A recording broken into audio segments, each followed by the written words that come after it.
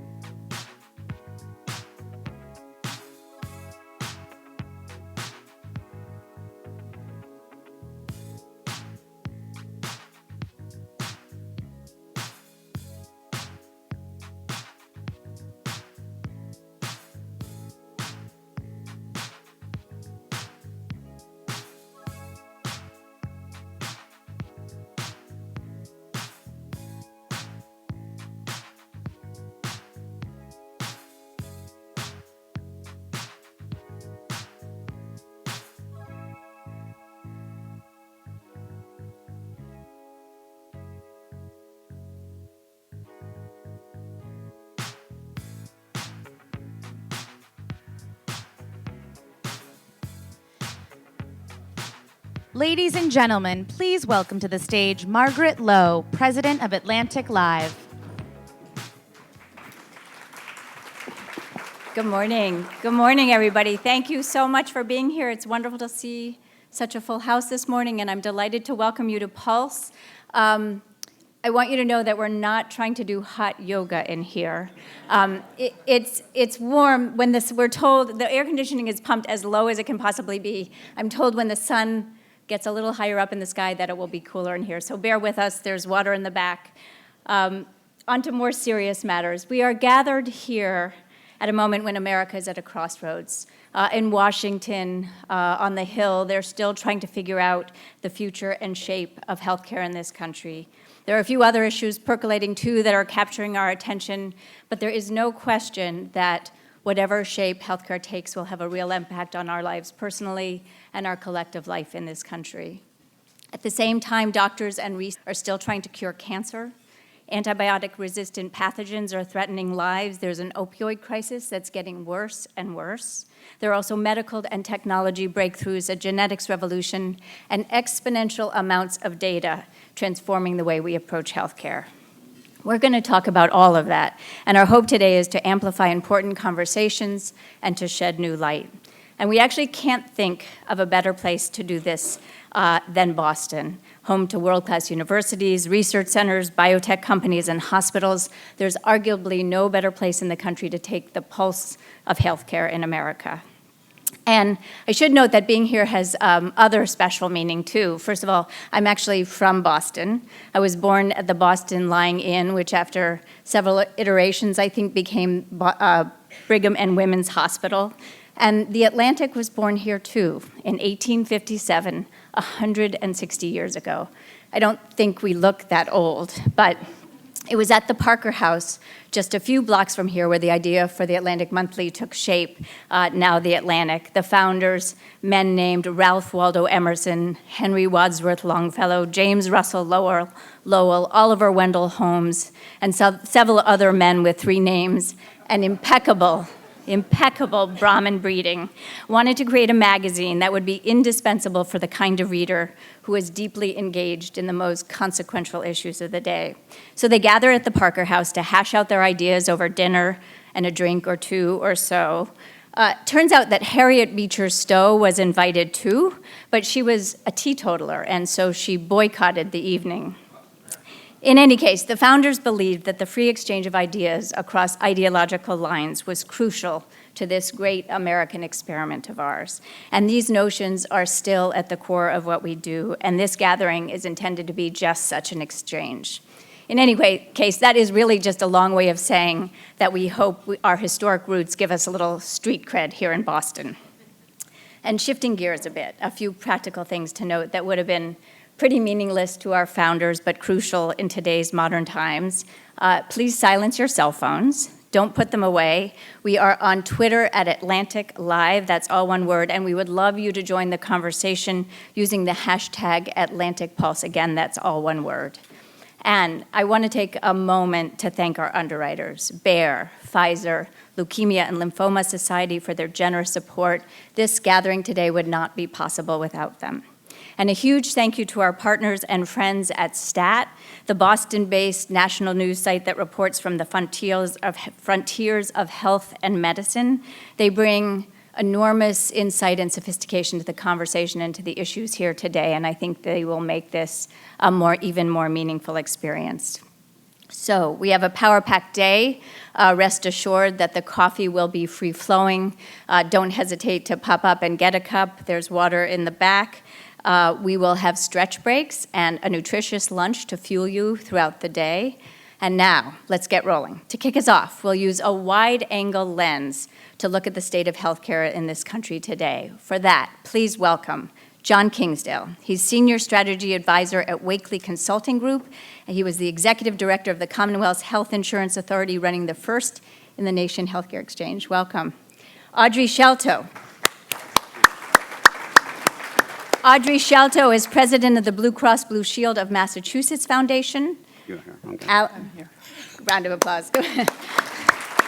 Alan Warren is the chief technology officer of Oscar Health, a health insurance company. I'm taller than it.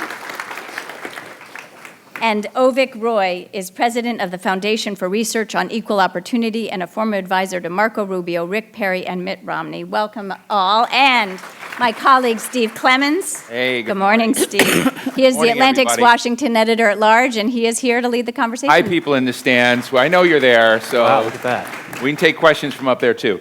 Good morning, everybody. It's great to be with you, and we're at both I think, a substantive moment in healthcare and also a political moment. There's a lot going on, and we have been watching. We're going to have Senator Cassidy here in a little bit, well, at least on video, and I have all the stuff that he was talking about. I want to just start out doing something we've done in some Atlantic events, because the Atlantic is supposed to be a place that provokes thinking, gets people out of their comfort zone.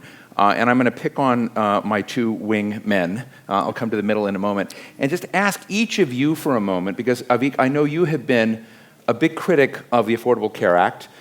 You've been probably the most manic, obsessive, compulsive person I've seen to put something perhaps better, perhaps different on the table. I'm not feeling very manic at the moment. You will. And you've been a critic, but you've gone forward and said, hey, here's a better alternative.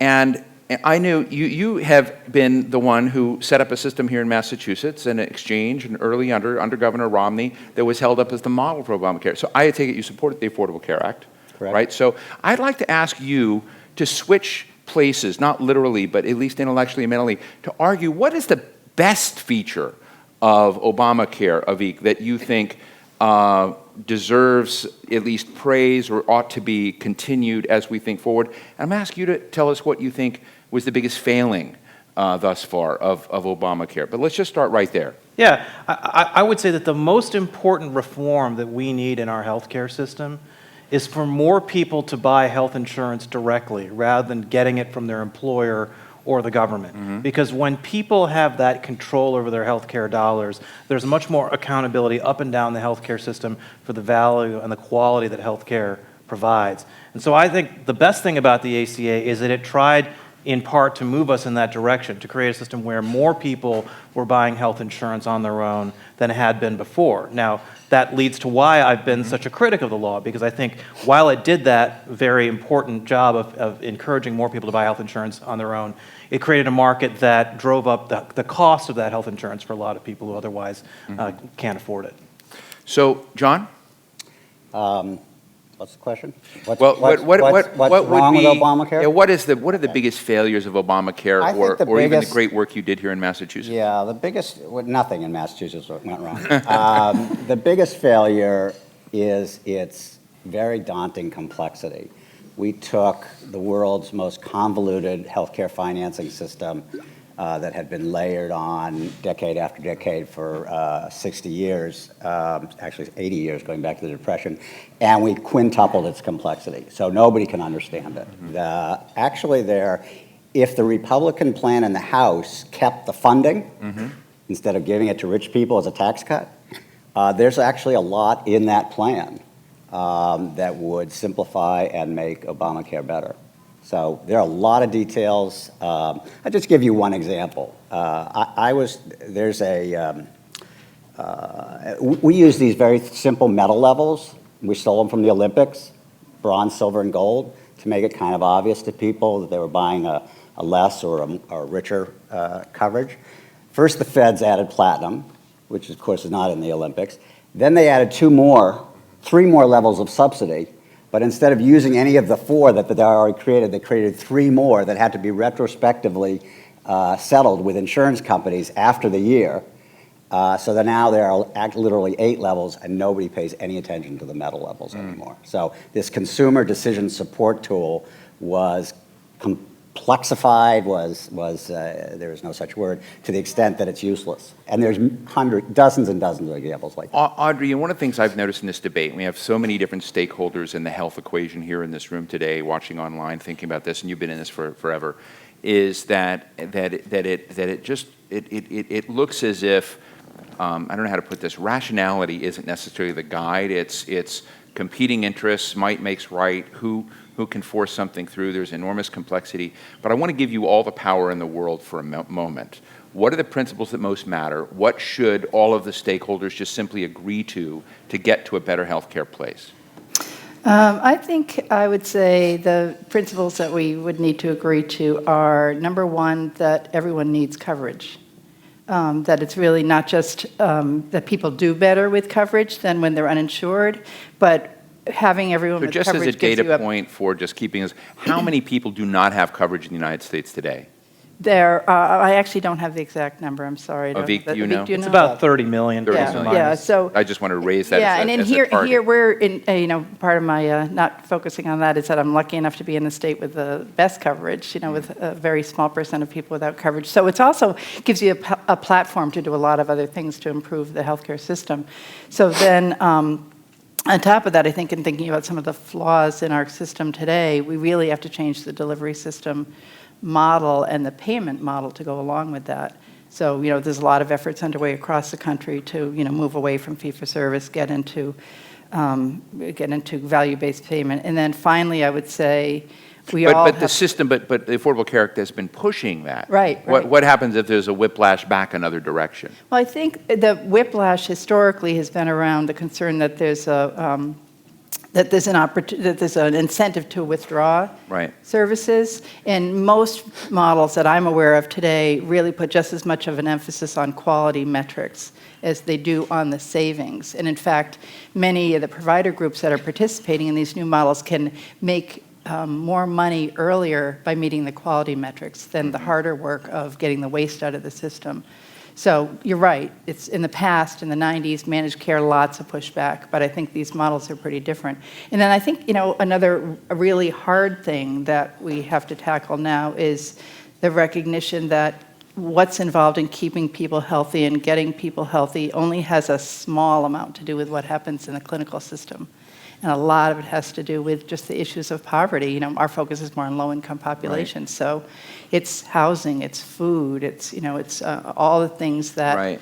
make it hard to focus on your health. Alan, you call yourself the chief geek at Oscar Health, and you were founded in 2012, do I have that right? Yes. And so why would anyone go into this convulsive, turbulent, unknown, unpredictable future of healthcare? I mean, in the sense that you've built this business. I'm interested in what you saw as the opportunities and what the challenges have been in the state of healthcare provision in the country today. There are a couple of key points. One, tying back to what Ovik was saying, if you empower the members, the patients themselves, if you make things more visible to them, they'll start driving a market in a better direction. So we started off focusing on the members, the patients, and their experience. First of all, it's just flat. I'm sorry, we're busted.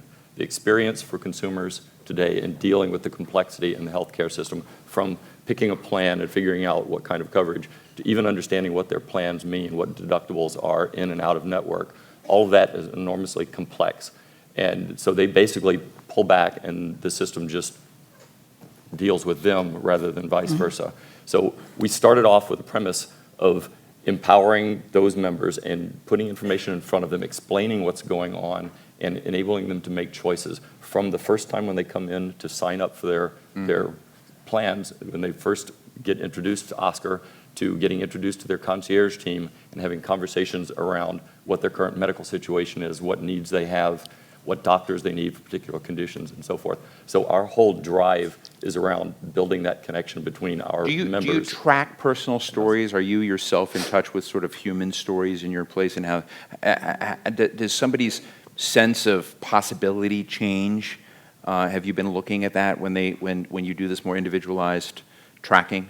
From my background, tracking is a bad word. I was at Google for a number of years, and there's a lot of sensitivity around what you keep hold of. But we do pay a lot of attention to how our members engage and what that means for their behavior. One of the things we launched early on was step tracking. Very simple add to our mobile app. It plugs into Google Fit or whatever fitness app that you happen to have. And we put something in the app that gave them a target daily and gave them a reason to come back and connect with the app. Yeah, right? I don't know if I'm on your app, but this is and you look at how that engagement and them starting to connect with us on a daily basis changes other behaviors. If you look at their use of telemedicine, right? Okay, telemedicine use is something we're all really excited about. It has an opportunity to reduce costs enormously, handle a huge fraction of all the conditions and situations our members go through, but you have to get them to actually use it. Typical engagement rates when companies or when plans push this out are 2 or 3% across their population will engage with it.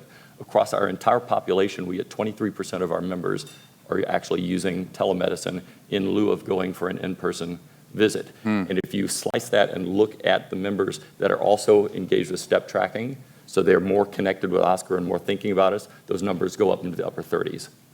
So we're getting those kinds of numbers on people using these new technologies, these new capabilities, and it gives us an opportunity to connect with them and get them to the right level of care at the right time. Avik, you've been out there trying to craft something, and I've read your Transcending Obamacare material, the short form, and thank you so much for the short form. There's a very long it's 102 pages, version that folks can indulge, but it's a very interesting proposal, and you purport to have a plan that will cover 12 million more Americans.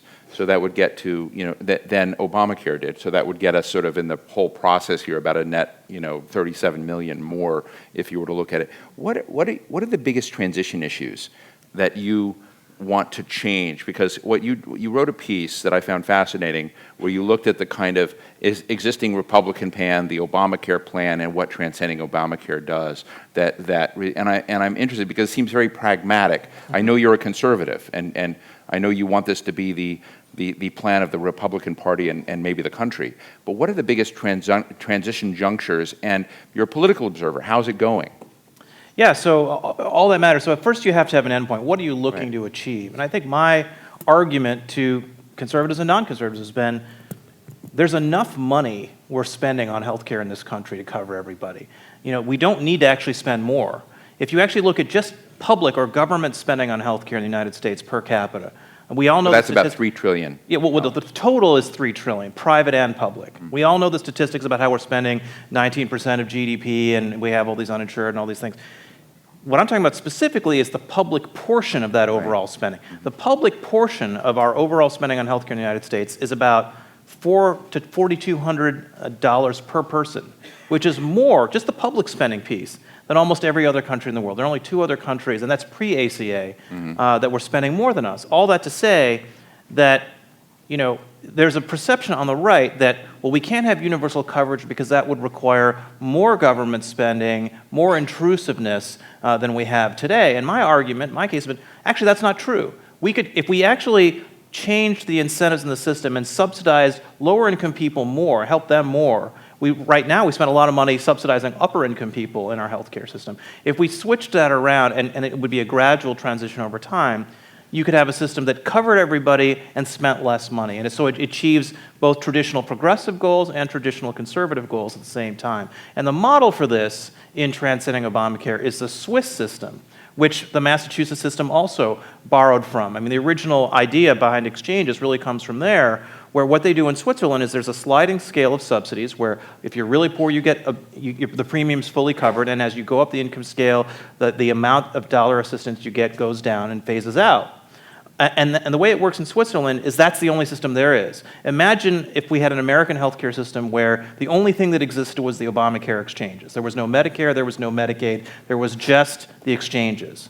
That's basically what Switzerland does, plus or minus. I'm oversimplifying to a degree. So the idea behind transcending Obamacare is to learn from the Swiss model, which has worked very well for Switzerland, is very popular and has broad public support there as a way of saying, hey, a way we can save money here is, again, to reallocate our subsidies gradually over time towards the people who really need the help, lower-income people, vulnerable people, sick people, and spend less subsidizing upper-income people. If we do that, we'll reduce the overall footprint of the government. This is sort of a Rockefeller Republican approach. Well, you got Rick Perry and Marco Rubio to pair. I think it appeals to a broad cross-section of people. It appeals to people who want to make sure that everyone has health insurance. It appeals to limited government conservatives who want to reduce how much we're spending on healthcare. We want to solve the entitlement problems and the $47 trillion in unfunded liabilities that our Medicare and Medicaid programs have today. That's what's attractive about this system. And so you ask the question of where is Washington right now relative to this theoretical idea? And I'm actually fairly encouraged by what I'm seeing in the Senate side of this. I think the House process was limited because the Speaker, Paul Ryan, specifically felt that it was wrong to direct more assistance to lower-income people. He believes that you have to give the same assistance to everybody because if you don't, as you make more money, you're discouraged from making more money because so they were against means testing.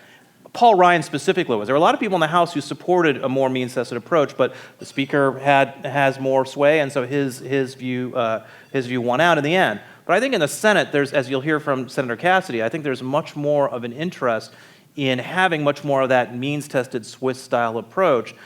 And we'll see what the legislative text looks like in a week or two, but I'm optimistic that it will look a lot better than what we saw. Audrey, you seem to want I wanted to just add that there's another reallocation that I think we can learn from looking internationally, which is that, excuse me, as Avik said, we spend so much more on medical care than other countries, and our outcomes are sort of, in the middle. But the big difference is other countries spend much more compared to on social services compared to medical care, and the countries that have the best health outcomes actually have, sort of the opposite of what we have. Spending a lot more on issues like poverty, homelessness, all that, and less on healthcare. So I do agree that there's a lot of opportunities for reallocation. John? At the broader financial level. Actually, I would agree with Avik that Switzerland might be a better extension. And fortunately, there are many other models out there that work quite well. The problem with that kind of proposal and with the reallocation is this is America's largest business, and so it's not just reallocation. When you say reallocation from subsidies from the rich to the poor, that's on the beneficiary side, I think you're thinking. But it's really on the provider, insurer, supplier side that we need a reallocation. We actually know how to cut our costs down to the level of other OECD countries. They all use fee schedules. We have this market approach that lets providers, whether they're pharmacy producers or clinicians or hospitals, charge literally 2 to 3 times as much as Medicare or anywhere else in the world, or they're competing next door provider neighbor for exactly the same service. I just got to vigorously disagree with one thing. That's not a market-based approach. I would call that crony capitalism. The fact that crony capitalism. I think crony capitalism is a great word for it. Drug companies can charge whatever they want, or hospitals can charge whatever they want, doctors can charge. That's not a market. In a market, patients would hold people accountable for the price they charge. They're able to charge those prices because they don't see the prices themselves. They're paid for by third and fourth parties. Unfortunately, we don't actually have that kind of market anywhere in the world. Let me ask you perhaps a naive question, because in the years that I've been doing health events with lots of parts of the ecosystem, from the drug companies to providers to insurers to everyone, I have seen a lot of transitions. When you get change, you get different winners and different losers, and you see adjustments. So I see fewer hospital beds in the country. I see more outpatient care. You see more discussion and models of value-based pricing of drugs and pharmaceuticals. You see more focused on outcome-based medicine, et cetera.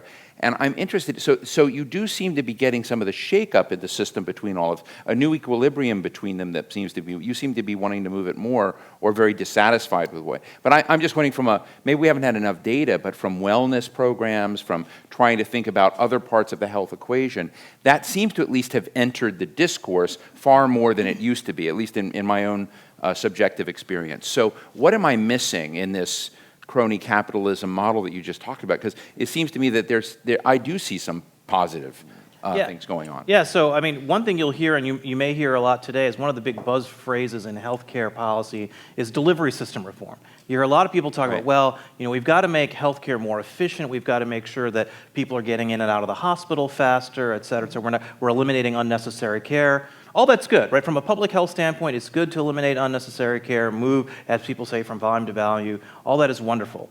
But that's not the reason why healthcare is so expensive in America. Actually, in 2010, so 7 years ago, if you look at OECD data, the average length of stay in a non-American advanced industrialized country hospital was about 8 days. In America, it was 5 days.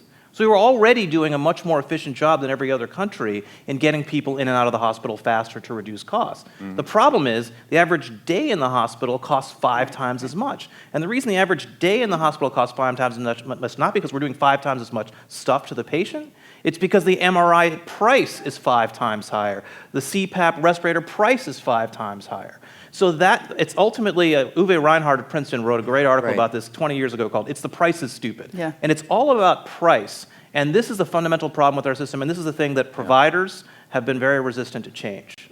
Alan, I'm going to ask you the sort of big concept question here, because one of the questions I have about this debate is whether there's a bank shot out there that we're not paying attention to, that we're sort of blind to the notion that, you were just talking about individual-based care, there's precision medicine coming on, there are sensors that are going to be watching everything we do, interacting with our daily lives. I just saw a rug that Intel has developed. It's not for sale yet, but that Intel has. If you walk across, it gets to know you. It can tell you if you're going to have a stroke. I mean, there are these things that are going to be happening. I don't know what you do with that, but nonetheless, it's interesting that the other side of this is a fascinating revolution in genetics, in Avik, I know you've been an investor in a lot of this new. How much of the next world will somehow change this debate so dramatically that this will seem silly in 10 years? I'm actually with Avik again here in that I think all these efficiencies and these being able to model and understand someone's health history in such detailed fashion, you can predict what's going to come and where you should intervene and what kind of monitoring you need. Those things are all going to help a lot, but I keep coming back to incentives.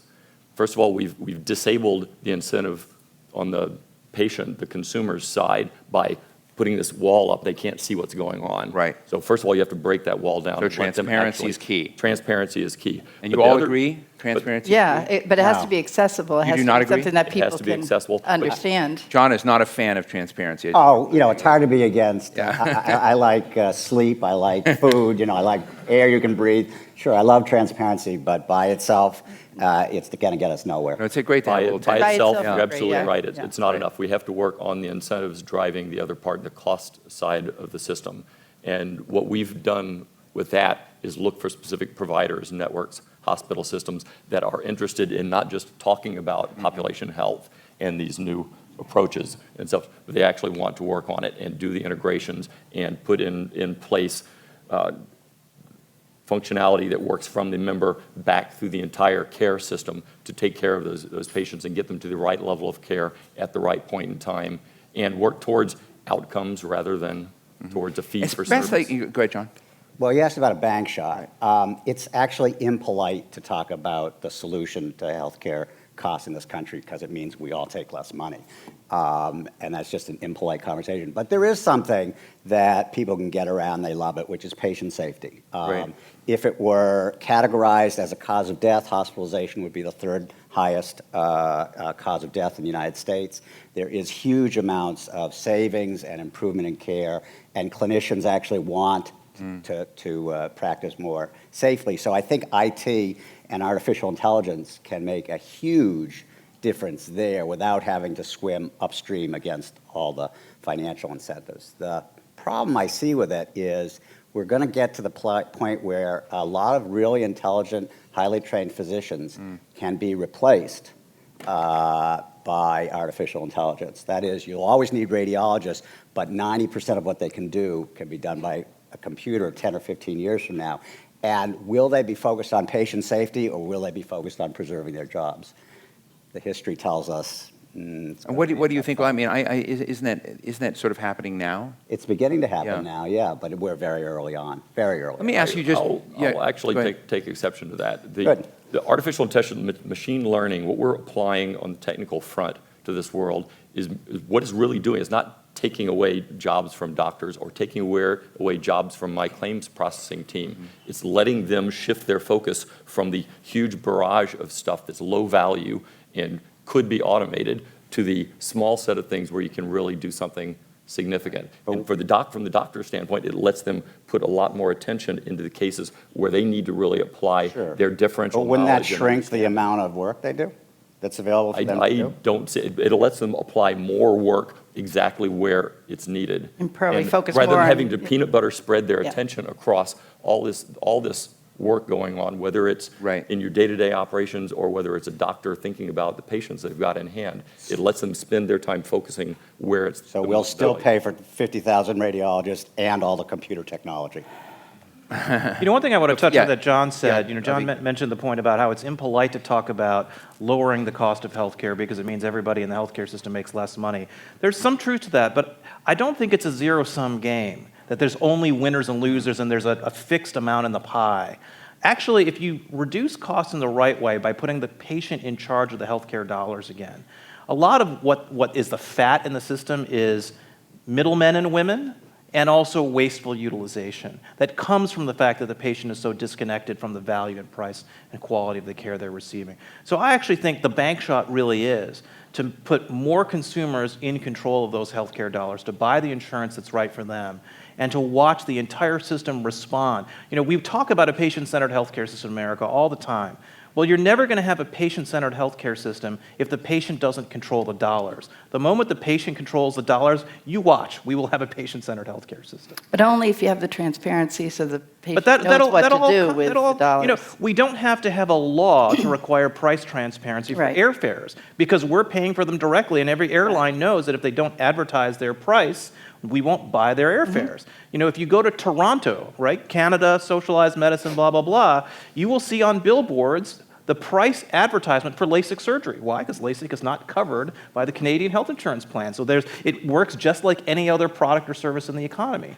So the more we can move to that patient-centered health insurance market, I guarantee you all that stuff like transparency will automatically happen. Let me just ask just 30 seconds each, real quickly. We're at the edge of another iteration in the healthcare debate, healthcare policy debate. And I'm interested in something that all of you seem to be very committed to is keeping a substantial number of Americans covered, more in the future than are now. Most of the criticisms beyond things like existing, pre-existing conditions and other factors is the issue of whether 24 million Americans might drop out by 2026. And I'm interested in how you would handicap this right now. Do you think that we will see a resolution of the debate, Avik, that keeps more Americans tilting towards more coverage, or do you think, given the way you're all astute observers, we're going to end up with a system with far less coverage in America? Yeah, very much the former. That's my hope. I think, when we talk about that 24 million number, that comes from the Congressional Budget Office, which is putting an enormous amount of weight in the individual mandate in the ACA. They believe that repealing the individual mandate alone will lead to 18 million fewer people having coverage in 2026 relative to what the ACA would do by then. That number seems high to me and a lot of other nonpartisan economists. So I actually think that if the Senate bill plays out the way I hope it will, that we will end up, in 5 years, if we're back at this conference, saying, you know what, the Republicans somehow managed to pass something that actually leads to more people having health insurance than have it today. And it'll be interesting. You've had a Democratic bill pass on a party line vote, a Republican bill on a party line vote. Maybe after that we can have bipartisan healthcare discussions. Alan, real quick. I've got very mixed emotions about the individual mandate. We need to have a balanced risk pool for this whole system to work. You cannot pay for the very high-end costs for the patients that have something catastrophic happen unless you've got everyone contributing into the pool. So whether it's with the CSRs and benefits coming in to help low income, or whether it's with a mandate, we need the full population involved in the system for it to be spread out and able to operate. Audrey? Yeah, I hope what Avik says is right. I don't see it myself, but so I think that I'm concerned that there will be significant loss in the number of insured through federal health reform, but I think states are just going to have to get a lot more creative about how they can maintain some of the coverage that will be lost at the federal level. Thank you. John, last word. Well, if you want to balance risk pool, it's either an individual mandate or sufficient subsidies to make insurance really, really appealing that people are pretty healthy. We have enough money in the system to do that. The Republicans in Congress are torn between actually trying to retain coverage for the 20 million or so and giving that money back to their constituency. I think they're an impossible bind. If they actually do health reform that keeps people insured, they won't have the money to do the tax reform that they really want to do. Fascinating. You must be fun at dinner. You're so optimistic. Let me open up this question. Yes, questions. One right here. Yes, sir. Third row. Hi. Hi. This is something. And tell us who you are. This is something that from both the left and the right refuse to talk about, and it's a hot potato. But some level of tort reform. Tort reform. Yes. All right, tort reform. Thoughts, Avik? There is actually a bill to do tort reform for people in the Medicare and Medicaid programs that is in Congress right now. One of the big debates on the right about tort reform is whether, because it's normally the province of the states, whether constitutionally the federal government has a role in regulating the way tort litigation proceeds. But it's something that you hear a lot about in kind of the intra-Republican debate about health reform. Terrific, So right here. People are talking about it. Thank you. Kevin Laughlin, I'm a urologic surgeon. The issue about, it seems to me that we're at a watershed moment as a country, and that is we're either going to have universal single payer coverage, or we're going to have some permutation of two-level health care. And the issue, and in fact, the ACA really was 14.5 of the 20 million who were covered were Medicaid. Right. So essentially, that's what we did. But in terms of transparency, to me, that's fool's gold unless we have competition. It's like saying... Got to be real short here. Okay. JetBlue, if they give me their price and I know what it's due to, I need to have other options. Why can't we have insurance companies going across state lines? And why can't we empower some patients with a patient savings account when they can shop and decide where they're going to spend their money? Thank you. Real short form. Avik, you've been in favor of savings accounts. Competition is so important. Let's talk about Partners Healthcare, which basically owns almost every hospital in Massachusetts. When that merger happened between MGH and Brigham and Women's, that was the biggest driver of health and care inflation in Massachusetts. That's what we got to break up. We've got to really do a lot on antitrust and other things to stop hospital consolidation from getting worse. Alan, Andre, John, we have like 30 seconds. So I agree on the competition side. The cross-state, I'm a poor geek. I don't really understand how that's going to help me because we still have to go out and work with hospital systems and deal with contracts and so forth and get good negotiated in-network rates. And how that moves, I don't know. Audrey? Yeah, I worry about cross-state if essential benefits are an option, because I think you could have other states coming in and selling, plants selling really cheap products that then destroy your risk pool. Snake oil salesman. John, last word. I am troubled by the ahistorical nature of this entire discussion. Uh-oh. Getting from here to You are there. history. You're our history moment here, though. Well, I actually have a degree in history, and getting from here, the trick is how do you take your current situation and evolve it within the value and political structure of the United States to something that's better and going in any of the directions. So railroad tracks matter. Yeah, I mean, you can't just simply turn around and go 90 degrees the other way. I think historically, we'd be much more likely to do Medicare for all over time with a left-wing government than we are to get to a vision as nice and pretty as it is. John, thank you for checking off that history box. I appreciate it. Please give a round of applause to John Kingsdale, Audrey Shelto, Alan Warren, and Avik Roy. Thank you all very, very much. Thank you. Thank you. Thanks. And now, Thank joining you. Steve Clemens via Skype from Washington, please welcome Senator Bill Cassidy, a Republican from Louisiana. Hello. Hey, Steve, how are you? Senator, how are you? Are you here? Hey, good to see you. I hear you've had a busy morning. It's been a great morning, though. We actually had a health conference here and then a health meeting and now this health conference. I understand. I have all these great quotes from you this morning. And well, let me first ask you this. I heard Donald Trump was going to have lunch with 13 U.S. senators today. Are they the right senators? You need 50 senators out of 52. So whatever you have at that luncheon table are the right senators. Ideally, we move towards President Trump's campaign pledges regarding health care, but it's going to take all of us. So whoever they are. What are you doing at lunch? What am I doing at lunch? My daughter's graduating from middle school today. Okay, great. I just want to make clear that you weren't going to join the president to sort of share with him the contours of the Cassidy plan in healthcare. Let me ask you first, because many people have looked at you as the key vote on whether a Senate bill goes forward or not. This morning, you were quoted as saying that a House member had told you that the plan was House should just pass anything and the Senate will fix it. So I'm interested, is the Senate fixing it? Do you feel the Senate is fixing it? Have you seen the bill? We've not seen final language. What we have been discussing... You say we as meaning you have not seen final language either. Well, there is not final language. Let's put it first that way. And in our kind of committee as a whole, the whole being Republican senators, there is an attempt to come to common ground. And it is recognized that the individual markets, for a variety of reasons, both pre-Trump and post-Trump inauguration, are imploding. There is a need to push out something to stabilize those markets ASAP. I think you saw Kevin Brady, the Ways and Means chair on the House side, saying that he thinks we should go ahead and allocate the money for the cost sharing reductions quickly to reassure insurance companies that the stability will be there so that they stay in the market. I think that sense is on the Senate side, too. You know, Senator, I wanted to share with all of you, those folks here in this room, and we've got a packed house, a little of your history, that after Hurricane Katrina, you personally got deeply involved in trying to provide health care, setting up a hospital for those who did not have coverage. And I'm interested in how that human experience of Katrina, you're a Republican senator, and it's not a story you often hear, but how has that informed where you think this legislation needs to go?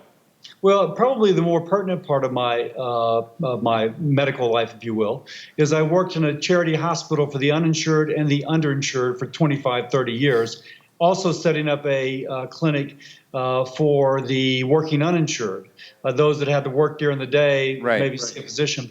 And so my practice has been with the uninsured.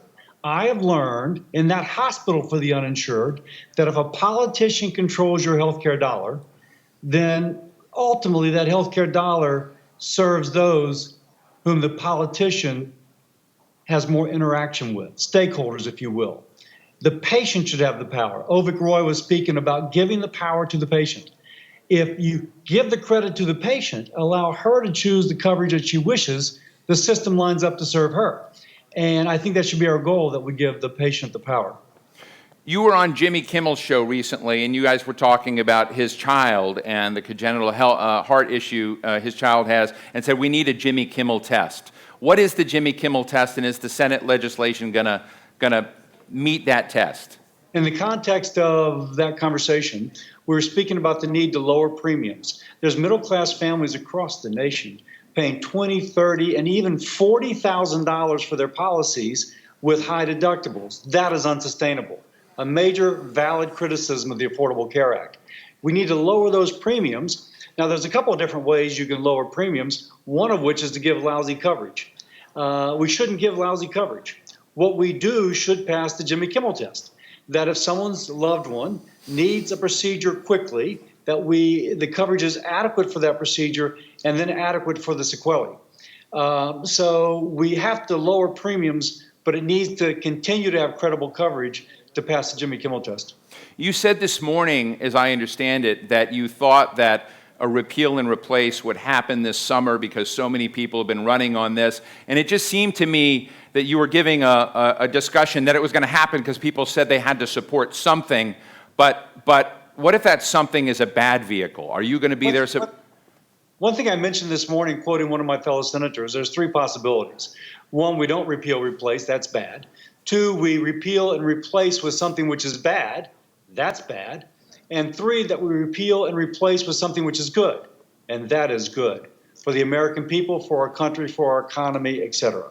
And so it's that latter third option that I think we need to go towards. When people back home, middle-class families, have premiums, as I described, $20,000, $30,000, and $40,000, something has to be done. But I'm just pushing that which is done is good policy. Now, you and Susan Collins have teamed up on the Cassidy-Collins bill. I know Shelley Moore Capito from West Virginia, Johnny Isaacson are on board. Have you gotten any Democrats onto your alternative? I've met about, I think I'm up to 10 Democrats. Anybody privately, like at dinner parties, secretly say, hey, I really want to be on your bill, but Chuck Schumer would knock me out? I've met with about 10 different Democrats. 3 people know about. There's 7 others I've met with to one degree or another. And they're under incredible political pressure not to break ranks. And that is regrettable, very regrettable. People criticize the fact that reconciliation is being used. I point out, well, wait a second. Because reconciliation is being used, meaning that you only need 50 or 51 votes, then it only takes 1, 2, or 3 Democratic senators to really help shape a bill in a direction that Democrats might wish it to be shaped. I'm just concerned about that middle-class family. Again, with those premiums she cannot afford, they live in blue states as well as red states. So my challenge to my Democratic colleagues is put that family before the politics, break ranks for her sake, and suffer, kind of the slings and arrows, but knowing that you've done the right thing. Senator, let me ask you a perhaps uncomfortable question. I know that you're a doctor, you're substantive, you have substantive concerns about the Affordable Care Act. I've looked at the Louisiana Health Dashboard about the number of people who had expanded coverage testing, colon cancer screenings, breast cancer diagnoses, et cetera, that came as a result of Obamacare. I'm assuming that you think the legislation that you would support would broaden and improve that Louisiana health care coverage. I'm interested in the literacy of your colleagues.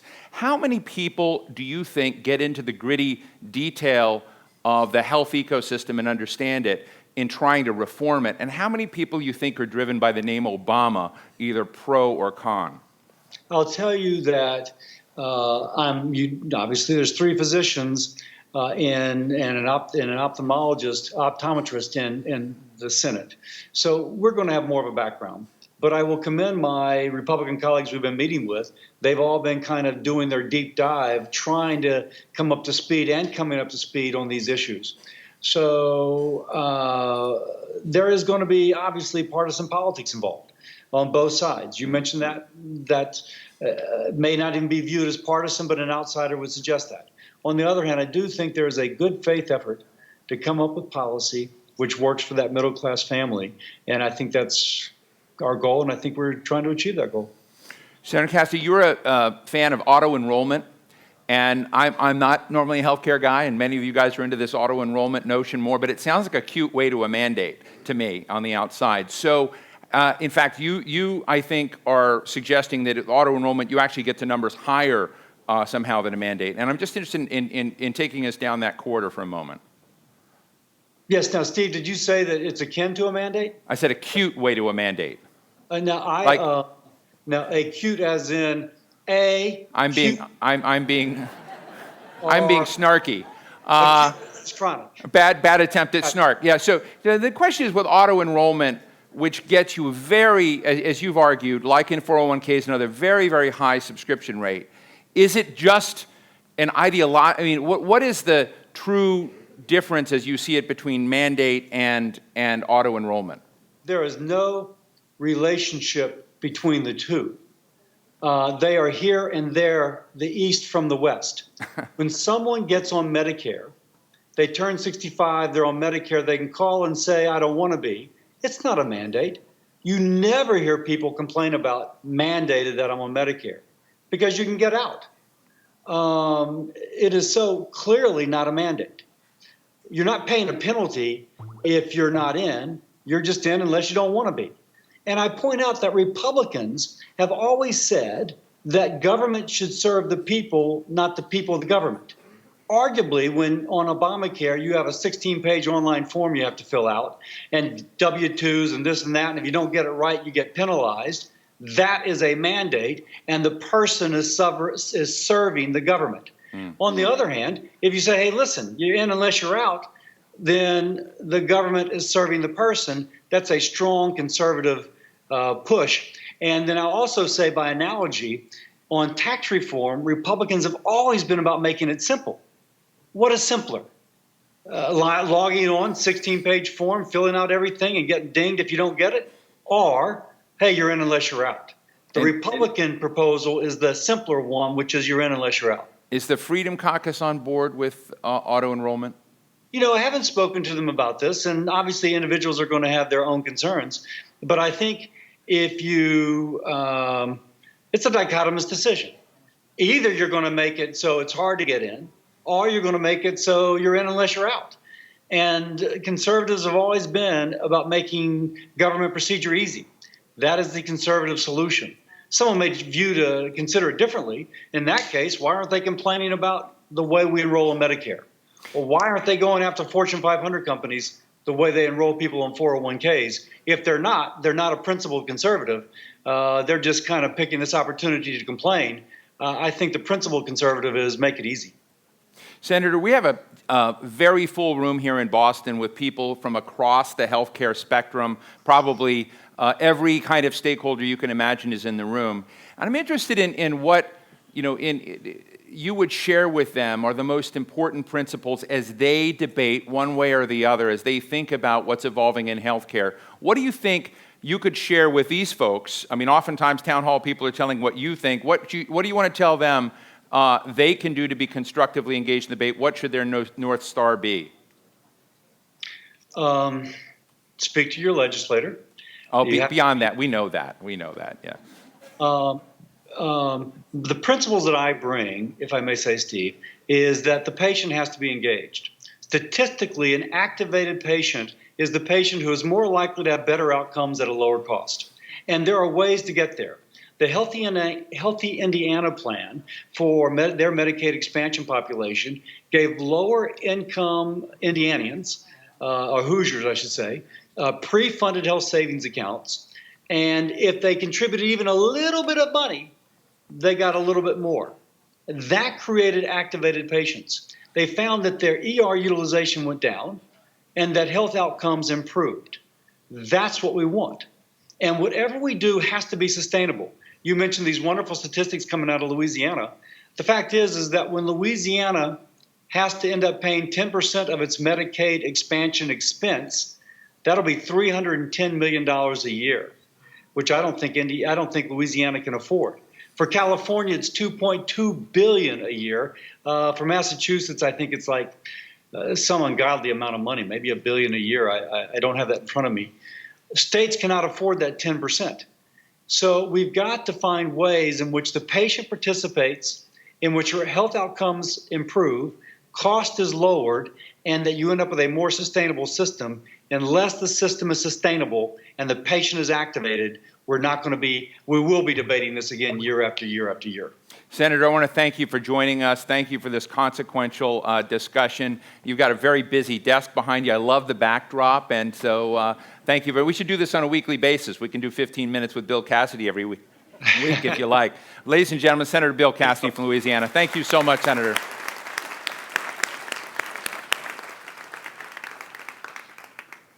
Next up, please welcome to the stage Paul Bleicher, CEO of Optum Labs, and Q Rhee, Chief Health Officer of IBM and Watson Health. Here to lead the conversation, please welcome the Atlantic staff writer, Olga Kazan.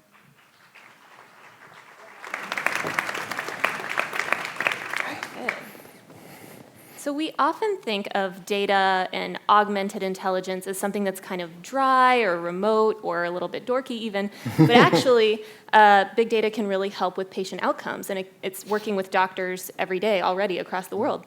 So we have here two people who are very involved in this space, and so just to dive right in, maybe you can each give me, Paul and Q, an example from your companies of how big data can actually help with medical diagnoses. Okay. Sure. So first of all, at Optum Labs, we're an organization that works with the data from Optum, which includes data from United Healthcare and other claims data, as well as Medicare data and electronic health record data. And we have built a number of predictive models for identifying patients who are at risk for various things, which may put them at harm or may lead to costly outcomes, et cetera. And one of those, for example, that I actually developed with that data while I was with Humedica, which is part of Optum One now, was a model that identified patients at risk for hospitalization with congestive heart failure. And that model was able to, when put into use, with a process around it, training the people at medical institutions, was able to reduce by 60% the number of hospitalizations year over year for congestive heart failure. It's those kind of simple, straightforward questions that involve just bringing a patient in, evaluating what the issue is as a result of a predictive model, as a result of artificial intelligence, that can lead to improved outcomes. And tell me why you refer to yourselves as data Sherpas. Well, Optum Labs was started initially with Mayo Clinic and Optum as a small unit. We're about 65 people or so within this gigantic organization, United Health Group, the largest, first or second largest healthcare organization in the United States, if not the world. This small group now has about 30 partners or so that include places like University of California health systems and AARP and the American Medical Group Association and Health and Human Services, actually, the US government, to bring together organizations that are interested in using that data, all of that data that I talked about, to improve healthcare, to innovate, to do research, and to do translation, to take those research results and put them into use. So our group, our little group, is actually not doing the research. We're not providing services. We're not a for-profit entity within Optum or United. We are helpers. We're data Sherpas. We guide the organizations to, the researchers, to where the best path through the data is, where the crevasses are, and how to get to the peak, and how to get down without harming yourself, let's put it that way. In any case, that's what Optum Labs is about. And Q, you work, just so for everyone in the audience, you work with Watson of Jeopardy fame, but it actually has a huge medical and health component. So tell us a little bit about how Watson works with doctors and in hospitals. Yeah, so the way I like to frame it is as a primary care physician, as an internist and pediatrician, was faced with a lot of big data challenges. So if you think about what doctors are facing, and many of us have experienced being with a doctor or being in that setting in a waiting room and having those 15 minutes with that physician and being in that moment where you've got all those questions and all those issues. And doctors similarly have a big challenge in that engagement. They have a big data challenge. They have all the textbooks, the journals, the medical records to keep track of, and all the patients that they have to think about and manage. And so what Watson does is basically translate that big data into insights.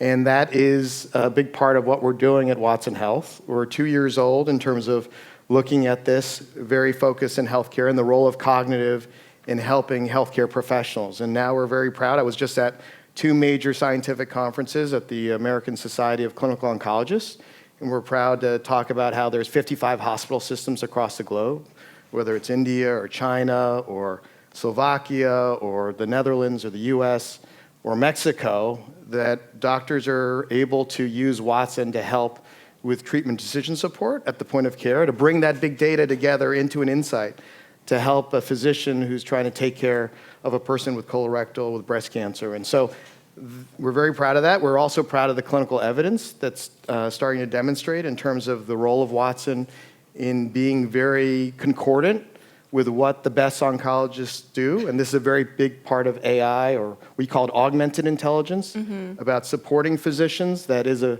important ethical purpose that we believe that AI is for, that it is to help support those doctors, and it's the doctors who make the decisions. And so we've got up to 96% concordance with the best oncologists in terms of what Watson recommends.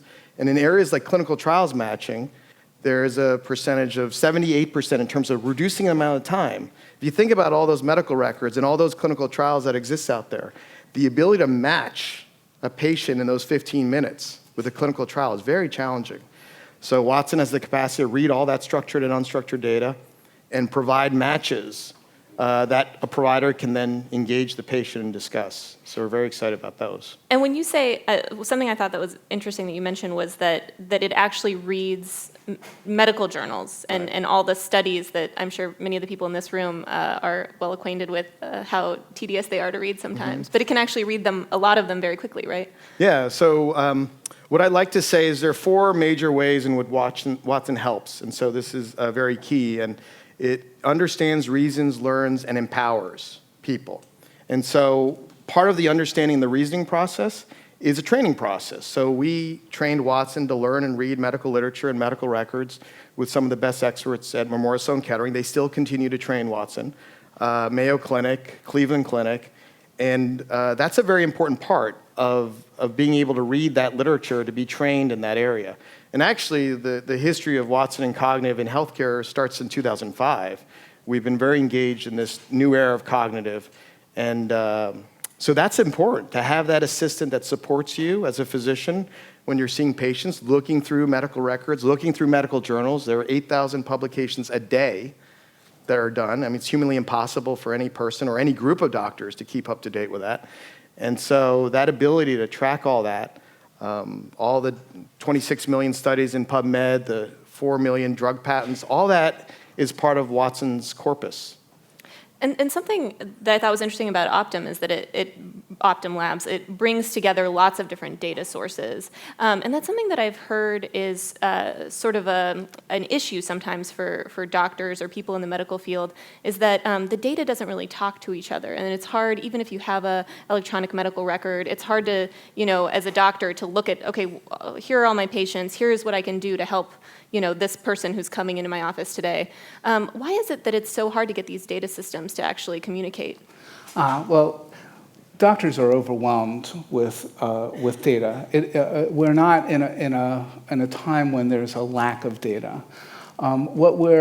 What's the most essential part of the problem is to ask the right question, to figure out what the data are that you need to be able to address that question, and assembling the answer, whether it's through artificial intelligence or a more traditional research study or through cognitive computing or whatever, can actually be not the hardest part about it. The hardest part about it is understanding what the problem is.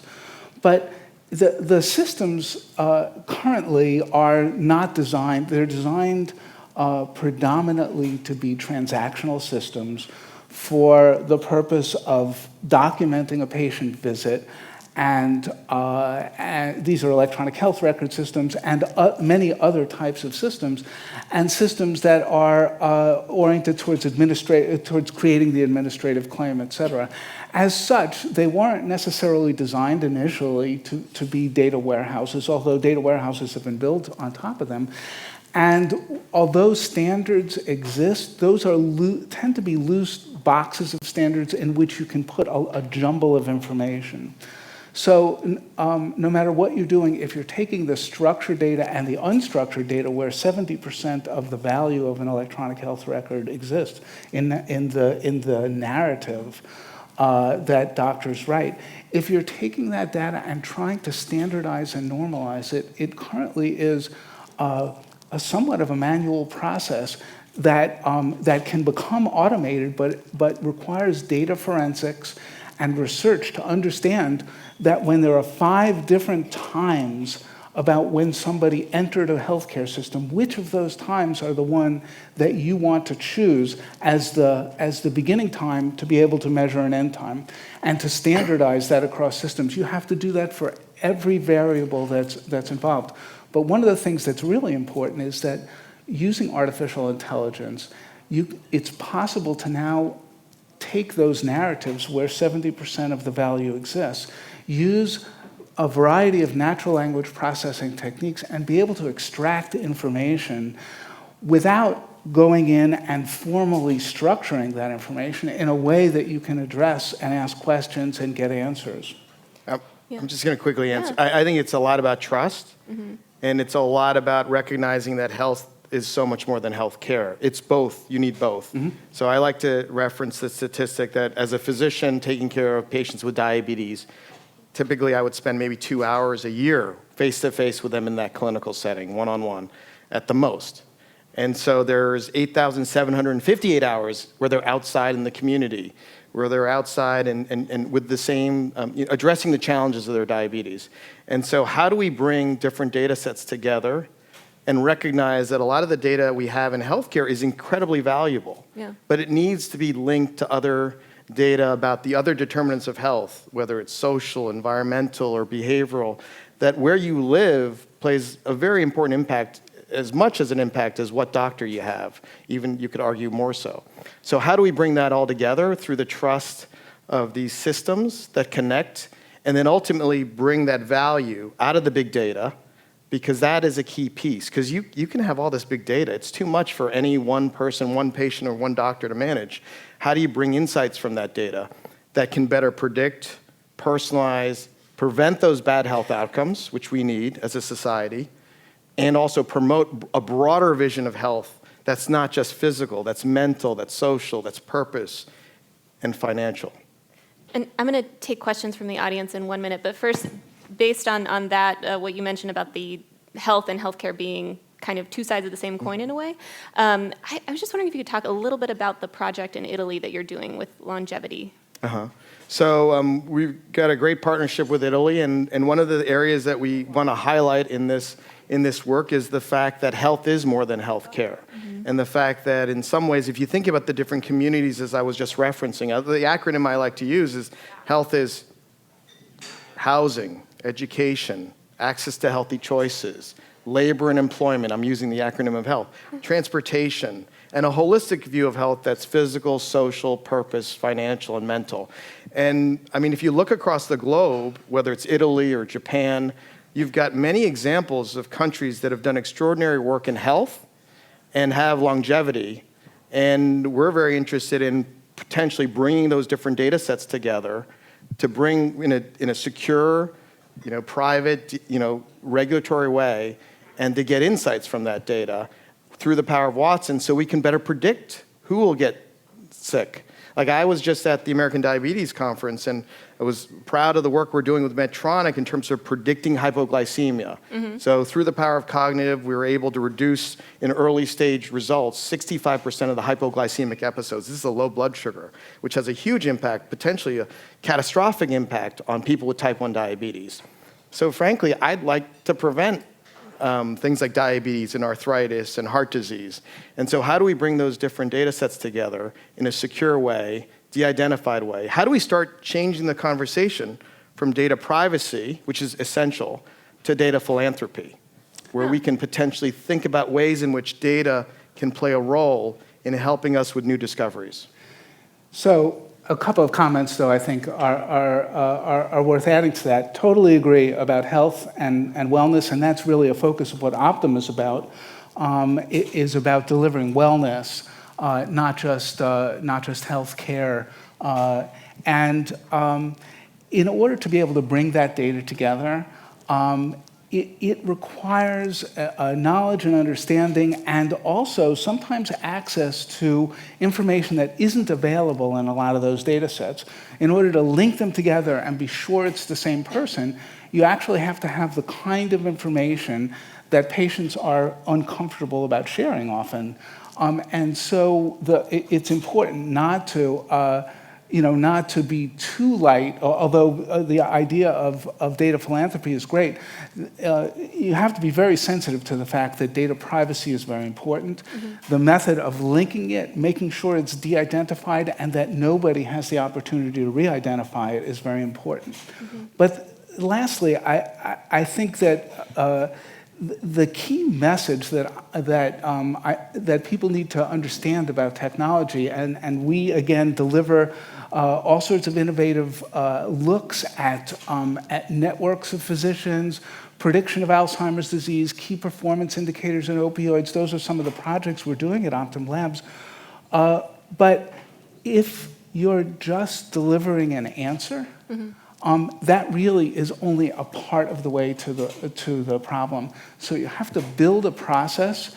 You have to be able to go that last mile and to deliver the results in a meaningful way. You have to be able to actually reach out to the patient, bring them in, and do the intervention. And that, in any system, no matter who's creating it, that's the hardest part. Sometimes it's very easy to know, frustratingly easy to know, who are the patients that are at risk. You don't even need fancy analytics to do that. Sometimes it's just who's got an A1C, a blood pressure, and their lipids that are way too high at risk for a heart attack, for example. Can't you intervene with those patients? Well, it requires actually a system to reach out, bring the patients in, examine them, make the change, and measure that change. So you have to marry people, to take something from the Gartner group, people, process, and technology. It's not just technology alone. Okay, great. Do we have audience questions? Hi, I'm John Rodas, National Medical and Disability Advocate, and you're one of the main reasons I came today. My question is, you've talked about all the variabilities and things that it can do. I'm more interested in what Watson can do in the emergency room setting, because there's a lot of conditions that we have a lot of literature on, and the signs and the symptoms are there, but ERs are constantly missing them. Yeah, so I like to emphasize after Jeopardy, which was the kind of inauguration of this era of cognitive that which is referenced by Watson. One of the first groups that came to us were doctors, because they saw what happened on Jeopardy, and they actually saw a lot of similarities to what doctors experience in terms of having a lot of information and trying to make a decision, and then seeing how Watson provided those answers in a predictive model, basically what was the ranking of those answers in Jeopardy. And so I agree in terms of the ER, having worked in those settings, that you've got a limited amount of time, you've got a lot of data in front of you, and you've got a big challenge with patients, and you don't want to miss something that could be potentially catastrophic. So, I mean, we're only 2 years old. We're very excited about the work we've done as it relates to oncology, the work we're doing in areas like diabetes, and we're very much looking to other areas as you're referencing. So thank you. Question over here. Hi, Edward Dow. I'm a medical oncologist, also working in consulting in pharma. My interest is, first of all, what you've been saying goes down to the famous 19th century physician Rudolf Virchow's maxim: medicine is really but social science in its purest form. And anytime you see a patient in the office, you're right, you have 15 minutes and they're out there in the rest of the world. So my question is sort of on two ends of the spectrum.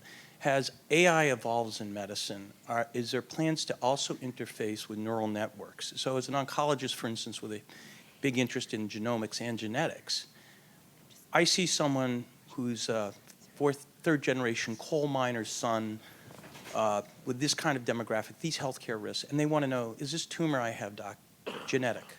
Or they say in Boston generic. But Yeah. and then the other issue that goes back the other way is when you're trying to put together databases, one of the problems I've run into in medical affairs support of pharma development is you can only look at claims level data most of the time, and it's very frustrating. As gentleman on the right was saying, you need to get down to patient level data. That seems to be the biggest barrier, that this privacy versus philanthropy.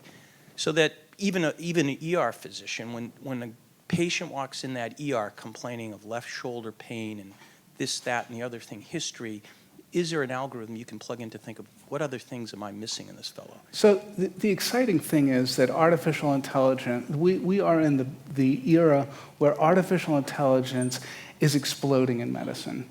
There are many examples of it, a lot of them coming out of unusual places, many of which coming out of Stanford and UCSF and others, but some from Israel, et cetera, where artificial intelligence is being used in images to effectively identify moles as being potentially malignant, to effectively identify retinal hemorrhage in retinal images, as well as the typical retinologist, maybe not as well as the most expert ophthalmologist, but as well as that, to identify, to be able to, in typical CT scans, to identify osteoporosis to the same level that you can do with a bone scan, so you don't actually have to do you don't have to do bone densitometry. So there are lots of places and in natural language processing, there are lots of efforts that are being put in terms of diagnosis, in terms of, there's something called Deep Patient that came out of Mount Sinai, where they were able to reduce to 150 different variables, various aspects of patients' medical history that was able to be used then as a predictive model that was far and above anything that people have been able to generate in the past. So there's lots of opportunity. We're just at the beginning of it. Some of it will come from IBM. Lots of it will come from all sorts of places, and we're thrilled to be a part of that and be doing that. I'm just going to attach to what Paul said. You think about medicine, you referenced the 19th century. The first stethoscope was created by Dr. René Laennec in 1816. And what I like to say is that we're in a new age of medicine where we could, through the power of cognitive, through the power of machine learning, have a big data stethoscope to help doctors basically translate all that data, hopefully into an insight, once again for augmented intelligence, where the doctor makes the decision. A big part of that big data will be the data sets that are brought together and how trust is brought across different stakeholders in health and healthcare that have typically been siloed. So you need clinical data, you need genomic data, you need social data, you need environmental data, you need behavioral data, potentially to get a real good view about people and populations. So I typically say that's 10, 20, 30, 40%. So those are the four key determinants of health: clinical, genomic, social, environmental, and behavioral. The last piece I want to highlight, which you were referencing earlier, is the variety of these data sets, the 4 V's of big data, the variety, the velocity of this data. Sometimes we only focus on healthcare, and each of us on average only have maybe 10 to 15 healthcare decisions we make a year, but you have to think we make hundreds of health decisions every day. So how do we sort of play a role in connecting those data sets? The veracity of that data, how we're finding with Watson for oncology is we read medical records as Watson reads it. In one part of the medical record says X, and the other part says Y. And the doctor's like, so you bring it to the doctor, and the doctor says, actually, this one was wrong, this one was correct. Or claims data, fraud and abuse. There's also the volume of that data. There's almost, each of us will produce 300 million books worth of data in our careers, in our life, in our lifetime. And so that's a lot of data to put together. And then ultimately, we need the last item, which is value. Because we're in a system where, as a society, in the front lines, and I worked in underserved communities in DC and Baltimore and saw that often at the front lines, the challenges of delivering health and healthcare. And so we've got a huge opportunity here with a big data stethoscope to leverage all this big data to deliver value and really transform how healthy our And population. And the one, Unfortunately, and the, sorry, we're okay. actually, No, I my see the clock here is zero out. clock. Our window is too small for all the big data. But thank you so much, Paul and Q. And thank you guys need all for Watson. coming. Please All join right. me in thanking All them. right, thank you. Thanks.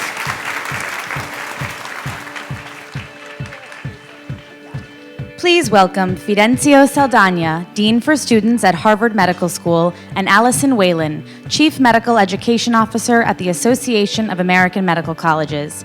Atlantic Senior Editor James Hamblin is here to lead the conversation.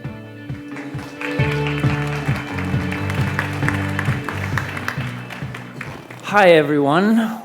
Well, that actually transitions really nicely. We're going to talk about medical education and what it means to be a doctor now compared to 20 years ago, and what we need to be doing to train the doctors of the future.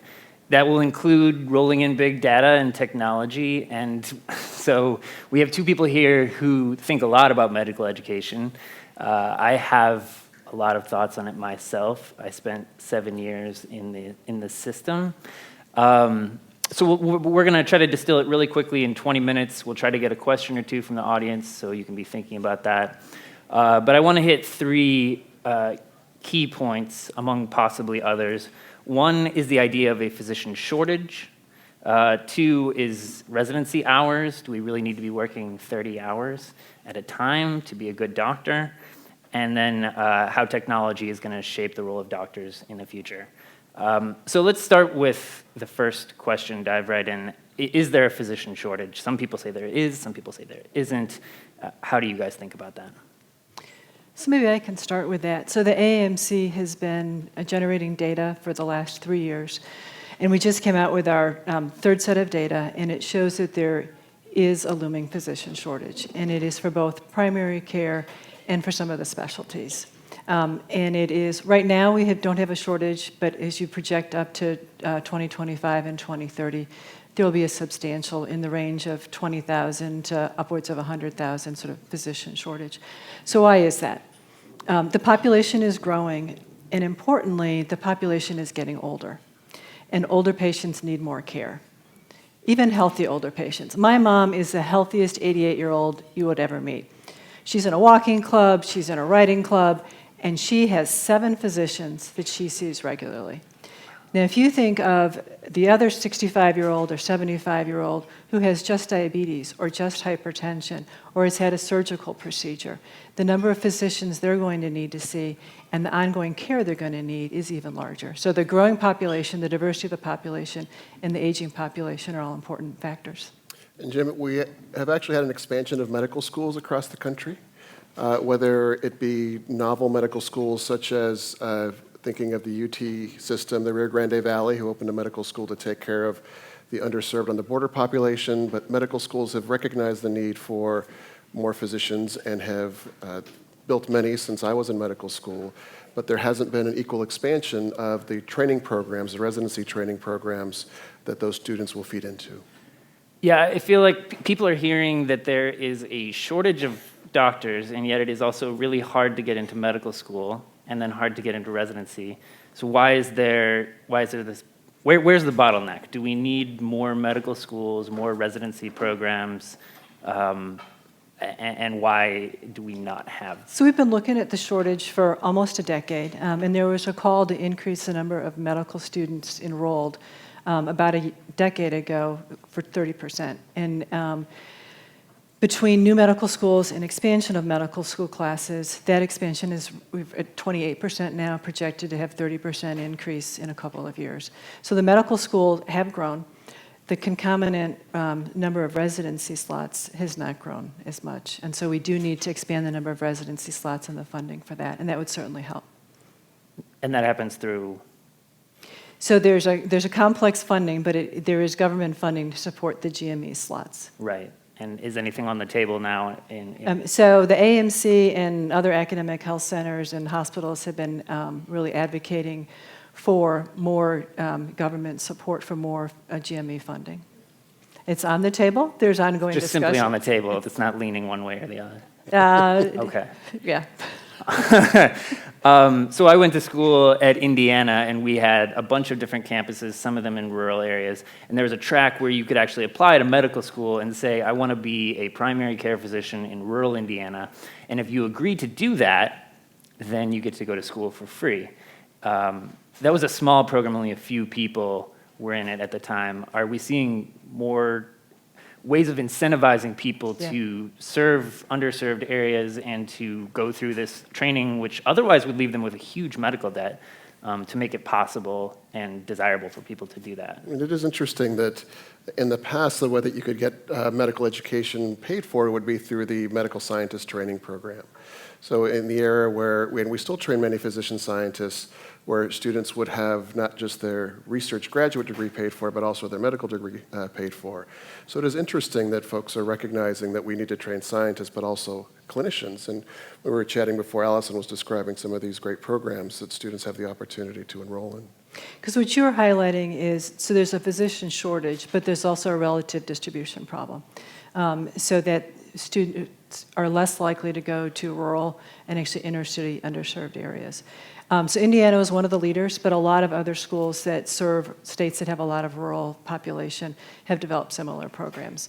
And they do two things. They've actually developed branch campuses, so there's small areas out in rural communities, and students will immerse themselves in the rural communities, work side by side with a physician who's practicing there, and really see what it's like to be a physician there and get to know the community. And that's a great way then to have students feel comfortable with that process as well. So it's both the exposure and the potential for loan forgiveness also. Right.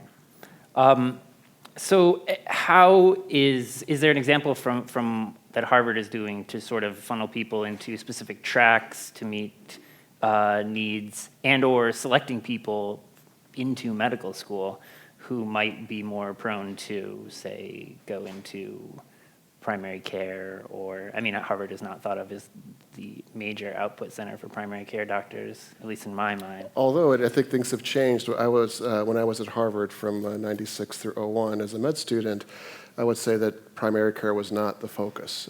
Recently, through the development of the Center for Primary Care at Harvard, it really has grown, and students are finding that they can really become leaders in the field by looking forward to see what are the types of physicians that will be needed in the future. I will say that we don't have particular tracks that we accept students into, but we encourage students to get the tools that they need to be successful in the future. Those tools, for many of our students, will be another degree. So our students interested in policy will go to the John F. Kennedy School of Government. We have about 10 or so students a year go to the business school to get an MBA. We have some students getting a master's in public health to really try to train leaders to look forward to see, well, what kind of physicians are we going to need 30 years from now? And that's part of it. What skills do they need to be leaders to shape medicine in the way that we feel is best? And building on that, so I was just at University of Kansas on Friday. I'm visiting that school. And they, one of their missions really is to train people to be rural physicians in Kansas.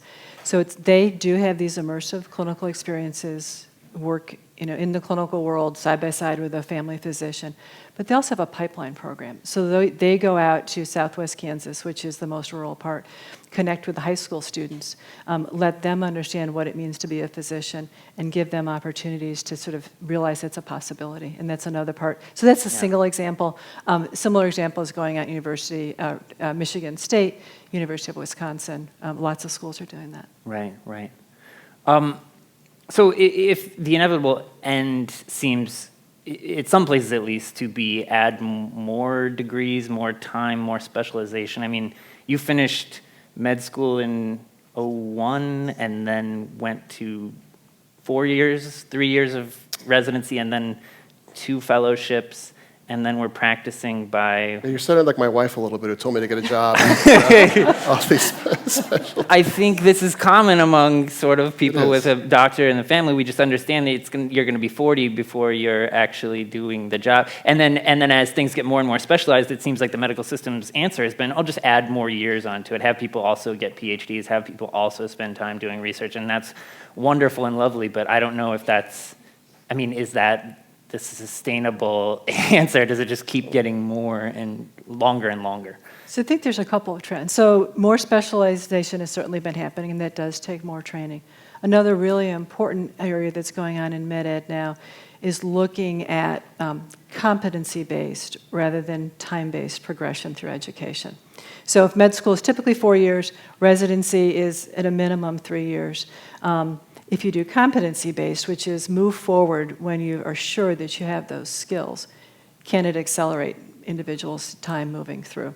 There are several schools that have begun to initiate this. AMC is actually leading a project with a pediatric program, so 4 different medical schools looking at exactly that, that if you really measure competency, can you move into residency sooner? The flip side of that is if you're really looking at competency, there may be some that you realize, oh, you actually are going to take a little bit longer. So this has been a little bit of a swing of the pendulum, which I think is really good, to ask the question, is it possible to potentially accelerate and still make sure that you're training confident and competent physicians that are really ready to move into that next step of training? So that if you read about medicine, medical education, this big area of competency is important. And it is potentially accelerating, but more importantly, it's making sure that as students move through, because you start out, you're a person, and then you become a physician. You're no longer a person. Through stepwise, through just a patient. Thank you. So, but if you think about it, you have to do that through supervised practice. And as you move through each step, as you did, you become more and more independent in the practice. And so the competency training is to say, how can we make sure that every student at every step of the way knows, I'm really skilled in this area, I've got this. This is an area I need to continue to work on so that we can tailor their individual learning so that at each step they're very confident and ready to move forward. Or to say, yeah, you need to continue to have more supervision in that space. Yeah. A side light is potentially accelerating. And Jim, what that will take is to maybe even change the way that we're teaching our medical students. So, traditionally, way back before the advent of medical schools, was an apprenticeship model where folks would actually pay for lectures at Harvard Medical School, and they would pay for them. They would repeat twice a year, and you would sit. And that was, we moved into a very lecture-based curriculum where many of us for 2 years may have sat in lecture from 8 to 5. And the thinking now is, let's teach our students how to learn. The amount of information that we have, as we saw from the big data panel, is just enormous, and it's impossible to expect our trainees to have know everything. You have to have a baseline amount of knowledge, but we're training people how to think rather than having them listen to us. Yeah. So rolling in the idea that we would need to shift toward assessing competency as the mark for when you are qualified to practice medicine could seem absurd to people from outside fields. It's long been time has been the thing. But so then, how do you assess this competency? How do you know who is ready to be a good doctor? Especially when you're moving away from, it's so easy to write a board exam, say, okay, if you memorize these things, if you get this certain quantitative score, then yes, you are qualified. And as you're saying, and with big data, we're moving away from needing to memorize so much. The doctor can pull up, if I don't know all the interactions of a drug, I can pull it up right here and see, and if I don't need to remember it from pharmacology. So how do you assess when you're ready to be a doctor? Could someone, I think Allison put it perfectly. You have to see it. You just have to see it. You do. And we many times look to other industries, and you look to the airline industries doing a lot of simulated flights. So it may be a combination of in our first and second years, we observe them with simulated patients. And we track particular communication, physical exam, clinical reasoning competencies. But it has to be direct observation, which is very different than just having somebody passively listen to a lecture. Yeah. It's gotten more, people still need to have good, basic, solid knowledge. You can't look everything up. You need to be able to have a conversation with your patient and be able to talk about the medicines they're on and know what that means. And you need to be able to formulate your plan, Sure. as well as look at the data. So those tests remain important.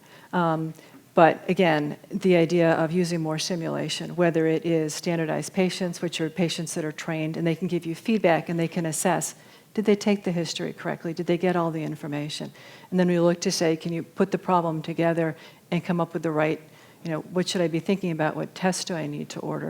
And we can do that all in a simulated space. And then there's also high-tech simulation to look at the simplest procedures to the most complex procedures in a very controlled environment, which again really helps with training, but it also helps with being sure about assessment. Yeah. And then you still need to do supervised care and say, yes, you're doing this well. You can have a little bit more independence and freedom. Yeah.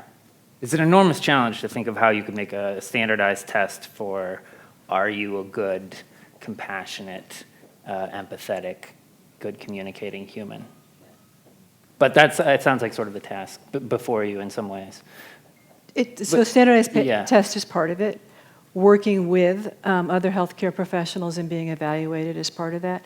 And so we're doing a lot more, in the workplace evaluation of residents. And it's physicians looking at physicians in training, but also beginning to have other healthcare professionals. So the nurses you work with being part of that evaluation. That's a whole other part of the picture. It's a really important part. I want to go to an audience question shortly, but I want to make some sort of pivot to the question of residency hours, which I hear about a lot, was certainly an issue for me. Amid this very long process of a decade of education and training, residents are often asked, and historically and still today, asked to do shifts that go longer than 24 hours, often without sleep, often totally on the whole time in high-pressure, intense situations. Some people say that's contributing to physician burnout as residents or down the road. Maybe it's unsafe for patients. Should medical trainees be working 30 consecutive hours? So that's a really complex question. I know. What happened to the audience question? So, but I think you need to pull that apart a little bit. So we need to remember that residents, although they are caring for patients, it's in a supervised setting, so they always have backup. So that's one piece of it. And the other thing is we're training the residents to become independent practicing physicians. And so we need to make sure that they're ready to be able to do the work that they need to do to take good care of the patients that they need to do forever. And if you think about it, you probably have had an instance when you've had a family member who's gotten suddenly ill, or who was in the hospital and took a turn for the worse, or pregnancy, delivery went on for too long. And in each of those situations, there's potential ways that it can be. So do you flip over and say, your doctor's there, they're taking care of you, they've met in the emergency room, I've been here for 12 hours, I need to go home? Or do you want your doctor to say, you're here, this is a critical moment for you right now, let's get this sorted out, figure what's going on, I know you really well, we're going to sort this out, and then once you get settled, then move on. So right now, the way medicine is practiced, there are times, not in residency training, but just in the care of our patients, the people that we care about and care for, that we can't stop when the clock stops. And that will probably remain a part of medicine for the foreseeable future. So we need to make sure that our residents are equipped to understand, do they know their limits and when should they ask for help? And to develop the resiliency strategies that they need for that. Are the current hours the correct ones? I don't know. I have to say that the national groups that are involved in this are looking hard at that. They have been looking at the data about patient outcomes and about resident outcomes about the current hours, and it's an ongoing discussion. So those are the things we need to balance. Taking care of our residents and making sure they don't have excessive burnout, and it is a problem now, which is probably more than just how the shifts that they work, versus balanced with preparing them for the possibility of needing to do a really long operation, having a longer delivery than they expected, having a critical patient, you really want to get to that stable point. And that's the balancing act. Have we found exactly the right spot yet? Probably not. Do we need to continue to work on that? Absolutely. But I think those are the things we need to think about. Yeah. did you want to land on? No, I think that the other thing is that we, at Brigham Women's Hospital, we did many of the initial sleep studies on resident hours, and you want to be safe. You know, if everybody's probably had some type of all-nighter of some sort, and your brain just doesn't work as well after not getting enough sleep. So it is that finding that balance of making sure that you're able to take care of a patient, that the handoffs from one person to another are adequate, but that we're taking care of our residents as well. Yeah, yeah. That's one of the top things that people say they want in their doctor is brain working well. Yes, brain working well is important. Yeah. We have time for a question. Whoa. Hi. Hello. My name is Susan Fendel. I'm with Mental Health Legal Advisors Committee. And we know that people with psychiatric diagnoses die about 25 years earlier than the rest of the population. And part of that has to do with stigma within the physical and mental health system and diagnostic overshadowing, where physical symptoms are attributed to it's all in your mind. We also know that the only really effective way of combating that stigma is not training, but consistent exposure to people who are stigmatized, who are also functional, who are colleagues, not per se people in acute episodes. So how can that be incorporated into training, not into training, but into the educational system for the medical profession? Yep, I think that's a terrific question. You hit on a lot of really important areas related to mental health. And I would actually add there's a physician shortage in that area as well, physician and healthcare provider shortage in mental health.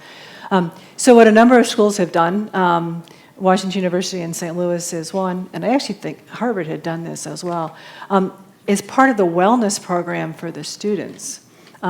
They include panels of physicians and often residents who have had personal mental health issues, and they will share those stories. And that does two things. It destigmatizes in terms of thinking about as a care provider and as you take care of patients. But also as a healthcare provider, there's a stigma to be seeking help. And that's an area that we're working on really hard.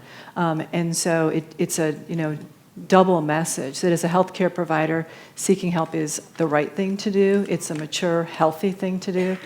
And also it destigmatizes it when you look at your broader patient population. And more medical schools are bringing in, again, patient panels of people that may not be in the healthcare profession, whether it's mental health or other chronic diseases, and really sharing their stories to personalize it, and doing this early in the first year of medical school as students are just beginning to think about patients and patient care and their professional identity. A final word on this, Dr. Saldana. I totally agree. I think it's, and no, we're out of time, super important that we start destigmatizing this from the first year of medical school, because everyone struggles regardless if you're a physician, not a physician, and it's really important to do that early on. Thank you both so much for talking about this with me. Thank you. Cleared up a lot. Thank you. Thank you. And now we want to give you a very quick stretch break. Say hello to your neighbor, check your email. We're going to start again in 2 minutes.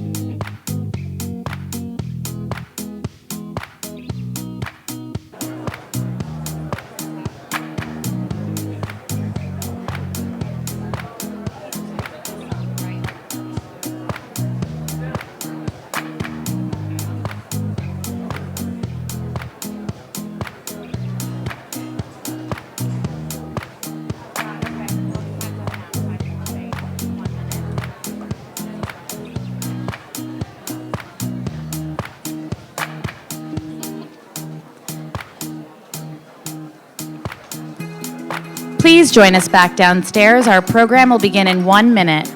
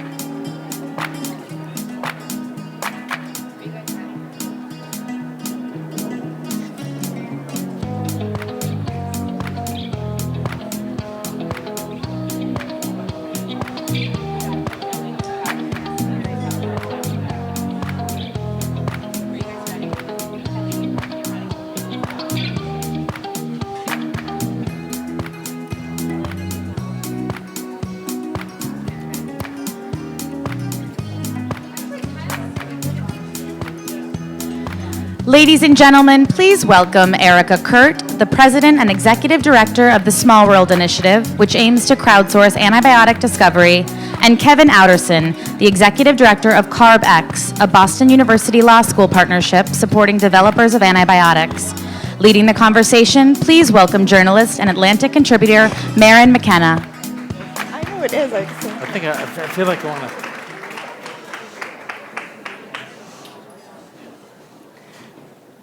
I think enough people are in their seats that I can start. Hello, and thank you all for being here.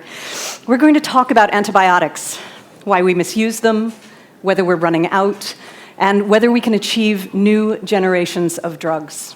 So let me set the stage a little. When I look out across this audience, I realize that just about everyone here was born within the antibiotic era, which starts either in 1928, when Sir Alexander Fleming notices that something that blew in his laboratory window is killing the plate of staph bacteria that it landed on, or in 1940, when the organism and the compound that it makes are turned into the first antibiotic, penicillin.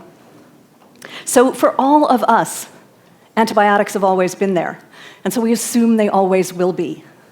And of course, that is not correct. Today, an estimated 700,000 people around the world die each year from drug-resistant infections, including 23,000 in the United States. That total is forecast to rise to 10 million deaths by 2050. And in addition, 2 million people in the United States are sickened each year by drug-resistant infections but survive, at a cost of billions to the healthcare system, billions more in lost productivity and disability. And we're in this grim situation because antibiotic resistance is both an inevitable biological process, but also a phenomenon that we made worse by our casual behavior around these drugs, giving them for infections that they cannot affect, giving the wrong drugs, and giving them to livestock in all those situations, risking the cost of antibiotic resistance without the benefit of curing disease. For most of the antibiotic era, the rise of resistance probably looked like a manageable problem because for any drug that lost its effectiveness, there was always another one. That is no longer true. The pipeline of antibiotic development, which was once a gusher, is now a trickle. And it's common to hear people talk about the post-antibiotic era. And that phrase embodies not just the likelihood that infections will become fully drug-resistant, but also that there will be no new antibiotics to save the day. So that's due in part to the reality that with pathogens, we are always engaged in asymmetric warfare. The math of production and reproduction favors them. It doesn't favor us. So over the decades, big pharma companies have decided, with what seems like reasonable logic to me, that the 10 years and $1 billion that it takes to bring a new compound to market cannot be recouped in the time that an antibiotic remains effective. And yet, in the past few years, policymakers have plunged into discussion of how to lure drug makers back into the antibiotic market again. And innovative scientists have begun to look for novel antibiotic compounds in the lab and in the natural world. And the two experts who are on stage with me are deeply involved in those efforts. So let's dive in. Kevin, I'll start with you. Let's talk about how we got to this point. Why is making an antibiotic so hard? I think the antibiotic business model, the R&D model, is broken for two reasons. Think about the technology in your phone, or for some of us on our wrist. It's more than the technology that was used on the space shuttle, right? It's amazing what we've done in terms of technology. But imagine what it would be like to make these things if constants like Planck's constant or the speed of light or an electron's charge changed every once in a while. It would be incredibly difficult to make those phones and that technology. Now you see what evolutionary biology does to our drugs. Technology that worked great in 1940 is now nearly obsolete because of evolution. The second problem is economics. If you make a shiny, new, amazing phone, people line up to buy it, and you charge a premium price, and you sell as many as you can, and people celebrate it. If you make a shiny, new, amazing antibiotic, you put it behind glass, you say, break this glass only in the last possible use, and you sell it for as little as possible because the hospital formulary committee pushes back. And for that reason, companies just can't make money. At the same time, we need to be doing this R&D, because if we fail to, we have to continue to do R&D just to avoid falling behind. So economics and evolution are key problems in this area. So you represent one of the efforts to change this paradigm. Can you talk a bit about how this works? So I'm proud that Boston is a leader globally in trying to work on R&D issues for antibiotics. CARB-X is funded by the U.S. government and by the Wellcome Trust. We have $455 million. Our goal is to look for small companies that are coming in the valley of death. They have preclinical projects for which there's very little private capital for antibiotics, and to help them develop a product, and we're going to take them across those early stages, the preclinical stages, complete phase 1, and then have them ready for a phase 2 trial, which then can be funded. We have, you showed on the list how few new antibiotic classes. The last time that the world discovered a new class of gram-negative antibiotics that was approved by the FDA, this is going to scare you. It's the year I was born. 1962 was the last discovery of a gram-negative that was approved by the FDA.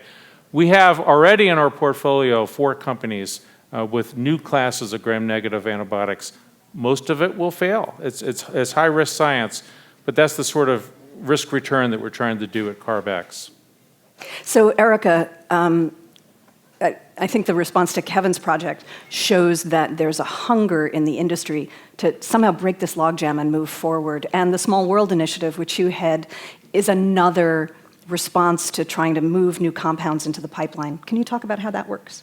Yes, so through the Small World Initiative, we're basically replacing traditional microbiology courses with our discovery-based course at the high school and undergraduate levels.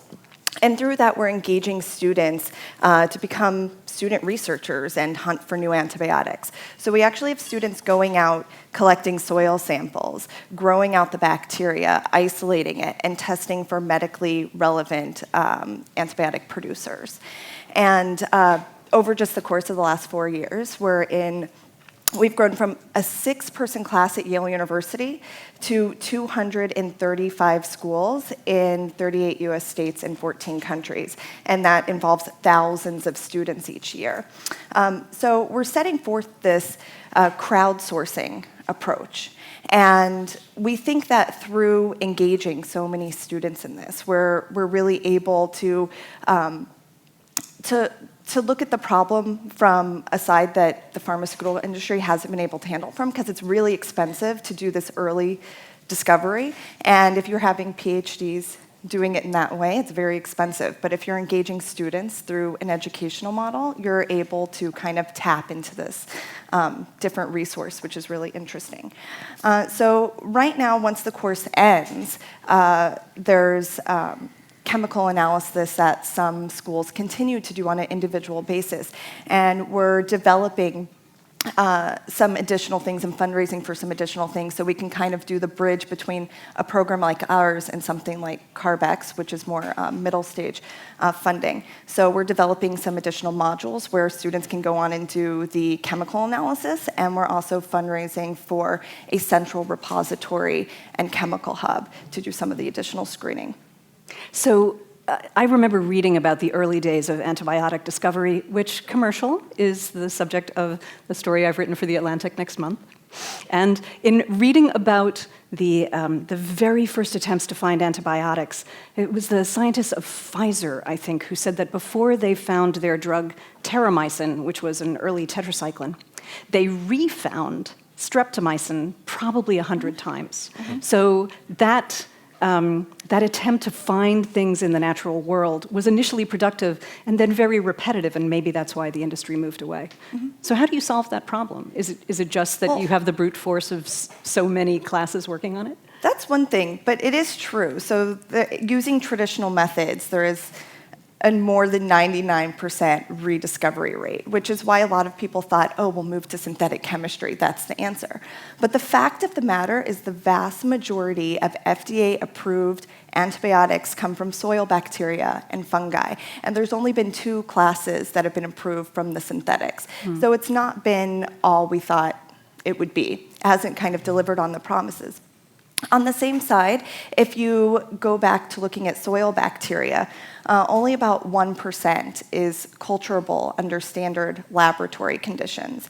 And there are some broad estimates over how many species actually you can find in 1 gram of soil. The founder of the program, Dr. Handelsman, she estimates between 4,000 and 40,000 different species in 1 gram of soil. But other people have estimated it at millions. So it's obviously a very big range. But even if you're just looking at the thousands, that's so many different things to look at. So if you try different methods for isolating the bacteria and culturing it, you can kind of tap into that other 99% that we haven't had access to. And the theory goes that if the 1% produced some interesting medically relevant antibiotics, we'll have similar help with the other 99%. So that's one thing. And of course, if you're only looking at the 1% that's culturable, if you have a model like ours with thousands of students, even if it takes, tens of thousands or so to find 1 or 2 interesting candidates, we have those numbers. So I think this model kind of works from a couple angles. So I'll ask both of you these questions. Is the problem only that we don't have new compounds that will work, or are there problems further down the pipeline that are keeping us from moving these new compounds if they're found into development and onto the market? All right, go first. Sure. So I think a big problem with how people are responding to the antibiotic crisis is they've put money into middle and later stage, but they're not putting money into the discovery side of things. And that is greatly lacking. NIH, they really need to multiply that by at least 10 on the discovery side to come up with the number of potential candidates we want to come up with each year. So I think that's the biggest lack is the lack of funding and discovery. Kevin, is your project solving this problem? So one of the questions at CARB-X was, are there really new classes out there that are worth investing in? Because you're right, the private capital doesn't want to go into the early stages. It's another way of saying, is all the low-hanging fruit picked, and is it just going to be difficult?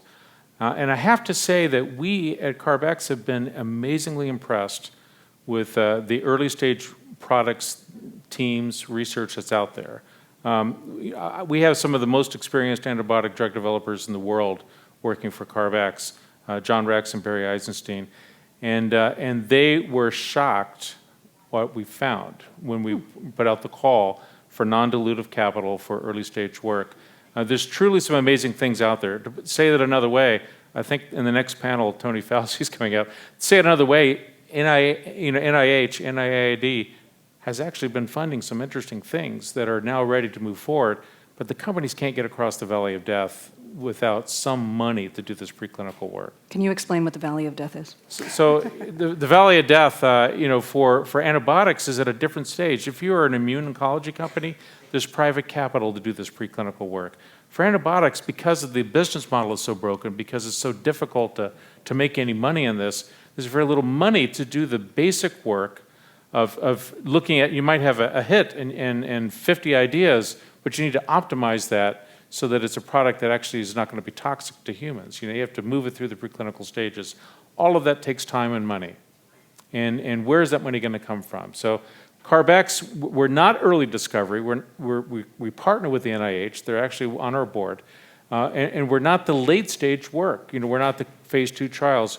We're trying to do the middle thing and to find a bunch of interesting, novel, first-in-class sort of ideas and move them through so that hopefully private capital will be ready to fund their phase 2 trials. So in a moment, we'll have questions from the audience, so please start thinking about what you want to ask these folks. I'll ask you one more question in the meantime. Assume that you could blow up the current discovery and development process. How would you rebuild it? What would the perfect process look like? Do you want to go first? yeah.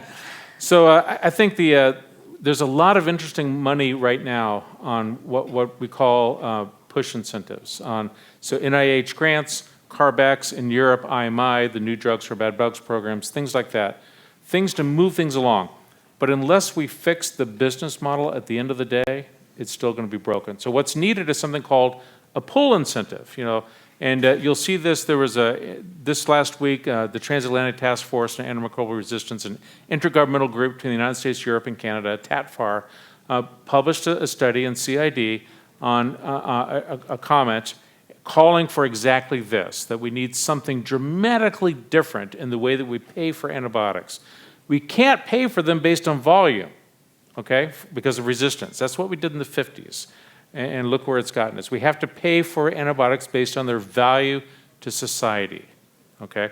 And so there's ideas. In the O'Neill report, some of the data that you put up, they call it a market entry reward. Another phrase in this area is delinkage. They're talking about the same things. It's a different way to pay for antibiotics based on value. If I could only do one thing, I would change that, because then the need for CARB-X might go away. Because if you fix the end game, you fix the earlier stages too, I think. Erica, what do you think? I agree, and I think that's really critical. And there's also been different prize money type models that people have set up. I also think that it would be interesting to look at it as a type of lottery pool. So if you need all of these people to engage in solving the problem, because it can't be solved by one person alone, no one has a monopoly on who will discover the next major antibiotic, I think people should be rewarded just for participating in the process. So I think that would be an interesting kind of novel way that people haven't thought of doing it. But I think that tapping into, you showed the statistic before from the review on antimicrobial resistance, the Lord O'Neill number of this exponential problem. And I think we need an exponential solution. So tapping into students, researchers across different disciplines, not having people just working in their own silos. So really collaborating across disciplines is really critical, and funding a way to do that. So funding working groups and a leadership group around that. And some have come together, but it's still kind of siloed on the chemistry and biology side of things. So I think that would be interesting. And also looking at models that address the antibiotic crisis in other ways. So for something like Small World Initiative, it's not just trying to do discovery, but through that there's workforce development, so who's going to discover these antibiotics? There's scientific literacy, so does society understand this problem? How are we going to change policy and funding mechanisms? So that's something that's helpful. And also changing behaviors around antibiotic resistance. I can't tell you how many students have said they've changed how they use antibiotics and their prevention strategies. So that's kind of an unintended outcome, but it's very valuable in thinking about our approach. And we haven't even talked about the issue of stewardship, of if we achieve new antibiotics, how do we change people's behavior around them? But let's hold that until we see if there are any questions in the audience. I believe there are one or two. Someone should speak. Okay. Yeah, I'm David Brazos, an anatomic and clinical pathologist. I'm just wondering if, in addition to the discovery, we could be using the currently existing technology to look for plasmids, et cetera, in the non-severely toxic patient who would always get triples, and find out exactly what minimum antibiotic can be used when a patient presents, rather than use empiric antibiotics. So you're talking, I think, about the problem of diagnostics, right? You want to handle that? So, I mean, one of the most depressing things I read was a study from the 1950s saying that what we really need in order to use antibiotics more accurately is a better diagnostic. And here we are, you know, decades later, and physicians, clinicians still say, I'm in the dark when it comes to, especially in those first couple of hours when a patient presents. So without a doubt, and that business model is broken for different reasons. And you know, getting that together would be an awesome improvement over what we have now. Hi, Glenn Fennelly from Rutgers University. I'm actually a pediatric infectious disease specialist, so again, we very much welcome the work you're doing. Question, given the rules of evolution, isn't it only a matter of time, given whichever antibiotics CARB-X or your initiative is working on will become resistant? Or perhaps there is something in the pipeline that you're working on that will be more resilient. And if these do come to market, the image of behind glass door is, I think, very important. It may have to remain there. Therefore, should these become even orphan drugs? Yeah. So, you know, if we could wave a magic wand and cause every excellent heart disease drug that will ever be invented to appear tomorrow, we would. We would love to have them all instantly. And that's not true for antibiotics. We want to space them out and have a new class about every 10 or 20 years when we need them, and we do not want every antibiotic that's ever going to be discovered to be ready now, because we'll be using them. So that's why I say we have to dramatically change the way we pay for it, and there's some sort of a prize mechanism, and then it goes behind glass, because we can't just let it go to the market. We have room for one more question. Is there one? Yes, thank you. Hi, I'm Isaac Stoner. I am leading a new antibiotic development venture called Octagon Therapeutics. So we're one of the good guys. So I have a quick question just around antibiotics in general. So I think with all these new Hep C classes, we've showed that curing disease can be good business.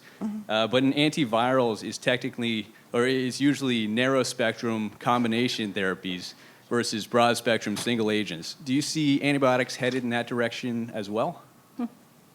Well, that's once again also kind of a question about diagnostics. So doctors treat infections where they shoot first and ask questions later because there isn't enough time to know which one you should use in order to use a narrow class. So that's about putting funding into the diagnostic side of things so that you could use a narrow antibiotic and reduce the evolutionary pressures that make broad spectrum antibiotics useless. If I could say something quick about Hep C, is that all right? Sure. So Hep C is not as acute, right? So if somebody presents with a bacterial infection, they need to be treated immediately. Hep C, you have a little bit of time, and our diagnostics are a little better, so you know. Second thing about Hep C is that there wasn't, you know, a cheap generic alternative which worked almost all the time, you know, and so they could premium price, and the companies have made gigantic fistfuls of money on the Hep C therapies. For antibiotics, you know, if you had a brand new amazing gram-negative antibiotic, you still need to price it to compete against empiric therapy, which for vancomycin, $120 per course of treatment.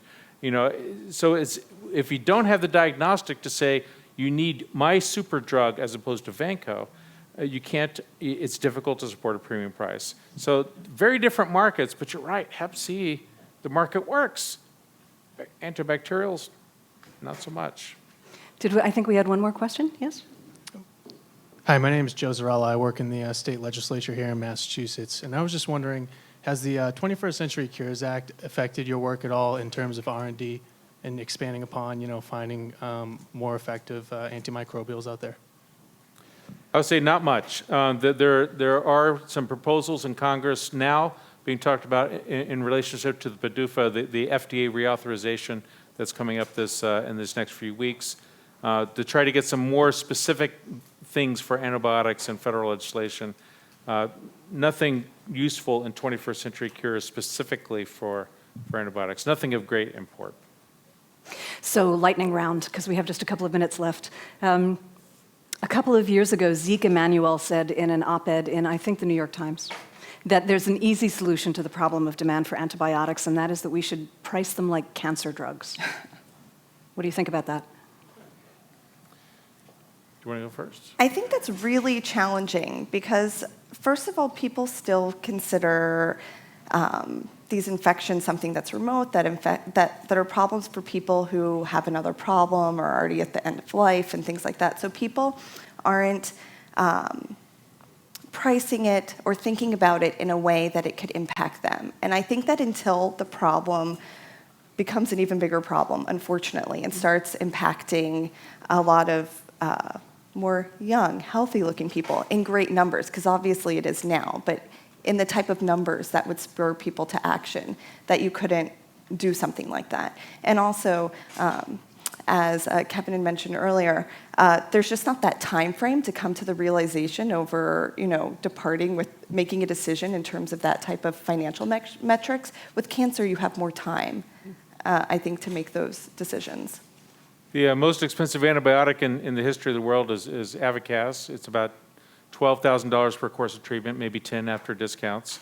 And how are its sales in its first couple of years? Well, not spectacular, So, and that's the highest that they could go because of this issue that I mentioned about Hep C, in comparing, the lack of diagnostic certainty on how are you going to know that you need this drug, Because if you knew that this drug would save the life of a 30-year-old, person, that drug would be worth $1 million, right? But you don't know that, so it's harder. Second thing with premium pricing is that this is a global problem. If we don't fix this problem in China and India and Brazil, we haven't fixed it because those germs will come, plasmids will transmit right back to the United States. And so a premium pricing model has to think about how do you deal with the entire planet, not just well-insured Americans. Well, since you've raised the issue of the Global South, then super quickly, what does that mean for our for attempts to impose stewardship? How do we convince other places where antibiotics might be over the counter, might be very inexpensive, that they should start using them with the consciousness and deliberation that we want to see here? WHO's got a global action plan. WHO has a lot of challenges in front of it. This is not their top priority. It probably should be.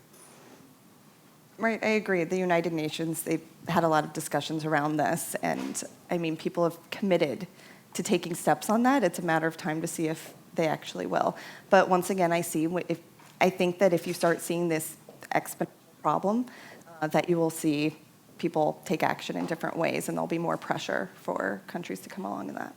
That's a great way to end. Thank you so much. Thank you all.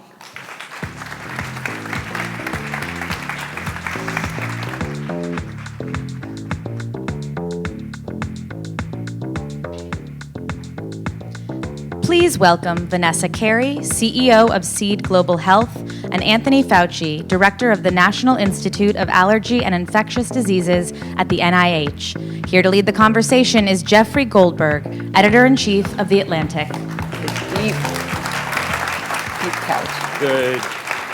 Good morning. Good morning. I think it's still morning. I don't have to introduce these people. They're very, very famous. Tony Fauci is an historic figure in medicine. And I'm not saying that to make you feel old, but you are an historic figure, and Vanessa Carey will one day be an historic figure. And I'm very glad to have you both here. We're going to talk about pandemics, and there's so many diseases to talk about that let's just jump right in. Tony, the last time we spoke, I think we do this about every 6 months, and every 6 months I ask you the same couple of questions. So I'll ask you to start with Zika and just give us an update on where we are. It has receded as a concern. What's your biggest worry going forward? Well, going forward right now, the thing that I'm concerned about is Puerto Rico, because as we get into the July, August, real humid, heavy mosquito months in Puerto Rico, we're concerned we're going to have a recrudescence or a rebound of what we had. Puerto Rico got hit quite hard last time around. Right now, in Brazil and Colombia, where the bulk of the infections were in South America, we're going into their winter now because that's the southern hemisphere. So it is unlikely that we will have a big blast there, although it's unpredictable.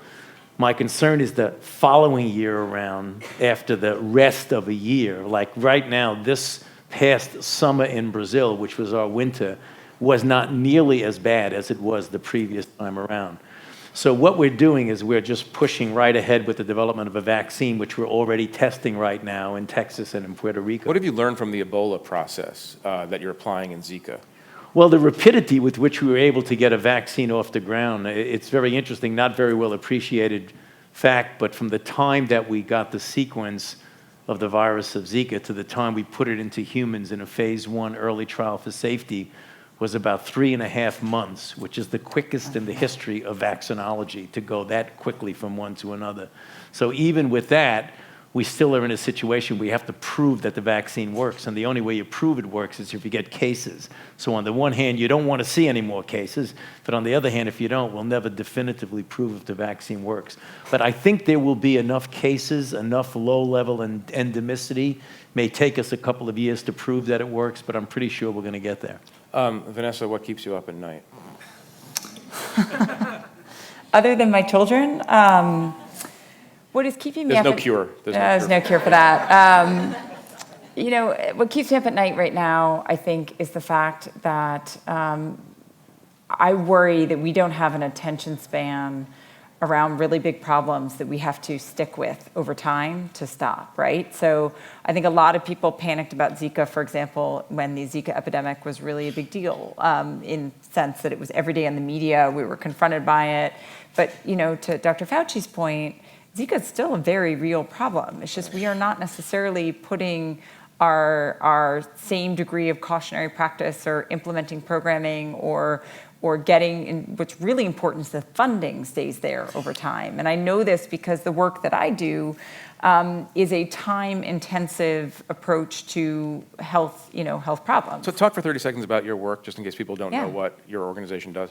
So I run an organization called Seed Global Health, and what we're trying to do is to ensure that the world has enough healthcare professionals to be able to not only care for the patients that need to be cared for, but most importantly, to be able to train their successors, so that we constantly have a pipeline of well-trained doctors, nurses, midwives in the countries where some, there are these that are lacking resources and have huge health problems.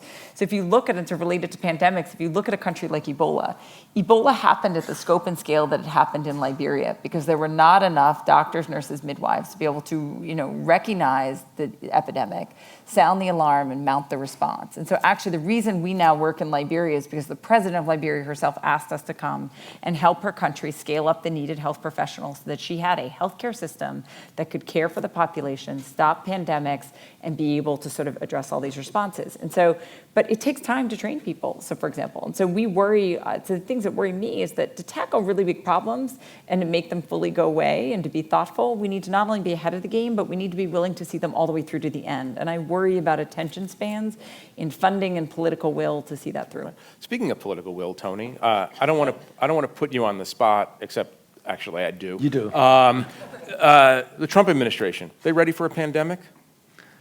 Well, I hope so. We had the opportunity, as I was mentioning to you backstage, of right at the end of the Obama administration, Dennis McDonough, who was the chief of staff for Obama, brought a few of us together to essentially address the question that Jeff was asking me, is to brief the cabinet of the soon-to-be administration. This was the gap between the election and the inauguration, about 4 issues. One, a regular terrorist attack with bombs and bullets, another Hurricane Sandy, a cyber attack, and an outbreak. And what we did is that we outlined what we had been doing over the last many years in preparation for an outbreak, and hopefully the resources and funding for that will continue over the next few years. I hope so. I mean, I think that I know that he's been briefed on the fact that the biggest, risk for this country going forward from, a safety and security standpoint is going to be non-state actors, and secondly, cyber attacks, and thirdly, pandemic. So, I mean, I'm hoping that with that knowledge and that focus, that they're willing to really, listen to that. And I think very importantly, there are a lot of good people working at NIH and CDC and, the State Department still that are, don't roll over with an administration that are very aware of this. That was extraordinarily diplomatic. Could you talk about, runs in the family, could you talk a little bit about the funding challenges? There is a proposal on the table from the Trump administration to cut the budget of NIH, to cut the budget of CDC.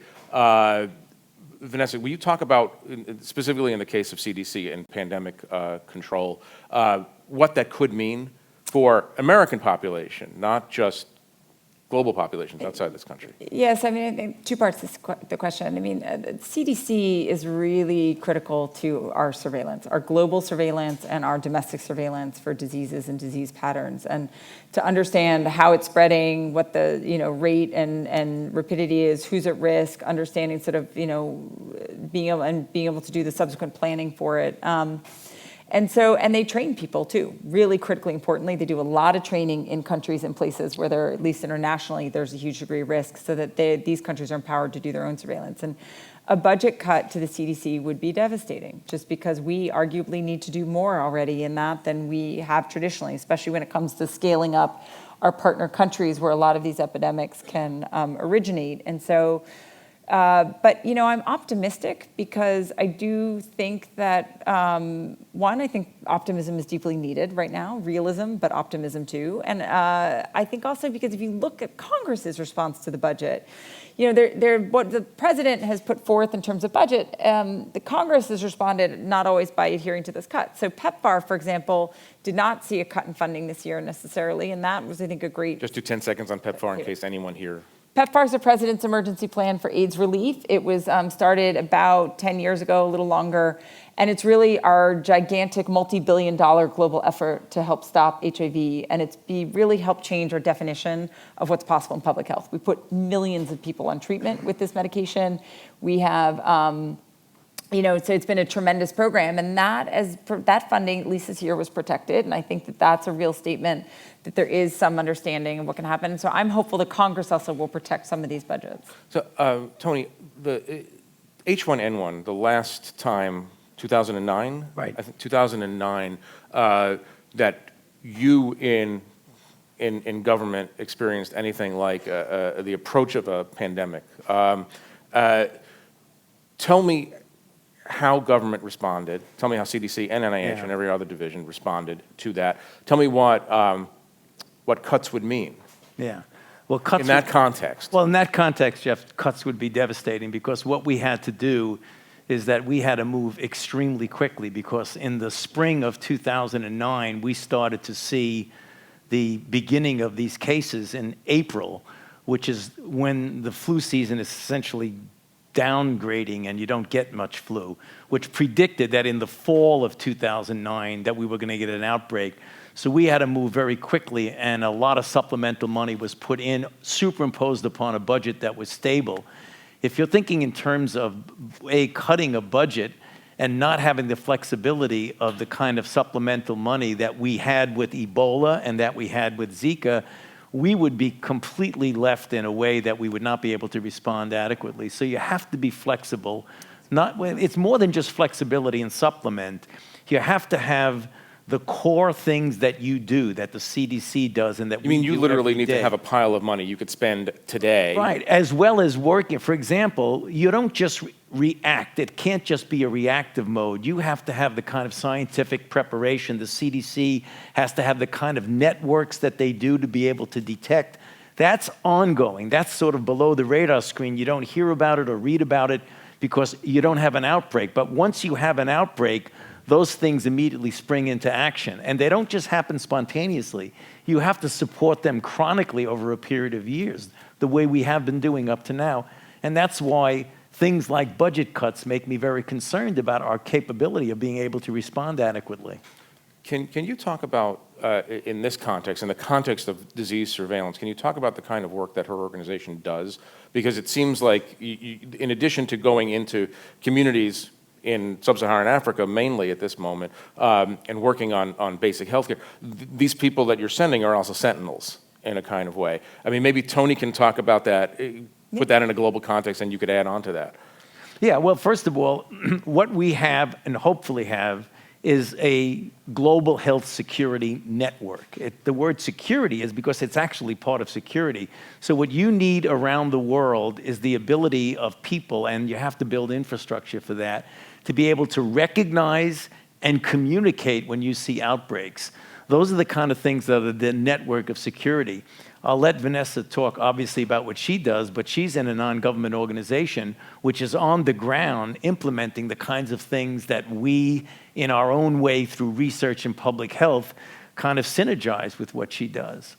So with this idea that we're training local healthcare providers, that we've partnered with the governments in the countries where we work very intentionally. When the Ebola outbreak happened in Liberia, we worked with governments in Malawi and in Uganda and Tanzania around Ebola preparedness in the countries where we were working, helping to do education and training, and also to think through sort of how you could empower folks to respond appropriately should these epidemics, have an outbreak. And I think that while they certainly are sentinels, I think one of the powerful things they do, though, is that the volunteers, the folks that we send to work for a year in Africa, come back here to this country, and the vast majority of them are working with underserved populations or in academics or in major hospital centers here, and they're bringing that skill set also here, so that when we think about our own home preparedness and our ability to identify certain diseases or certain issues here as well, I mean, they're bringing some of that knowledge here home also, which I think is going to be increasingly important at a time where with climate change and things, mosquitoes are moving northwards. We are also at risk of some of these epidemics and the ability to identify them and be thoughtful about how to respond. Part of the political discourse these days is obviously about borders and border control. Obviously, the current president, when he was a private citizen, made the argument during Ebola that flights should be canceled and borders should be closed. I know what the received wisdom and the broad wisdom in the infectious disease community is about that issue, but I'm wondering if you could, is there any credit you can give to this idea that we should be more fastidious or more immediately reactive to outbreaks in other parts of the world by trying to seal us a little bit tighter than we are? Well, obviously, there are some diseases in which, for example, back in the day when we had the SARS outbreak, that it was appropriate at certain times to have quarantine of people who were coming in with a respiratory illness. But that's an unusual situation. For example, and I'll give you a concrete example, Jeff, that the audience would appreciate, that one of the things that came about during the Ebola outbreak was perhaps we should not let people in and out of those countries.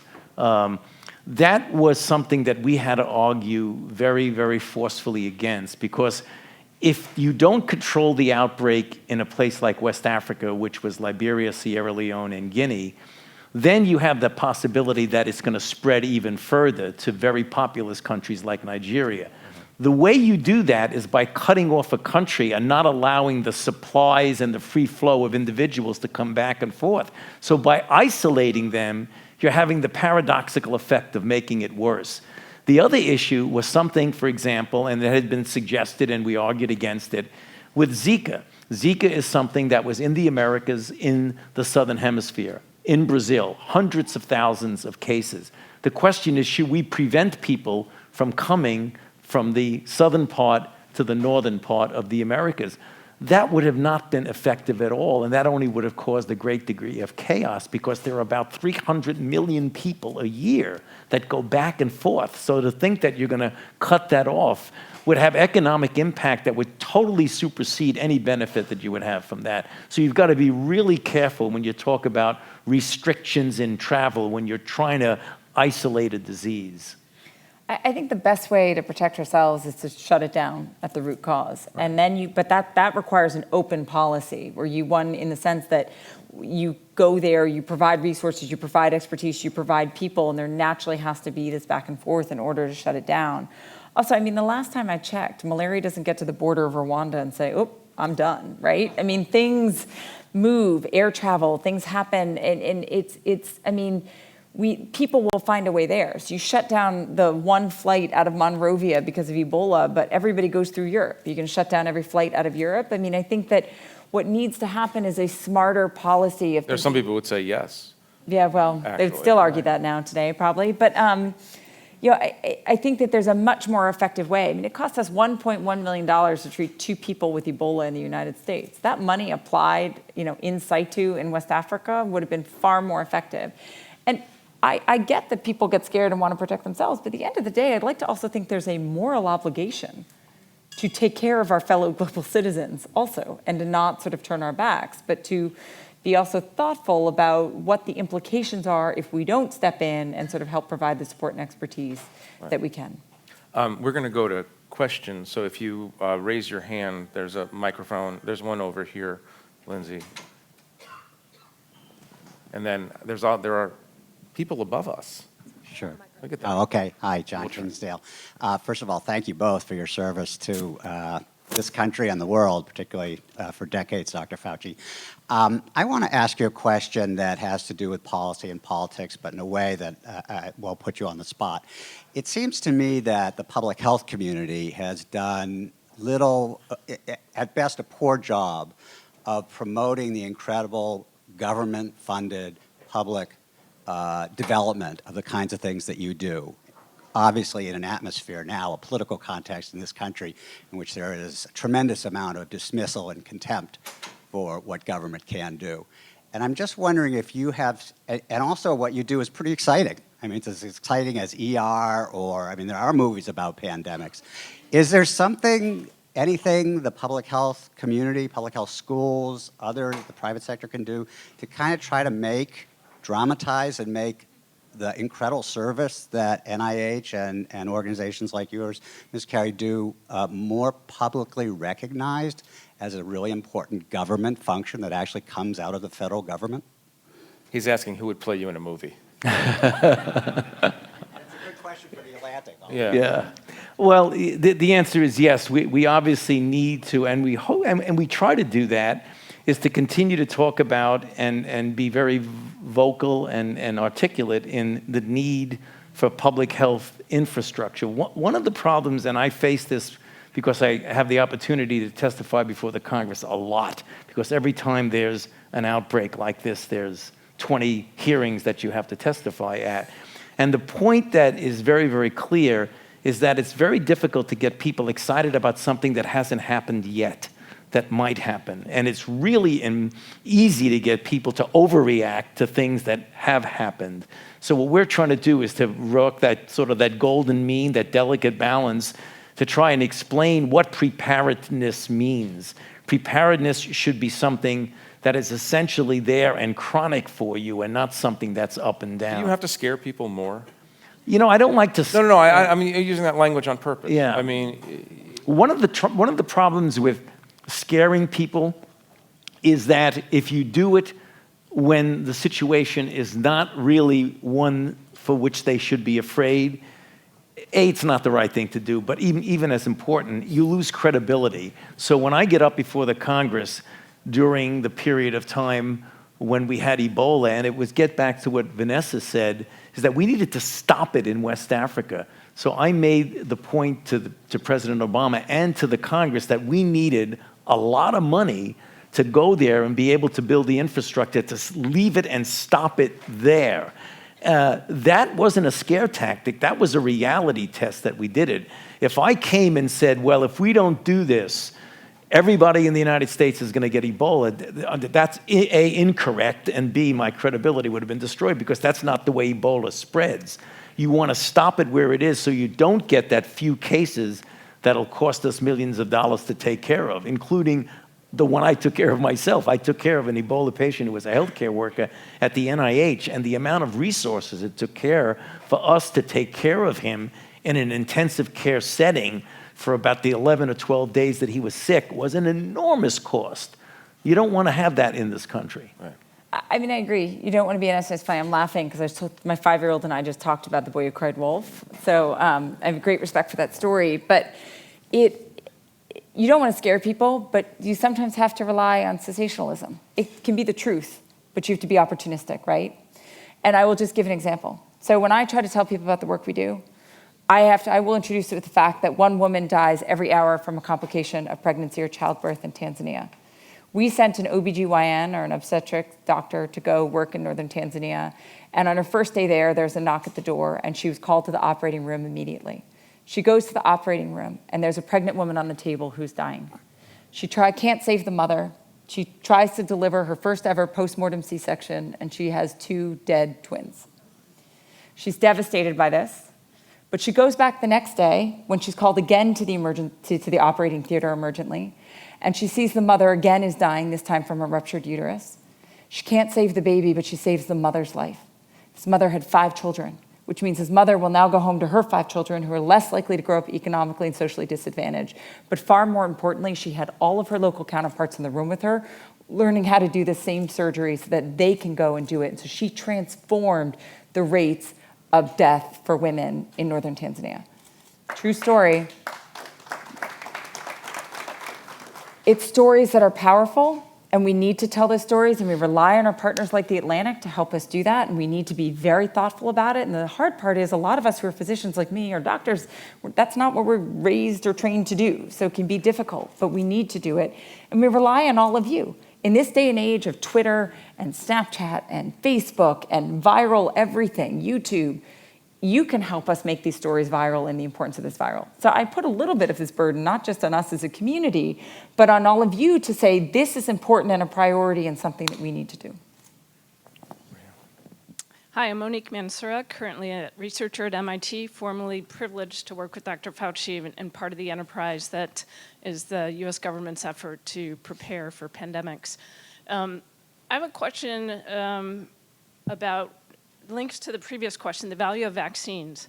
Some have argued, again, that we're at risk of losing tens of millions of lives, percentages of global GDP, and yet the value of the vaccine and the government investment in preparedness, we're seeing low value and significantly up to tenfold reduction in government investments in preparing for pandemic influenza.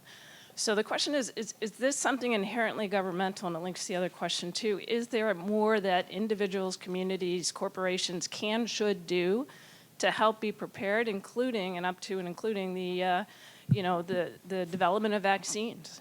Should that be something that we are all more engaged and invested in? Right. The answer is a resounding yes. Obviously, we should be. And one of the things that we have to do, and it's a role of government, and I feel really strongly that it is that industry is critical to the development of countermeasures like vaccines.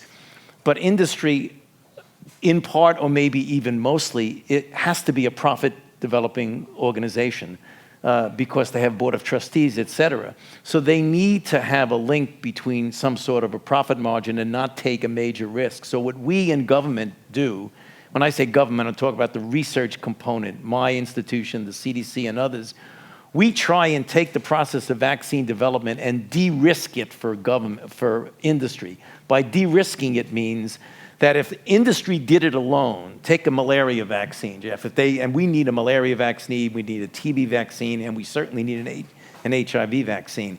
If industry were to do it alone, it would cost them billions of dollars without any guarantee that they were going to get the end game of what they wanted with a product, because you're not sure you're going to get it. What government can do is to put the investment in concept development, preclinical studies, early clinical studies to take away that risk so that when you get it to the point when it looks like there's a pretty good chance we're going to get a vaccine, that's when industry comes in. So I think we should emphasize the responsibility of the government. And in my mind, the government is all of us in this room because the government represents the people of the United States. And I think it's our responsibility, morally and otherwise, to be able to do those kinds of things that you're talking about, to make vaccines so that you don't have a baby dying every few minutes of a particular disease like malaria or tuberculosis that kills 1.8 million people a year. We do have the responsibility to do that. Vanessa, I want to give you the last word. And vaccines are also, I think, there's a global security component to it as well, in the sense that, you need to if you have children that live longer and people do well, you're less likely to have more children be born. A country like Uganda that still doesn't have decent vaccination rates, for example, it's going to triple its population from 33 million to 110 million this year. I mean, over the next decade, sorry. So there's an importance to this, to making those kinds of investments. The government should be invested in it as a global public good that protects its population in a way that, allows for investment, a healthy, productive workforce, and frankly, prevention is more cost effective than the treatment side of things.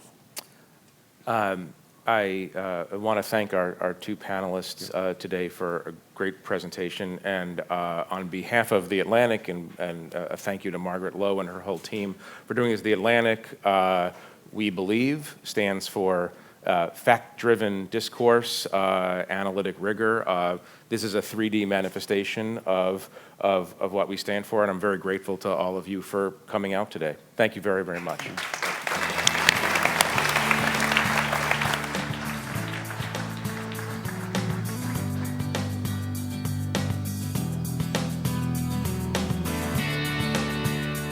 And now, for a session produced by our underwriter, Bayer, please welcome Axel Bouchon, head of Bayer Life Science Center. Here to lead the conversation, Anne Mostu, radio anchor at Bloomberg News.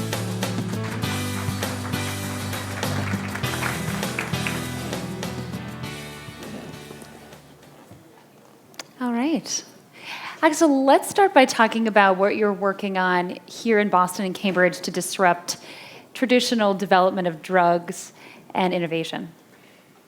So actually, when this started is like 2.5 years ago, when there was a board session at Bayer, and we were essentially asking ourselves, how could we change the concepts and the process and the design of getting more out of research towards transformational innovation.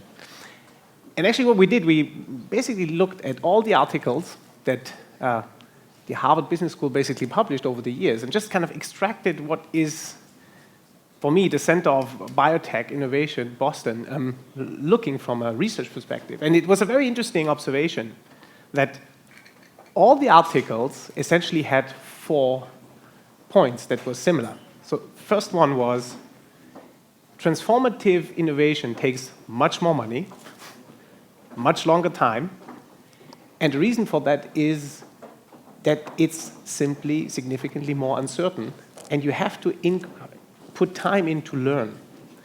Now, the even more interesting thing was that all these authors, these professors from business schools said, disruptive innovation cannot and should not be measured with economic metrics. And actually, even more important, should not run down the classical linear stage gate process that big industry uses. Because the idea is a cure. Somehow, yeah, and we are also trying to cure things, what means this only happens to a market that is actually not existing yet. Right. So everyone was looking at this, was looking into our biotech industry, our own industry, and we realized even though these professors are telling us what to do, we're actually doing something completely different. Everything out there is based on economic metrics, return on investment, push to IPOs quickly. And we set up, beginning of 2015, an experiment where we said, let's build a unit that goes along 5 pillars. 5 big ideas, significant Series A investments over a long time. We, from Bayer, add all our patents and knowledge into these companies and leave them still completely independent. And the final thing, I think, was the critical one. And actually, we decided we incentivize those teams, including myself, by the way, not on return on investment metrics, but on numbers of patients we cure in 5 years. And I tell you, this is changing everything. If you talk to someone who wants to work for one of these companies, you get back to the core of what it's all about. Medicine originally was designed to get someone who is sick back healthy. So essentially, that is our approach to transform or kind of really move the needle from treatment to cure. Talk a little bit, though, about your thoughts or even criticism of the return on investment model that we do see in most pharma companies in Cambridge and Boston. I think it's not potentially a direct criticism is actually you always get what you incentivize, right? I mean, if you incentivize multiples on dollars, you of course drive people to push companies to an IPO very quickly. Now, you know our investment models have a return on investment on a 3 to 4 year base. Now, the innovation cycle in biotech takes 10 years. Right. So you see this mismatch, right? And I think the mismatch is so prominent that we, to my opinion, release, even here in Cambridge and Boston, too early young biotech companies to the stock market and change the metrics. And that is kind of what we try to avoid with our model, at least to give them 5 to 6 years focusing on the science and not focusing on the next financing round. That's the whole idea. Talk a little bit about sharing knowledge about patents with startups and companies you're going to start working with. Perhaps I can give one example of kind of the first company we built. This is called Cassidy. It's kind of focusing on DNA editing in Cambridge. Now CRISPR. It's CRISPR-Cas9, basically a joint venture with CRISPR Therapeutics. And when talking to CRISPR Therapeutics, we realized that for an in vivo DNA editing approach, the current protein, Cas9, most likely needs substantial protein engineering. Now, we at Bayer, we are really professional in kind of doing protein engineering. So essentially, we infused our patents exclusively in that new company. And so in that sense, this company is now allowed to basically use all the Bayer intellectual property to kind of modify and hopefully adapt this CRISPR-Cas9 molecule for in vivo treatments of patients. And you're working on children with genetic heart defects. Yeah, that's a good point. So essentially, the Cassidy idea was, if you remember, kind of we started always with this breakthrough idea, and that the first one was, could we not cure children with genetic heart disease? And that was kind of the anchor point for Cassidy. Later, we added also certain very difficult to treat blood disorders and blindnesses. But that was the starting point. So essentially, what Cassidy tries to do, and it will definitely take us 4 to 5 years to get to it, is help kids that otherwise would die after 2 or 3 years to really kind of get these heart defects corrected. Currently, it's very difficult to do this with the classical gene therapy, so CRISPR is most probably the tool to do. You're also working in agriculture. So you're right, Bayer works in agriculture. I have also the mandate to kind of work in agriculture, and I have to say we currently look at 2, 3, I believe, very exciting ideas. One is, I think, really at the tip of my heart. It's like the challenge we face with the growing population and the continuous reduction of arable land to actually really grow what we want to eat. So it's a little bit of a dilemma that our cities grow, that the output we have to take from the soil is literally exhausting the soil. And we are currently trying to develop a new company that is indeed trying to rejuvenate soil so that we can bring back what has been lost to erosion and kind of exhaustion over time. It's actually a very exciting project. I have to say the agricultural space is, from a technology perspective, really very exciting. It's also kind of emerging in Boston these days very nicely. And locally, give us a picture of what's happening at 610 Main Street in Kendall Square, where you are at Bayer Life Sciences, and then what's ahead? So indeed, in the coming hours even, we will basically move in with Cassidy, our first company, and Blue Rock, our second company, into 610 Main Street, where there are a few of my employees and Bayer employees helping that these companies interact, also from a technology exchange perspective. And that is basically our center for building new companies within Boston and the surrounding. Indeed, I can only say the nice piece about Boston is indeed that you have this high concentration of talent that, of course, is a pool if you have an extremely interesting idea. And in that context, I think what I just mentioned at the beginning, our attempt to have an incentive system that focuses on really some tangible output, cures of patients, is actually very well received in a city that don't have these kinds of incentives. But you stayed in stealth mode for about 2.5 years. Why did you do that?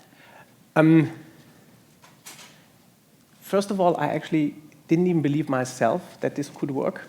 So I felt, okay, let's just be careful. Indeed, the other key piece was, if you try to build a network where patents play a key role and where you want to exchange patents, it is very important that you first understand the patent landscape. And I have to say, in our industry, it's extremely difficult to actually understand that landscape. So when we identified our ideas for stem cells, what is our second company, Blue Rock, we immediately realized that actually the tool we need most likely in that area is a DNA editing tool. So we changed our strategy and started with building a DNA editing company first, then launching the stem cell company. So you see, it was very important to stay silent in that area because discussions, which patents would have been really difficult. Yeah. Great. We were close to time. Yeah. Anything you want to add, though? Anything I'm not asking you that I should be or that I'm missing? Yeah. No, I think perhaps it's a message to the audience. I believe if you go home today and you think through this, what I said, what it's actually all about, is it really about return on investment, or is it actually curing patients? Just try to challenge us back whether we go the right approach, because I believe if more would go towards this, focusing on the tangible output, what is a cure, something that is fundamentally changing our healthcare system, we could do a lot of good things together. Bayer alone will has no chance to actually pull this off. I would need more thinking towards letting perhaps young companies a little bit longer time to make robust technologies, because it will essentially all of us help, because we are all patients at one day. So in that sense, I think, me at least, I hope that a lot of people chime in on this concept, that we try. Thank you, Axel. Thanks. We don't have time for Q&A, but Yeah. hopefully people can talk to you at lunch. Good. Thanks.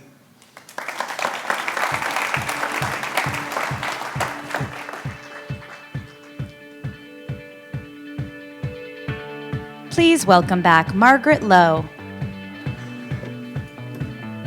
Hello, hello. Thank you so much, Axel Bouchon and Anne Mastu. You're going to get a moment to stretch again. I have to say, you know, we crisscross the country and go around the world producing summits, and you've been an incredibly attentive audience, asked great questions. We're going to give you a break. You're going to be able to get some coffee, and we're going to move to our breakout sessions. Look for this agenda for your breakout sessions. There's a little something for everyone. You can learn about the personal genetics revolution, hear from psychiatrist Tom Insel about his efforts to redefine behavioral health care.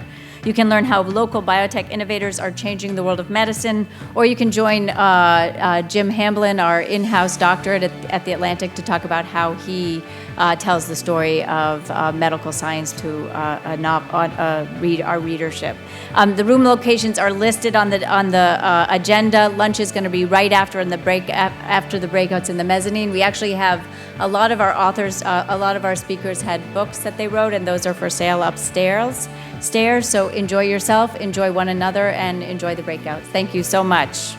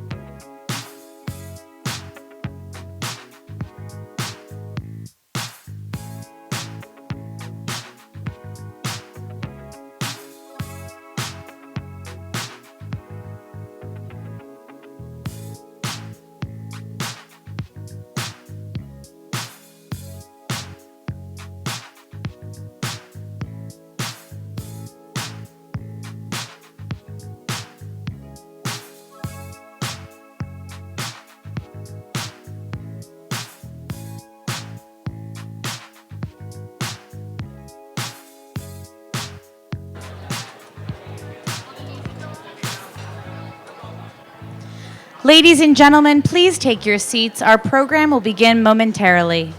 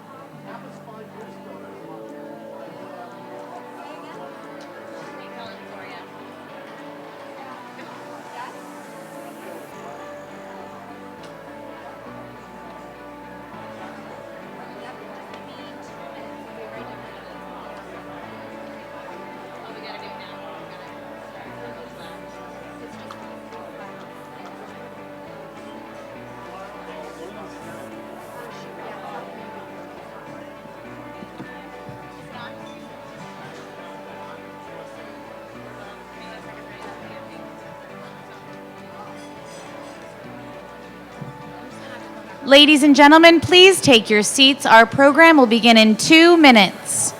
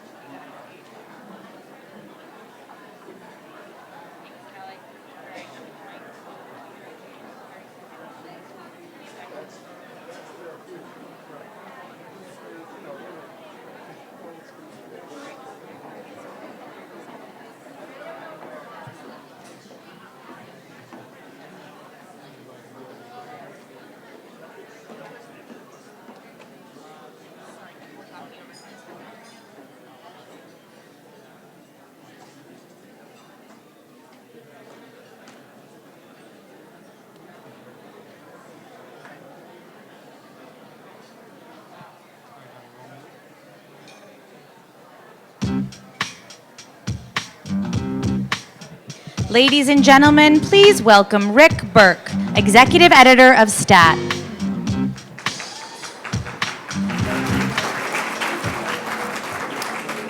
Thanks very much, everyone. We're so glad at STAT to partner with The Atlantic for Pulse. Do these guys know how to put it on an event? It's really impressive. The efficiency here, it's like having the Secret Service. I mean, but I think we should have a round of applause for the Atlantic and what they've done here today.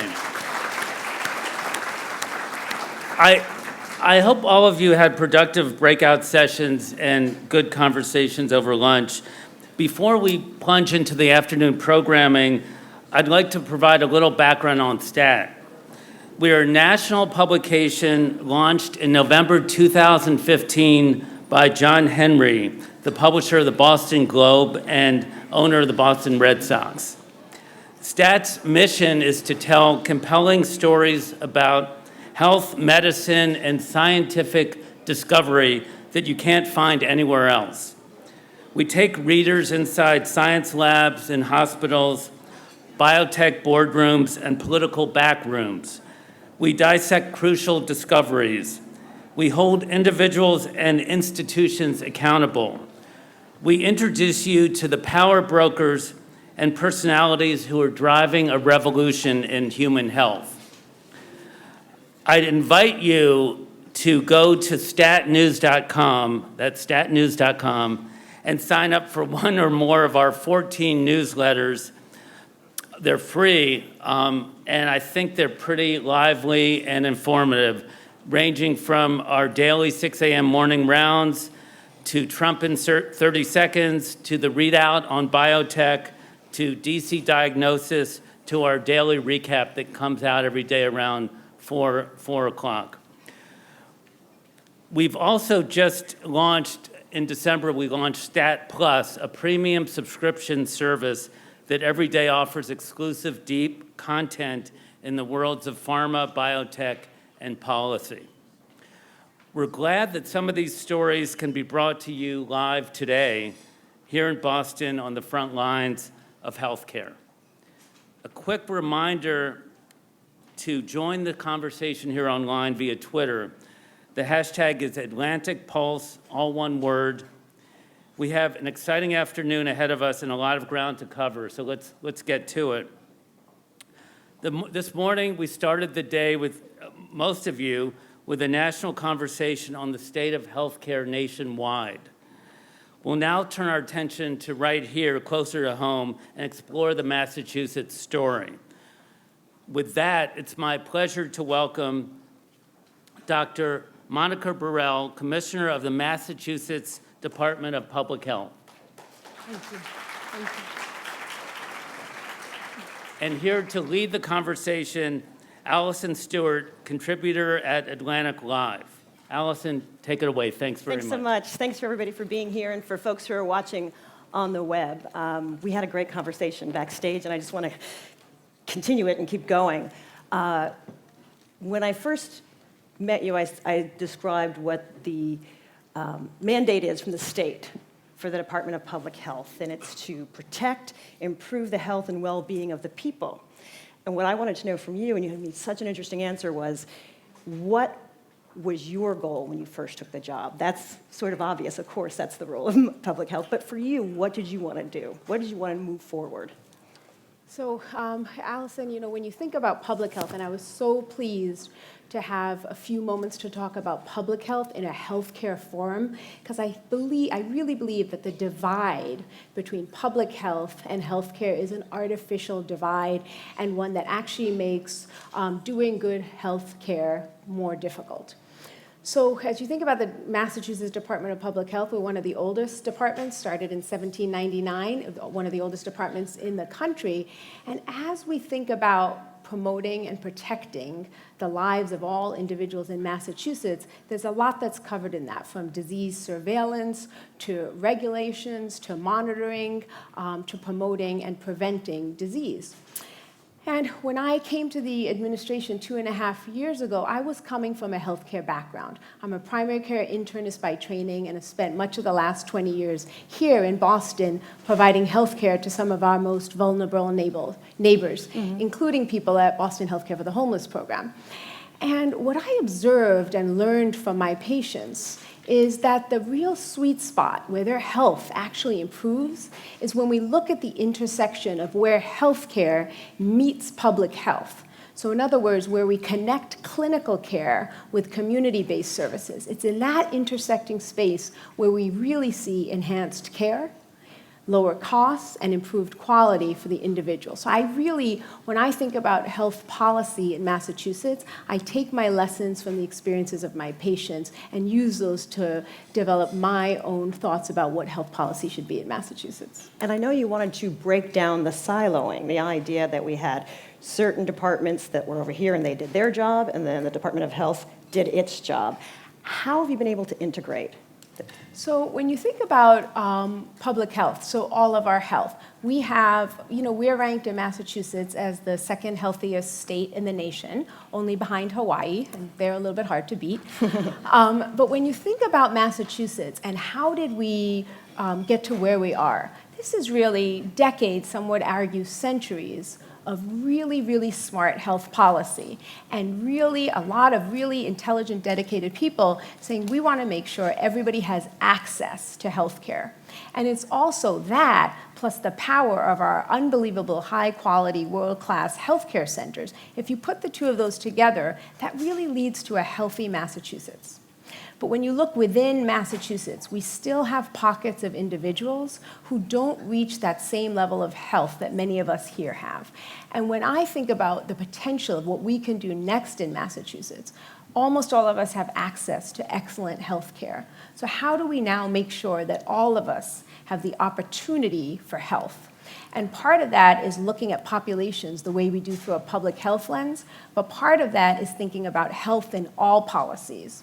So when we think about what determines how healthy we are, we think about social factors, we think about environmental factors, we think about economic factors. And these social determinants of health, we all have them, and they play into all of our opportunities for health. And some of us are more burdened by those than others in how it relates to our opportunities for health.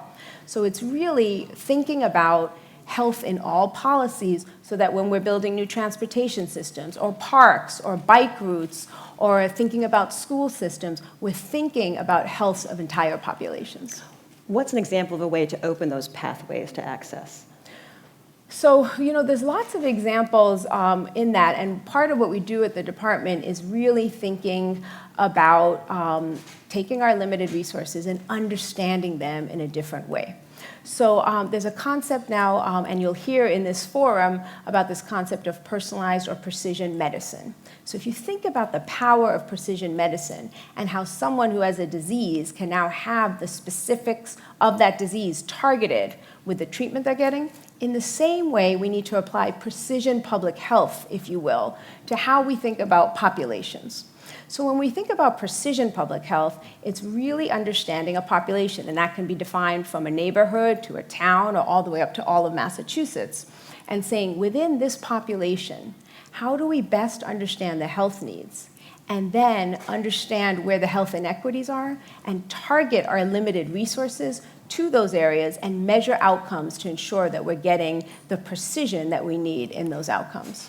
You've been in this position for about 2.5 years, but you have a long history with healthcare in Massachusetts. But what was something that you didn't know or you couldn't possibly know about public health that you've learned in the past, public health in Massachusetts specifically?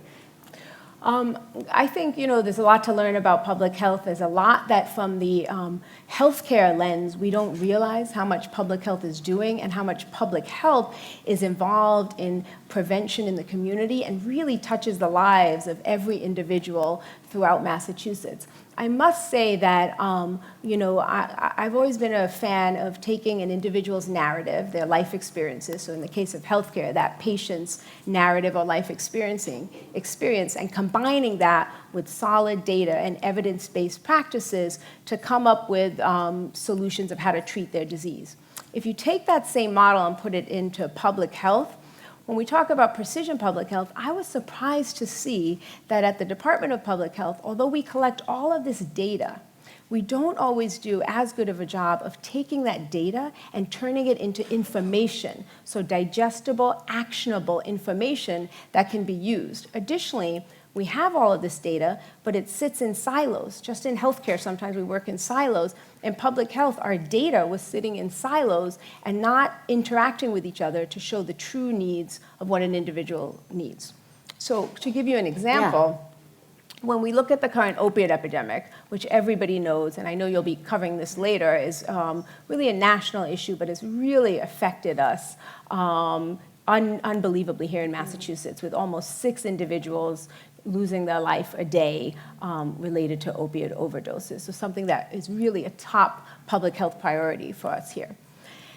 And when we started to look at opioids and the issues of substance use disorder, these are complex public health issues that have been around for a long time. We said, let's see what information we have so we can better understand this problem. So we looked across our own data systems and found that even within the Department of Public Health, we weren't looking at data across silos. So the death data was separate from the prescription monitoring data, was separate from the birth data, and so on. Additionally, we weren't connecting that to other important places like the Department of Mental Health or the Department of Corrections or claims data. So as part of this principle of precision public health, we said, let's take all this information and put it together. And with the legislative mandate to do that, to decrease the legal barriers, we quickly, within a year, were able to put that information together. And I must say, for the first time, really anywhere in the country, we brought this information together in a way that has made this data extremely powerful information that can be used to set policy to address the opioid epidemic. What was the barrier to that happening before? So part of the barrier is culture. We see this in healthcare where we keep our individual piece of information. Part of it is concerns about the legal or the security issues. Without going into the IT piece of it, we were able to come up with a creative way to break down those barriers and keep the information secure, but bring it together. And I can't tell you how much we have used our results, we're in the second phase of that now, to really change the way we practice in public health when we think about opiates. If I could give you a couple of examples. Sure. So my colleagues in healthcare say to me all the time, this is a devastating opioid epidemic, we're losing people every day, what can I do to help? And I give them this piece of information. We found that, so I told you the non-fatal overdose rate is very high and rising. So the real key is to get people before they have a fatal overdose, so when they have a non-fatal overdose, and seek medical attention. When we looked at the data, we found that when individuals come in that way, if you start them on either methadone or buprenorphine treatment for opioid overdose, there's a 50% reduction in overdose deaths. 50%, that's as good as many blood pressure medicines, chemotherapy, et cetera. However, we found that in Massachusetts, when individuals were coming in, only about 5% of them were getting that treatment that they needed. So we have been able to use that as really powerful, local, transparent, current data to tell our colleagues in healthcare, as we look at it at a population level, this is what we see, and these are concrete steps that you can do to change your practice. Another example, in criminal justice, we looked at data related to the Department of Corrections and opioid overdose deaths. And we found, tragically, that as inmates were released from prison, at the time of release, if they had a history of substance use disorder, they had a 56 times higher chance of death from opiates, 56 times higher. And having that information has really opened the door for us to speak to our criminal justice colleagues in a whole new way. So what this concept does of precision public health is take data, turn it into information, and then give us the opportunity to make it actionable so that we can change the direction of a negative trajectory. And I really think this is the future of public health, and I think we need to lead this in Massachusetts. I want to talk about healthcare And the United States government, President Trump has obviously made it clear that he plans to repeal the Affordable Care Act. He would like to see that changed and replaced. But I want to read, with that in mind, I want to read something to you from someone I interviewed in my other life as a reporter for PBS, who lives in Massachusetts. And this person said, "I am grateful that I live in a state with a history providing health care to its residents. As I have individual coverage, I am part of the 23 to 24 million that they," she means Republicans, "want to make health care impossible to obtain/afford." With what's going on in Washington today behind closed doors, writing of health care bill, how will that impact the work you do? You know, I think it really, what you just read really reiterates what we've been able to do here in Massachusetts and how we serve as a national model. We all understand, regardless of party politics, that having strong access to health care is really a foundation of the work we want to do here to make it possible for all of us to have healthy opportunities. As we look at the kinds of problems that we are dealing with, whether it be the current opioid crisis, our need to integrate behavioral health services, our need to decrease health inequities, work on premature disease prevention, all of those things can't be done without a foundation of access to health care. And in Massachusetts, I'm so proud that we're now building on that. And I think, you know, as the nation struggles with these problems, you know, I can't predict what's going to happen tomorrow, but we know that we value health care and access to health care. And that's just a starting point for us in Massachusetts. And we really look to continue to lead so that we can then not only allow individuals to have health care access, but make sure that that access is equitable and available to all of us, and that we're taking individuals in healthcare communities and connecting them to their communities. Because one of the other issues we're dealing a lot with in healthcare now is this issue of skyrocketing costs. And if you look, you know, there's lots of numbers thrown around. A third of the money we spend in healthcare, some say, is waste. And coming from the healthcare system, we know that despite our best efforts and the many advances you'll be speaking of today, there is waste in the system. And that waste means that there are individuals who are not getting the care they need and that the quality is not as high as it could be. I really want us here in Massachusetts to focus on the social determinants of health, which, by the way, we all have, and thinking about health beyond the prevention of disease and really a broader aspect of health, which, by the way, all of our patients think of it in that way, and use that to be able to start to address some of these issues. One of the challenges Massachusetts has for all the good things that are going on, there's a huge gap in the disparity about who can receive health care, who does get good health care, and who doesn't. How are you going to address that?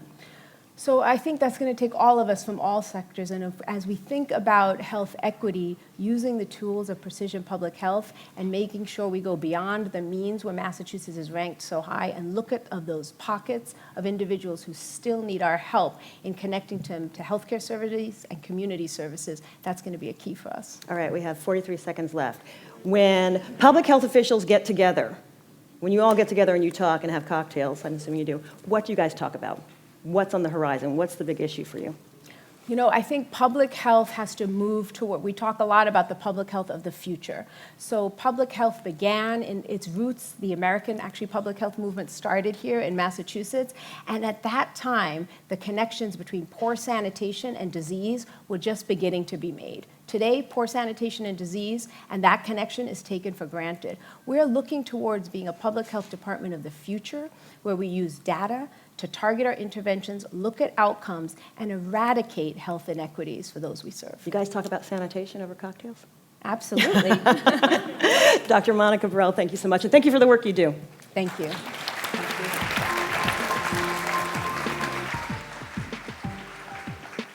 Next up, Jay Desai, the CEO of Patient Ping, Thomas Getz, the CEO of Iodine, and Jay Komarnani, the founder and chair of the Human Diagnosis Project.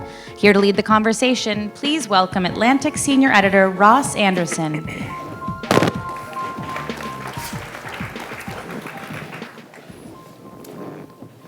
All right.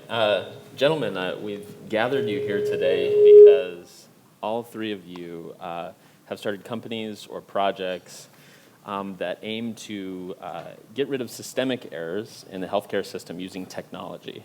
And I want to go one by one and talk about each of these projects. But Thomas, I want to start with you. You were previously an executive editor at Wired, is that right? Yeah. So I jumped the fence. Yeah. How do you make the jump from being a journalist to a successful health tech startup founder and asking for a friend? Yeah. Well, it's not unprecedented.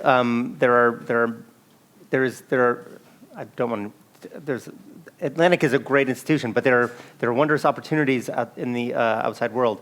For me, it was really it was driven by while I was at Wired. I was there for about a dozen years, and I figured out a way to play hooky and spend the mornings at Berkeley across the bay, getting my master's in public health, and that really lit curiosity in me about how this world of innovation and technology, really consumer technologies, could drive new forces in the world of healthcare, which really historically have only really driven costs up. The traditional dynamics of technology in an industry didn't happen in healthcare. Healthcare didn't kind of benefit from the fruits of technology, but it seemed like the opportunities were at hand for consumer-driven technologies to start reaping some of those changes. So for me, I was really interested in how focusing better information and design to consumers about their health risks and health choices might drive better decision-making, better outcomes. So that was the kind of genesis of Iodine. And so tell me about Iodine. I understand it as being a crowdsourcing platform where patients are able to go on and see information about drugs they might take that are from other patients. Is that right? Right. Well, yeah. So it should look like a kind of better version of drugs.com or WebMD. That's kind of the idea, is that we compete for eyeballs on a Google search platform just like those companies. And increasingly we're stealing PageRank away from them. But what we're really trying to provide, what we think is the unique attribute of Iodine, is this combination of human readable language. Most of the stuff that you see online is the content about medicine and healthcare or drugs is licensed from a few large providers, First Data Bank, Micromedics, and it's written more for lawyers than for people. So lawyers are people, but you know what I'm saying. In this context, we spend a lot of our resources and energy having pharmacists and MDs write human-facing language. And then we extracted, my co-founder was a developer and a data engineer at Google, and we extracted a whole lot of information from the FDA product labels that provided very clear illustrations of side effects, pros and cons, risks of drugs. And then we crowdsourced. We crowdsourced conducted a massive survey of Americans to get their experience on drugs so that we could report not just what happens in clinical trials, but what happens to real people in the real world. Mm-hmm. And that, with all the kind of the texture I call it, we call it messy, but the way you might describe medications really is there's a large degree of suckitude to it. It's like there's things happen to your body. You're putting chemicals into your body. Sometimes they don't even work. In fact, oftentimes they don't even work. So helping map that kind of human experience of medication treatments is really what we've set out to do, and are making some good progress. Are there risks with using crowdsourcing data? Like, how do I know that going on your site, the information might be better than what I find? Not just on WebMD, but like we've all been there when you're, there's a lot of medical professionals in the room, but the average person may Google symptoms and find themselves on random message boards. How do you make sure that your information is better? Yeah, so there's a sample size problem, first of all. So we have a certain threshold for, we want to make sure we get a certain number of reports before we start servicing our patient-reported data. So we have a significant, it's about 20 patient reports. If you go to WebMD or CVS or some of these other places, they only, they'll put up 1 or 2 reviews, which is oftentimes, that's really anecdotal. So we make sure we have a certain threshold, but also, we do human curation of what we get reported. But what we found is the patient-reported experience tracks pretty well with what's in the clinical trials. You just get the characterization of like authenticity. So, for instance, our highest rated drug in our database. Does anybody have a guess what our highest rated drug would be? Viagra. No, close. That only works for half the population, though. So there's the actual highest rated drug is Imodium. So because when you have diarrhea and you take something that actually works, well, that is really good. That's a really positive experience you have. And so it gets almost 90% or a little more than 90% approval in our system. On the other hand, something like Abilify, which treats schizophrenia and is a kind of highly, it's a very variable condition. It's a complicated disease to treat, and the drug itself is problematic, has risks and benefits. That gets around a 45% worth it score, which pretty much corresponds with the what you might expect extrapolating out to clinical research. So the actual signal that we're getting is pretty strong from consumers. As a former magazine editor, do you ever find yourself like getting fussy about the customer reviews and the pros? Do you ever go in there and tinker? Oh yeah, no. I mean, we do. There's stuff we get. We don't get as much spurious reviews as you might expect, but we do edit. I mean, we don't edit. We edit out. Yeah. So Jay, your company uses technology, as I understand it, to actually connect providers. How does that work? Yeah, so we notify healthcare providers in real time when their patients get admitted or discharged anywhere. So if you're a primary care provider, your patient goes to the emergency room, we'll ping you so that you can make sure that the care is appropriate while they're in the emergency room and followed up upon after they leave. And when you say ping, like, so if I break my arm, I've got a primary care physician. Yeah. I walk into the hospital in the ER to get it patched up. What happens, like actually, step by step? So they can sign up to receive text, email, or they can log into our website and just get a real-time notification that says you're in the emergency room. So patients get care from a lot of providers, and they don't necessarily all the time work very well together. Information doesn't flow between providers, information doesn't flow between healthcare systems, and so we knew that to connect the healthcare system, you needed to start somewhere very, very simple, very straightforward, and a simple notification that, hey, I'm the primary care provider and one of my patients is in the emergency room. Well, if they're there for a broken thumb, well, that's probably not that big of a deal.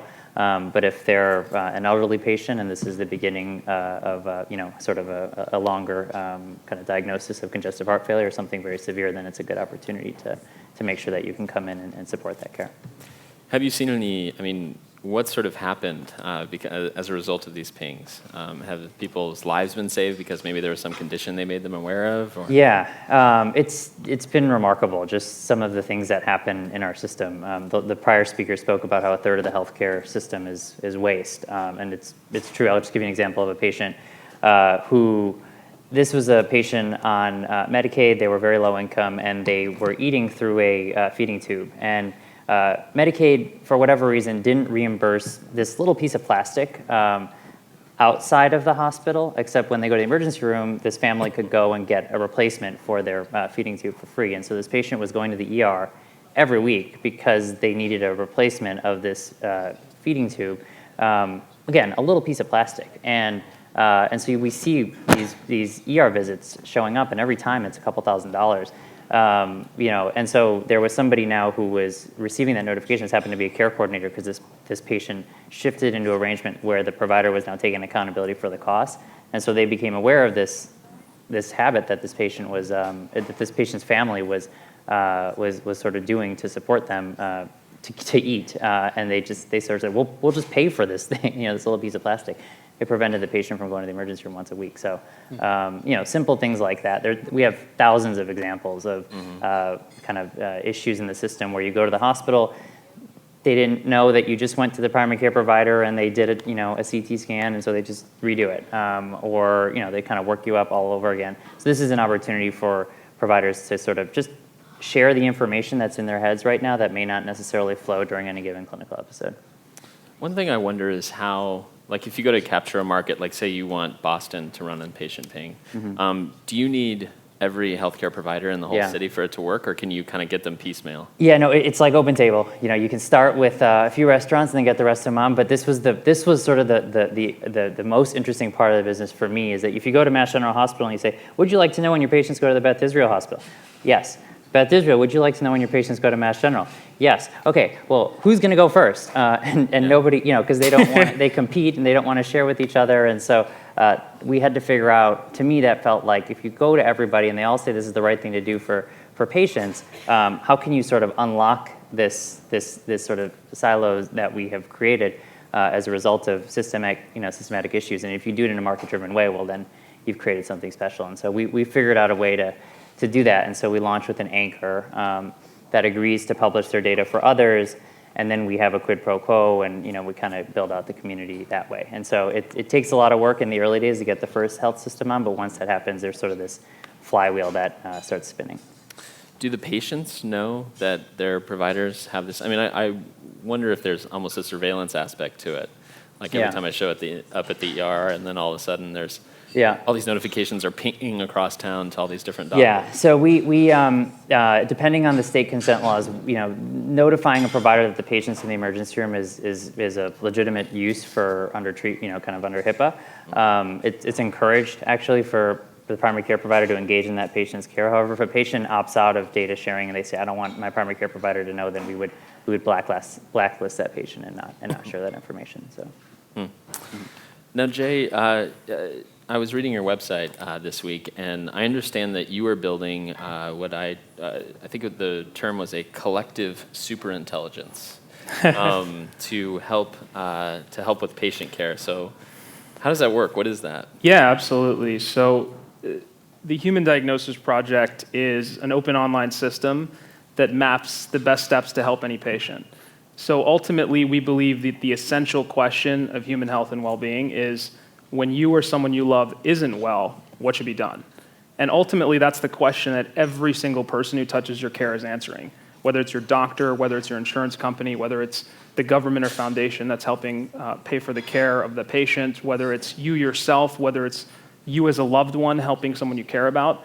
We're all answering the same question. So in the same way that the world has an open encyclopedia like Wikipedia and has an open operating system like Linux, we believe that there needs to be an open online system to help make any clinical decision.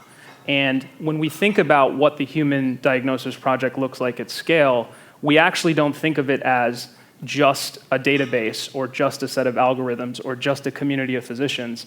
We actually look at it as a complex adaptive system of humans, machines, and organizations working together to provide the best care for every patient. Does that mean that it will have different interfaces depending on who's using it? So I imagine that Wikipedia is sort of written for a lay reader. Will there be aspects of this project that when a doctor comes to it, they can go there and get all the technical information, but a patient would have something that's more reader-friendly?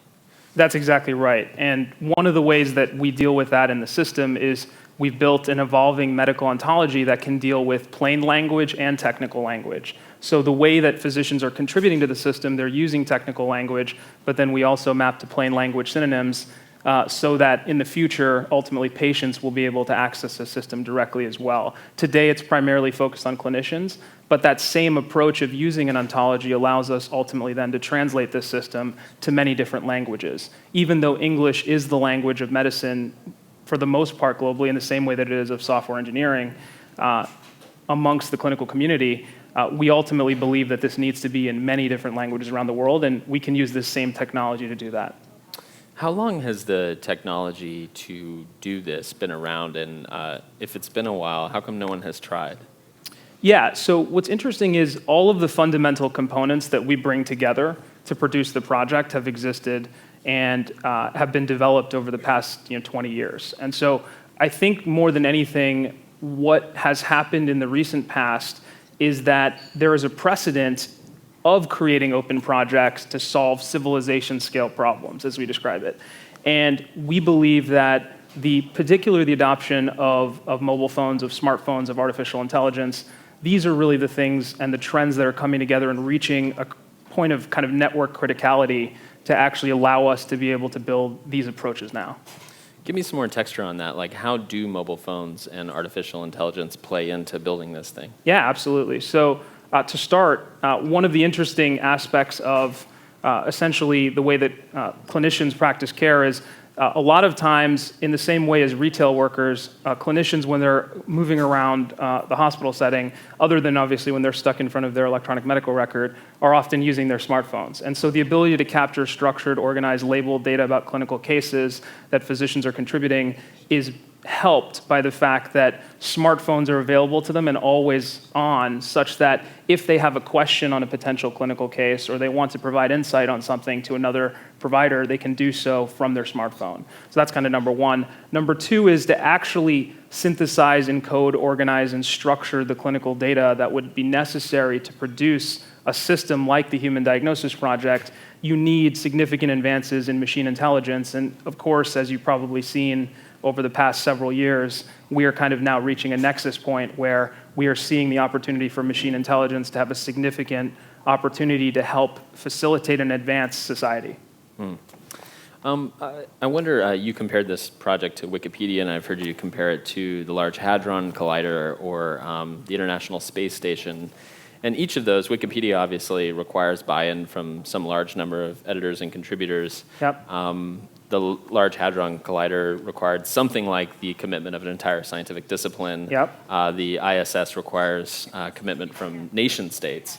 How are you going to get buy-in from, and who do you need buy-in from to get this completely off the ground or at scale?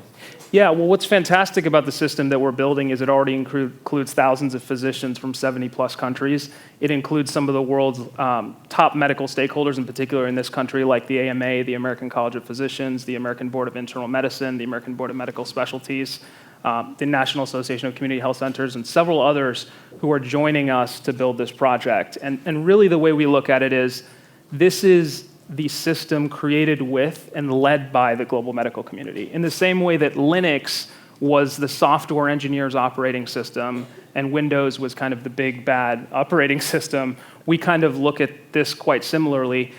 Doctors understand that machine intelligence is coming to healthcare.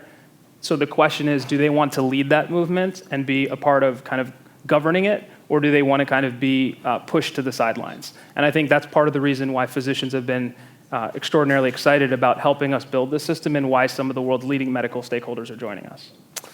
I want to open it up for some audience questions in a minute, but before I do that, I was wondering if each of you could tell me how you could imagine maybe each of your technologies working together, or if you could. Yeah, absolutely. Well, I think the way that we think about it is, let's say that you're ultimately a provider or patient and you have a set of clinical questions of, for a given problem. Let's say you're considering what your diagnosis might be, or maybe your physician is considering what your treatment or management plan should be. Ultimately, the way we think about this is as an integration or nexus point for many different people and machines and organizations to ultimately look at your clinical case, right? So multiple physicians from around the country or the world might look at your case. Machine intelligence from different sources might look at your case. Organizations might provision their APIs such that the information that their APIs have the ability to call actually provides insight into your clinical case. So I think one very powerful way that our systems could work together is, it's very clear that there are many clinical cases in human DX where drug-drug interactions, kind of side effects are incredibly important for the clinician or the patient to understand what could potentially go wrong with that patient. And I think that's a very clear opportunity for collaboration. And then with respect to patient paying, I think in the process of coordinating care, there's also the process of collaborating around care. It's in addition to kind of who needs to know what's going on and where it's going on, multiple physicians may need to provide input into that case. So imagine in the future, not only is Jay's service allowing you to understand which patient is at what setting, but maybe that primary care physician needs to weigh in real time really quickly on that patient in that other setting. Great, I think that was well said. Well, for us, we're very much, and this, given my public health background, this was a kind of a philosophical leap I had to take. We're very much focused on post-diagnosis treatment optimization. So what we call therapeutic optimization. So it's not in the realm of preventive medicine or diagnosis. We assume that the medical establishment, the kind of community of physicians and expertise will do the job. But then we have this increasing burden that we put on patients to manage their own conditions, right? Chronic care is increasingly put on the patient. When you think about the years and years of medication therapy that people are often put on for heart disease or even sometimes things like cancer, we're not really equipping people with the resources they need. So thinking about the handoff there from diagnosis to treatment and treatment optimization is, I think, where we can kind of think about, where does the consumer, how do you maximize the consumers or the patients or the person's capacity to act on their own behalf in as good a capacity as possible. Wonderful. I think we have time for one or two questions from the audience. Hi, Lyde Marsott from the Massachusetts Health Policy Commission. Actually, this is in particular to iodine. The question I had, obviously you're getting patient reviews and you're getting, the strength there of, people being able to say, okay, this drug, worked well for me in this course.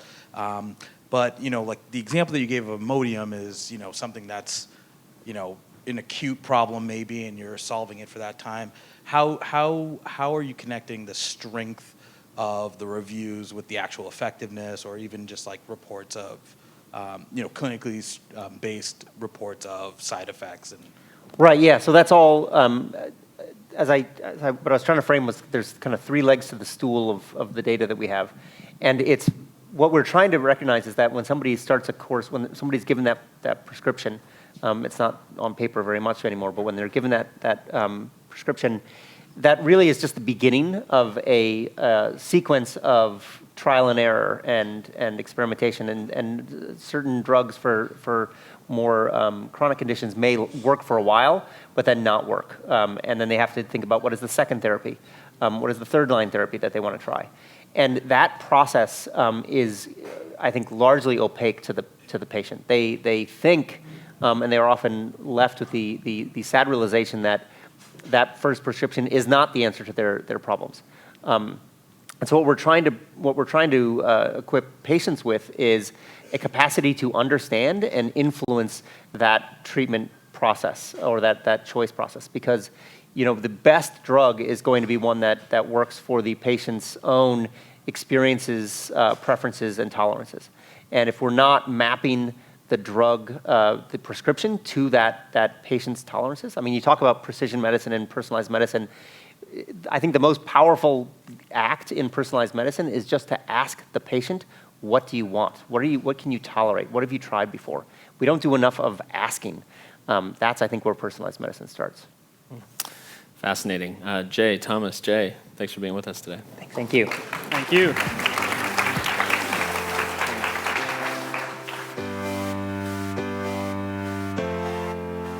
And now, for a session produced by our underwriter, Pfizer, please welcome Justin McCarthy, the company's Senior Vice President of Global Policy and International Public Affairs. So, good afternoon. Thanks for letting me speak today for a few minutes. What I wanted to talk about was a topic that I think will resonate with this group after looking at the agenda, and that is really the value of partnerships when it comes to addressing public health issues here and around the world. And in order to do that, I thought it would be helpful to set the context, because someone from being with the pharmaceutical industry for a long time, we weren't early embracers of the partnership concept. We were a quite insular industry for many years, and we suffered from the not invented here syndrome. But to do that, I thought I'd explain it in the context of an industry that we can all probably relate better to. So you're probably thinking, why am I putting up a slide on Star Wars for a discussion about global health partnerships? Besides being a movie buff, I almost went with Lord of the Rings, but I decided to go with Star Wars. If you're like me, you go to the movies, you've seen changes in the opening credits. It used to be 10 years ago, you'd see a movie by 21st Century Fox. Today, it's 21st Century Fox in association with Touchtone, in partnership with Lionsgate, in partnership with Bad Robot Pictures. And it made me think about, why is that? And is there some analogy to what we're going through in the pharmaceutical sector? And there are. And I'll just give you a few factors that help illustrate our evolution to embrace a more partnership mindset. And one is, they're both really high-risk, high-reward industries. And anyone in a high-risk, high-reward industry wants to mitigate risk and spread it out across as many programs as possible, and partnering helps us to do that. The other factor is we rely on innovations in technology and innovations from niche companies that develop new breakthrough technologies. In Star Wars, it's probably computer-generated imagery and special effects. In our industry, it's gene therapies and other types of novel technologies around biomarkers. It's also, the third one is it's also expensive to develop blockbusters. The first Star Wars cost $11 million. The Rogue One cost $200 million to produce. To develop a new medicines, the cost used to be estimated at around $1 billion. Now it's over $2 billion. So, those are the factors that move this in this direction. What's driving it today is simple complexity. Complexity of the science, complexity of the challenges. And I'm going to walk you through a few examples to illustrate that. So obviously the science is advancing to the point where it's extremely complex. The diseases that we're trying to tackle now, Parkinson's, Alzheimer's, different forms of cancers using immunotherapy are really difficult to develop treatments and cures. And the days where a single company discovered, developed, and brought to market a drug is over. It's very much a partnership culture now, relying on different areas of expertise across the system. Our example is our Centers for Therapeutic Innovation, where we've really attempted to develop a real new model of partnerships where we work together with academic institutions across the country, the NIH, disease foundations, in a new model that's really a partnership. We actually have our scientists sitting side by side in a lab with scientists from academic institutions. They're both expected to contribute knowledge. They're both expected to share the risks, share the rewards, and if anything comes out of it, they share the intellectual property that comes out of it. So it's a true partnership. We have them mostly in biomedical hubs. We have one here in Boston. We have one in San Francisco, and we have one in New York City. And in the last few years, we've had 31 programs where we've really tried to accelerate the movement from early scientific discoveries into translational medicine. So it's a real novel partnership in R&D. But these partnerships aren't limited to R&D. So we've also been engaging in partnerships to try to tackle some of the most complex global health issues. And one that I'll share with you, an example that brings together multiple sectors, is something called Gavi, which is the Global Alliance for Vaccines. And Gavi was formed, it's a public partnership that was formed to bring affordable vaccines to low-income countries.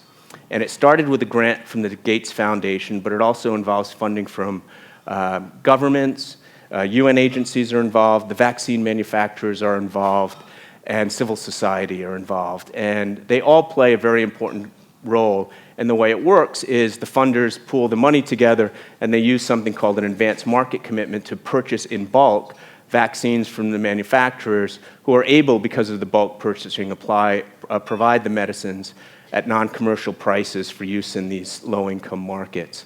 It's a really innovative partnership. It involves multiple sectors to come together to make it work. In terms of the impact it's had, this is a picture from a Gavi site in Africa where women will walk 5 miles just to bring their children to get vaccinated. When they get there, they're able to get their child vaccinated in a clean environment with a safe, efficacious, and high-quality vaccine that just wouldn't have been accessible without this program. To date, almost 600 immunizations have taken place under the program. Estimated 8 million lives have been saved. From our end, we've committed to donate over 700 million doses of our Prevnar 13 pneumococcal vaccine as part of the program.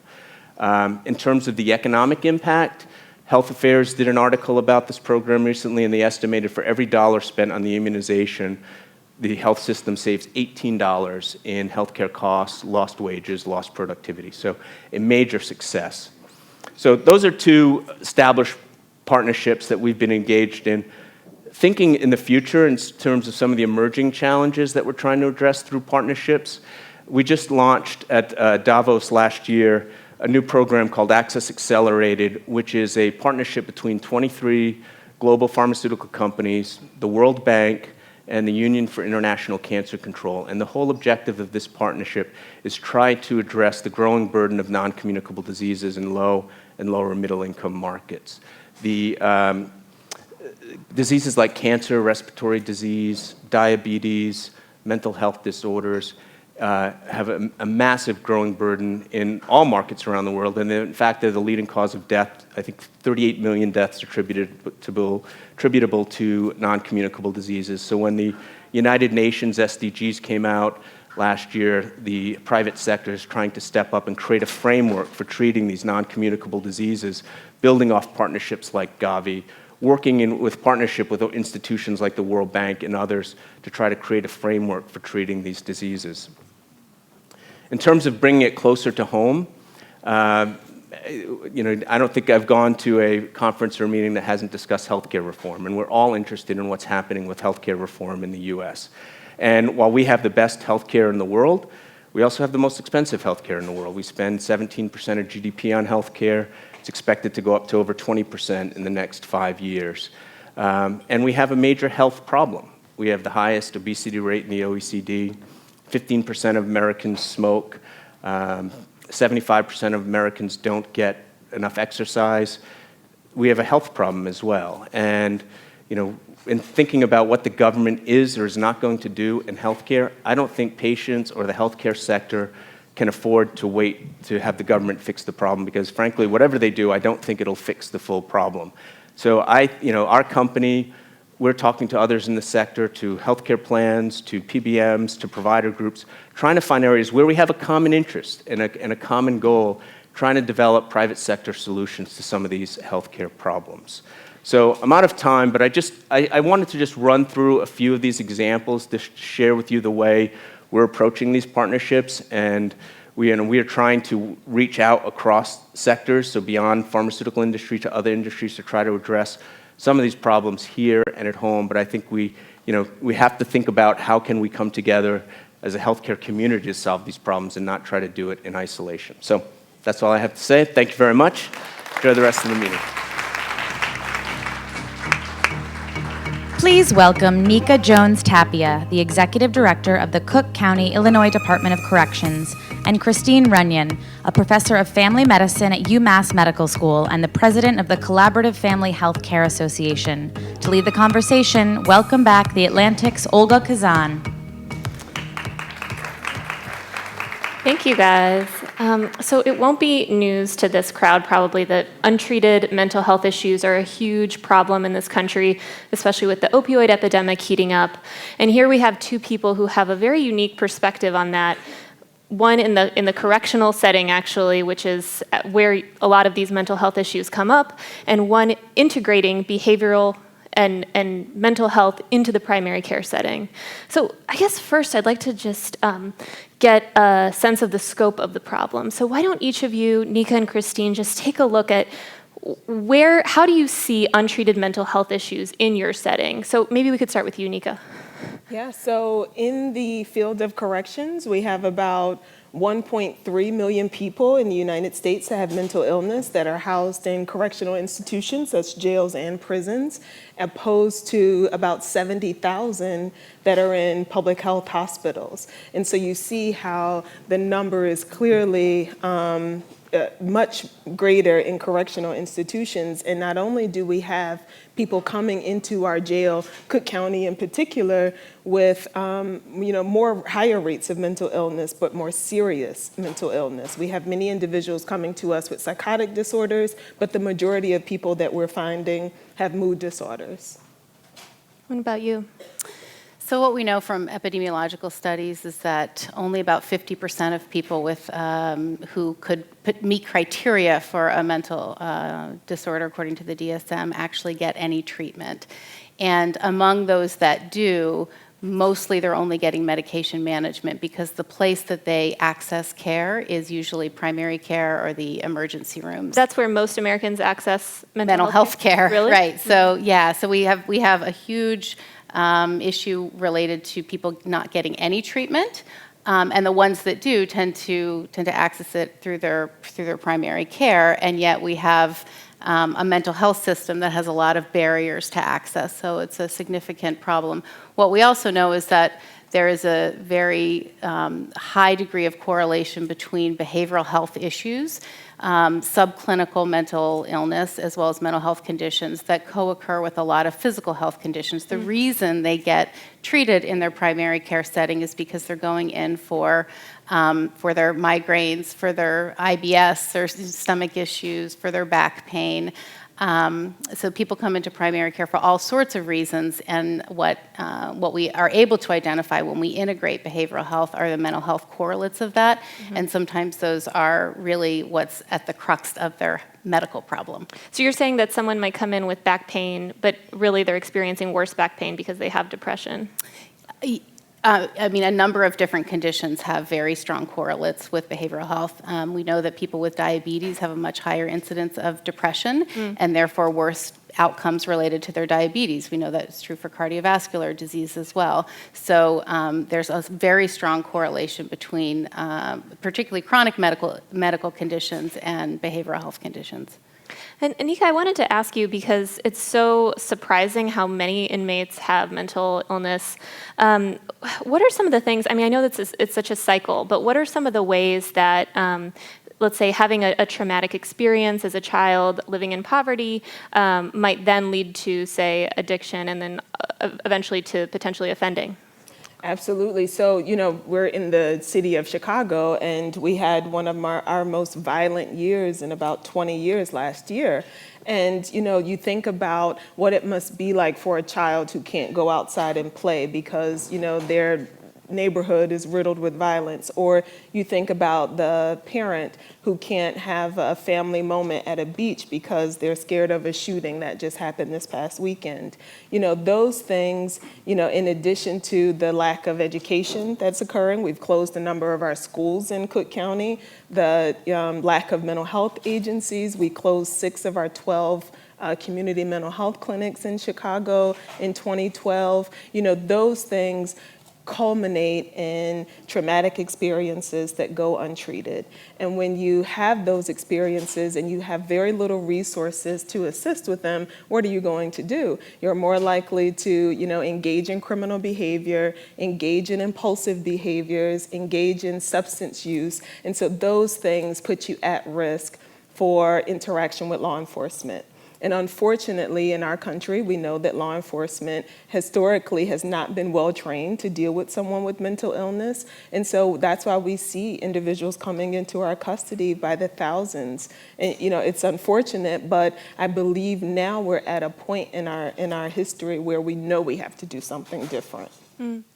And there's something different that we have to do. I mean, ideally, you know, we would start to see people kind of talk about these issues at their primary care doctor's office. And I've had the pleasure of seeing integrated family practice in Tennessee.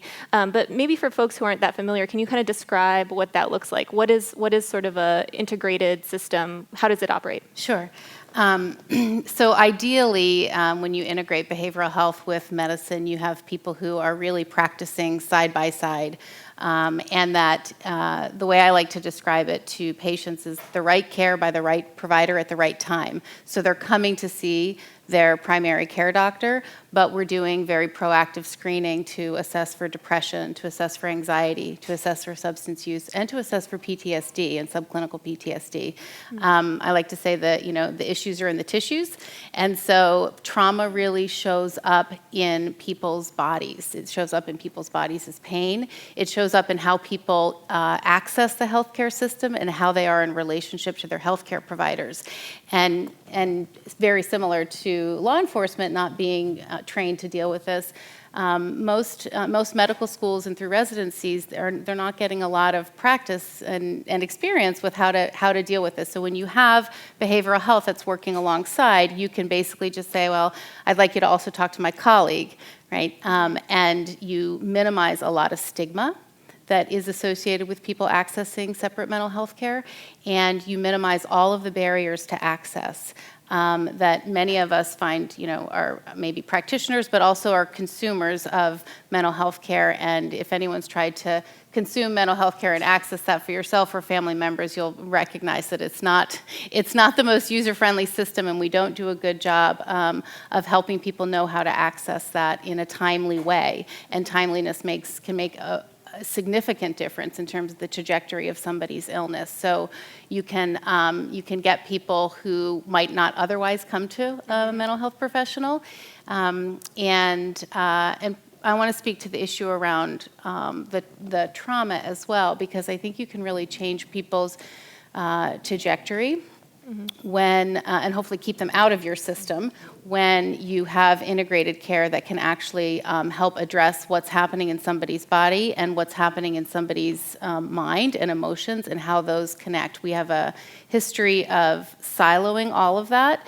in terms of our data systems, in terms of our treatment, and I think as a system, as a healthcare system, we have to remember that we have a neck that really connects these two, and that these are very integrated in somebody's experience of their health and experience of disease, and we should have healthcare systems that actually that model that as well, that parallel somebody's human experience, and not have these in all separate buildings and separate data systems. Absolutely, and that way, someone doesn't have to say, "Oh, I have an appointment with my shrink today." They can say, "I'm getting my blood pressure medications refilled." It's the same waiting room. It's the same appointment process. It's everything is essentially, people don't know who you're going to see. Yeah, absolutely. And wouldn't it make sense, because we have so many people with mental illness in correctional institutions, for us to not be siloed and partner with community mental health agencies so that when we're providing care for someone in our custody, we can dialogue with the private or public mental health institution in the community where that individual will be going to relay the medication information, how well they progress throughout treatment, and vice versa when someone is coming into our doors. Those are the things that we have to think about differently in society so that we could eliminate those silos and really put people on that better trajectory towards health. And Nika, you guys have a really interesting system so that people aren't just released and left to wander around Chicago trying to refill their medications. So can you tell us a little bit about that? Yes, we have a sheriff in Cook County that is like none other. Sheriff Tom Dart, he is pretty innovative and forward-thinking in the sense that he knew very early on that we could not be a part of the community and not invest in the community. And so, for many years and many correctional institutions, even still today, they feel that our duty is done once a person leaves our doors. Well, we started to see those same people matriculating in and out. And so we said we couldn't rely, unfortunately, on our city or local or state government. Instead, we needed to do something on our own. So we have some of our correctional mental health professionals that staffed a closed city mental health clinic because it was in an area where we knew we had an increased number of people coming into our custody. We opened a second one in an area that had no mental health services for at least 20 miles. And when you talk about access, can you imagine someone with a significant mental illness trying to navigate public transportation across gang lines in a city that's riddled with violence? And so we know that those things, were necessary, and we couldn't rely on others to do it. We did it. We have a program where people actually, believe it or not, voluntarily come back to the jail to engage in alumni programs because they are familiar with the services that we provide and are comfortable with those services. Many of those individuals also might need transportation to get to an appointment or even to court. We provide that transportation. And so when you see correctional officers, law enforcement officers, driving someone to a community mental health appointment, it's pretty enlightening. But we as a correctional institution and as a model law enforcement agency needed to do something different. I'm going to take questions from the audience in a second, but first, I just wanted to ask, what are the obstacles to achieving these great models that you guys described? Maybe you can each tell me sort of what has been tried and why do people typically find it, or sometimes find it hard to actually implement this? Sure. So I think there are several. Certainly, the way that we finance healthcare is siloed. So we have carve-out mental health agencies that manage, your mental health treatment different than your physical health treatment. And I think as long as we have that, we are going to have a lot of difficulties because that, again, does not mimic people's experience where mental health issues and physical health issues co-occur. We also have silos within our training and education and workforce development. And so we don't have clinicians who grow up knowing how to work as a team. And I've seen lots of well-intentioned programs that try to move towards integration. Just take somebody who is very traditionally trained in mental health and put them in a primary care setting, and they have a different culture, they speak different language, one has a very, one-on-one patient focus, one has much more of a population focus, and it doesn't work. So having training models that sort of support team-based care, I think, is essential, and then data systems that will communicate with one another and respect patients' privacy, but don't put such a premium on it that it actually creates more potential for medical errors, particularly around things like medication. And just a reflection on what you shared is that for all of the technological advances, which are awesome and wonderful and highlighted here today, it's still, medicine, if you're talking about healthcare, is still a human experience. Yeah. And it still really requires that human touch, and that's what people respond to in just listening to your story. So those, I think, are the big obstacles. And for us, and I'll speak in general for law enforcement, it's very simple. It's just, many people have to think differently about what law enforcement is responsible for. And we are protectors of the community, but that means that we also have to protect the sick as well as the healthy. And, we have to look at training differently, offer crisis intervention training so that our staff, those that are on the street and those that are in the jails and prisons, know how to effectively communicate with someone with mental illness and to help identify it and also de-escalate situations so that they don't result in bringing the person to a jail or a prison. Yeah. Do we have questions? People are going to run to you. Yeah. Hello, John Friedman. I'm a physician and healthcare consultant, and this is more of a comment, and Anika, it's aimed mainly at you. One of my clients has been Heartland Health Outreach, an organization you know, and remarkably, they provide services to homeless and seriously mentally ill folks throughout Chicago. Very, very tough population. And I did a strategic session with them where they were trying to come up with what were the important outcomes of their patients. And it has nothing to do with controlling diabetes. It has nothing to do with whether they're taking their blood pressure medicines. Number two was, do they have a roof over their head most nights? Number one was, can we keep them out of jail? Yes. And I almost think from the last presentation, if patient ping instead could be communicating between the PCP and the criminal justice system on being able to manage the additional needs that this population desperately needs. Case management is key, and we work hand in hand with that agency as well as many others. We're actually developing a supportive release center with that agency so that when people are leaving our custody, many of which are homeless, and housing is a key obstacle in the city of Chicago, like many cities. And so we will give the person a place to lay their head for 24 hours, set them up with a more long-term facility so that they have housing, food on the table, and then job training. We set them up with agencies to offer mental health and medical care. We're hoping those things, and especially with the medical providers, working in partnership with us, will create a situation where people are coming to us with less serious illnesses and far fewer individuals coming to us. Other questions? Hi, this is Susan Fendel from Mental Health Legal Advisors. I wanted to talk about and ask about the current mantra pushing integration of healthcare.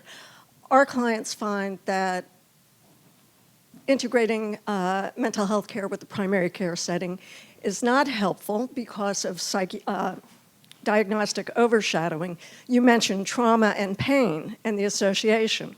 Women with psychiatric diagnoses get much later diagnoses of cancer because there is the assumption that the pain is a somatic symptom. So my question is, how do you deal with the fact, and there are numerous studies showing the inferior physical health care once an individual is known to the doctor to have a psychiatric diagnosis, where you have integrated care and the individual does not have any control over who sees their psychiatric information except for therapy notes, which is almost nothing. Right. So thanks for the question. I think that has a lot to do with training as well. One of the other hats I wear is I teach family physicians of the future, our residents, how to listen to people. And because I think they oftentimes forget that in medical school. And so it's understanding that connection. And one of the things that I do as well is I see myself as an advocate for my patients. And so when you break down those silos of communication and those data silos, I will often advocate for my patients. I have a patient who has a very significant trauma history and had multiple surgeries, had been given PT, physical therapy, a couple of times, would go once, wouldn't go, or just because of the trauma. The idea of being touched just was not okay. So I see myself as an advocate. I was able to reach out with her permission to the physical therapist and say, this is a patient with very severe trauma. And here are some ways that you can work with her, asking permission before touching, allowing her to have maximum control. I've advocated for patients in terms of surgery. So if you see your role as an integrated mental health professional in a really myopic way of just taking care of their mental health needs. So when I say the need for training and for workforce development, it's for that person to also see themselves as part of the whole healthcare team. And it goes way beyond just treating their depression or treating their PTSD. So I think the other thing I want to say is that it's treating people where they feel most comfortable. So some people with very severe and persistent mental illness might see their healthcare home as their community mental health center. So if we can integrate their primary care into that setting and not make them come to someplace else that feels more foreign or uncomfortable for them. So I think it's about integrating in lots of different places.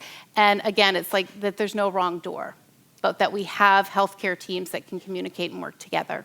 Okay, and I have one very quick lightning round question, which is if you could say one sentence to Senate Republicans right about now, or as they're crafting healthcare and thinking about healthcare reform, what would you say? I would say let's focus on true mental health parity, look at mental illness and treatment thereof, much like we look at medical illness. I know this is a run-on sentence or at best, it's fine. But really having a public health campaign to minimize the stigma with mental illness, much like we did for heroin and opioids and AIDS. We really need to get the message out there that this is an illness that deserves public instruction, education early on. I have a solution And suggestion. I'm sorry we're out of time, but as a physician who worked in 2 inner-city hospitals in Chicago, I really commend the work you're doing. My name is Edward Dahl. I'm an oncologist here in Boston, but I trained in Chicago. And I think the work you're doing is exemplary in the silos breaking down. So here's the solution. What you're describing, these models require manpower. And I think it's important for academia and law enforcement to get together and advocate to the government for more funding for mental health training, psychiatrists, social workers. For a sheriff's deputy to be taking someone to a mental health employment is not a good use of his training or your budget. Classic example, at the end of World War II, the field of psychiatry in this country got a huge boost because the government offered physicians free tuition to go into psychiatry residency because they saw the need with soldiers coming back from the front. Military still has somewhat of a dedication, or at least addressing it may not be perfectly.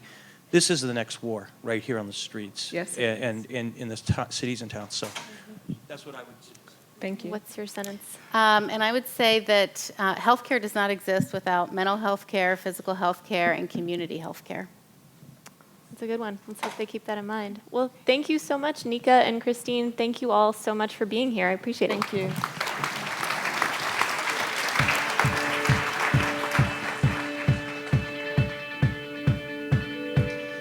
Please welcome Richard Barth, the Chief of General Surgery at the Dartmouth Hitchcock Medical Center. Jennifer Walge, an assistant professor at the University of Michigan School of Medicine and the co-lead of the Michigan Opioid Prescribing Engagement Network. To lead the conversation, please welcome back Allison Stewart.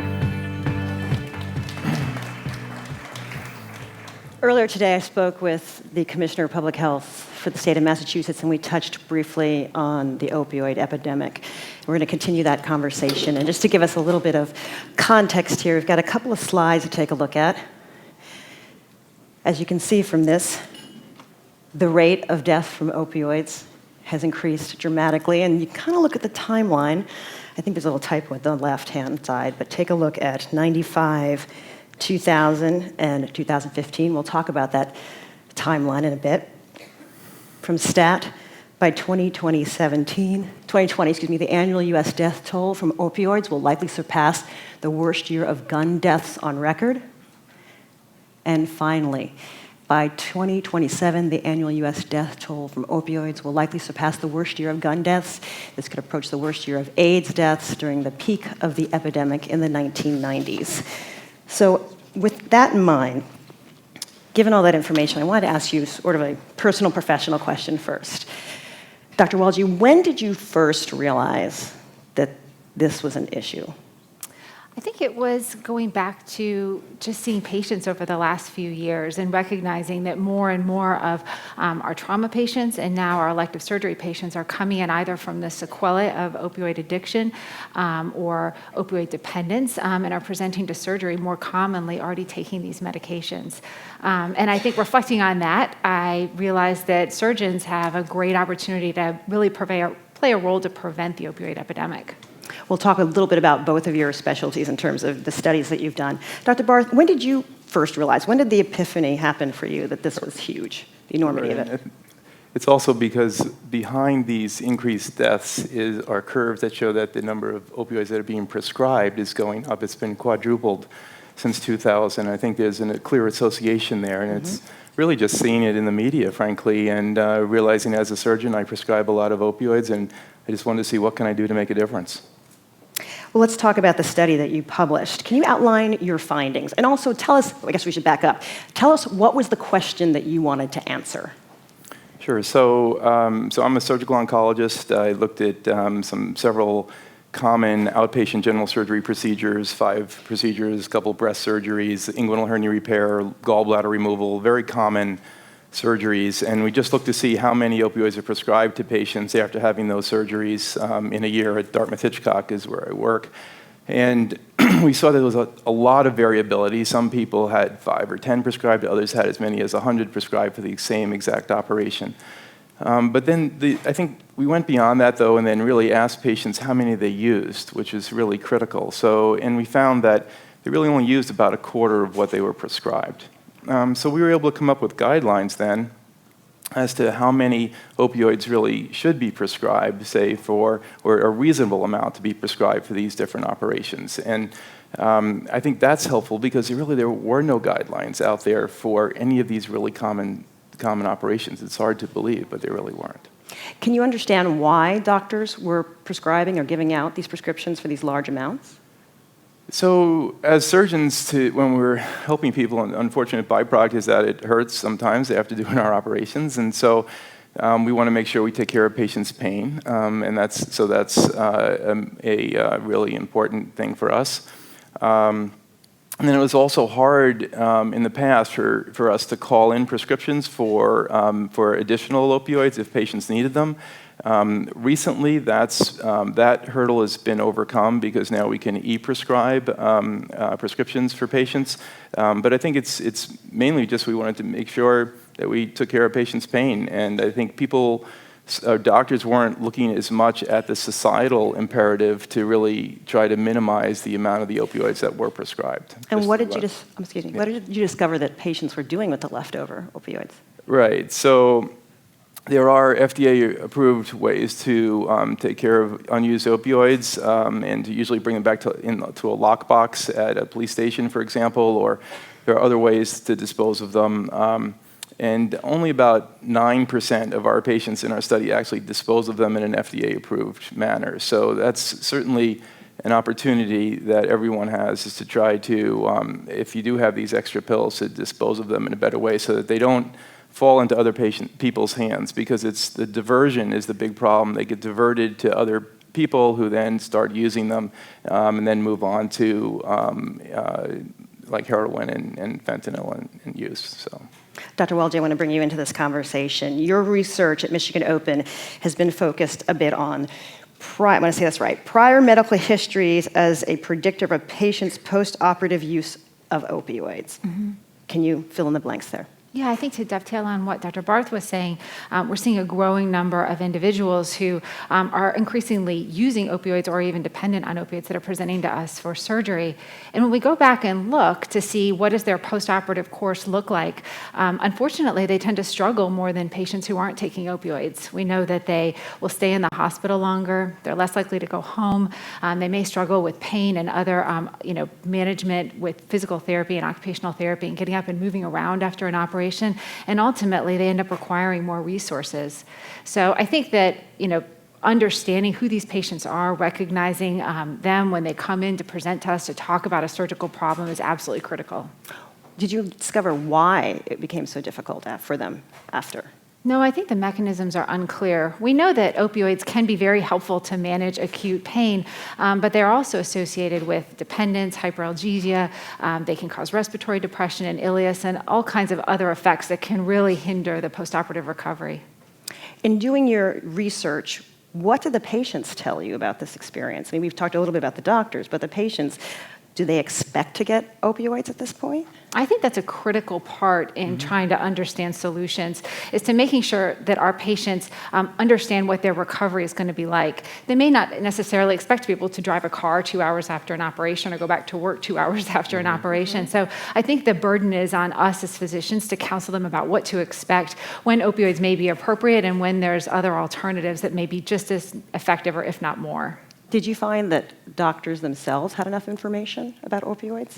Well, I think that's an interesting question also. Certainly when I've trained and when many of us have trained in the 1990s and the 2000s, the understanding where opioids fit in postoperative pain management just really wasn't part of the rubric of surgical education. I think the tides are turning on that, and so I think it's a great opportunity for us to really rethink our prescribing practices. Dr. Barth, when you were training. Yeah, and I think education's key here, because once we did that initial study and just sort of came up with some guidelines in terms of how many opioids would be appropriate for patients, we just communicated that information to the other surgeons in our group, so like 25 surgeons in our group and residents, and it was just educating doctors. Doctors are very evidence-driven. They just needed the evidence and the sort of the information about how many opioids patients use, and then we showed that dramatically changed the prescription. So for those 5 operations, we then looked and saw how many people prescribed just after hearing information about this, and overall it dropped by 53%, the number of prescriptions that were written for these patients. All 5 of the operations had dramatic decreases in the number of opioids that were prescribed. And then you might say, well, the patient's in pain, because you didn't give them enough opioids, and that definitely was not the case, because only 1 of 250 patients that were in our second study ended up needing a refill. So we were able to cut the number of opioids prescribed by more than half and still take care of everyone's pain. Why do patients go for the refill if they don't need it? Well, very few did. So in our study, only 1, ended up coming back for a refill out of 250. So they didn't need to get refills. I'm sorry, that historically, why do patients go back for the refill? Well, I guess another question is, why were some people maybe using more than the average person? And people end up using them sometimes just because they're given a prescription. They feel like they have to use all of them. Or sometimes patients use them to help them go to sleep at night. We kind of ask detailed questions of patients about why did they use some of those pain meds. But like Dr. Waldy was saying, I think setting patients' expectations that you're going to have some pain, we're not trying to get pain to 0, that opioids really aren't our best medicine, really, for taking care of acute pain. In fact, that other medicines like acetaminophen and ibuprofen are really much more effective relievers of acute pain. And we tell all our patients to use those first and really only go for the opioids if you really need them, if your pain's not relieved by those. And in that second study, we found that over 80% of our patients ended up taking either acetaminophen or or ibuprofen, and really the combination is the best, frankly. But and then a lot higher proportion didn't need any opioids for their surgeries. I shared with Dr. Barth, my sister was the third class of women at Dartmouth, and she is a dentist, has been practicing for 30 years, and I've talked to her about this, and I want to read you part of this text. Again, this is between sisters, this is not. Opioids, I don't know. You know, back in the day when these synthetics came out, everyone was all about pain control. No one could feel a thing. And patients came to expect that and demanded it, sort of like the antibiotic issue when they want it when it's not appropriate. So it got out of control. I'd almost stopped prescribing them because most of the time I could reasonably control things with NSAIDs and acetaminophen, and I did not deal with long-term pain, but mine is a very narrow experience, so take it for what it's worth. Yeah. There's a lot that's interesting in that, I think, not just because I love my sister and she's smart. The patient expectation, the idea that opioids, prescribed opioids, have become so, it's casual in a way. How do we educate people? And what has been your experience with people? Do they just expect it and they don't want to feel pain? Well, I think, for a long time, there was this thought that opioids couldn't be addictive if they were given in the context of chronic pain and if people were taking them for pain. I think we understand now better that that evidence was not necessarily, kind of what we thought that it was. And I think that we have also strong evidence to show that about 5 to 10% of people who undergo surgery who weren't taking opioids prior to surgery end up continuing to need refills after an operation. So I think having this, having more evidence like Dr. Barth's work showing, this is what an average patient would take after an operation, this is the risk for dependence after an operation, and these are the consequences of leaving these medications in your home is absolutely essential to equip and empower our patients to recover. Yeah.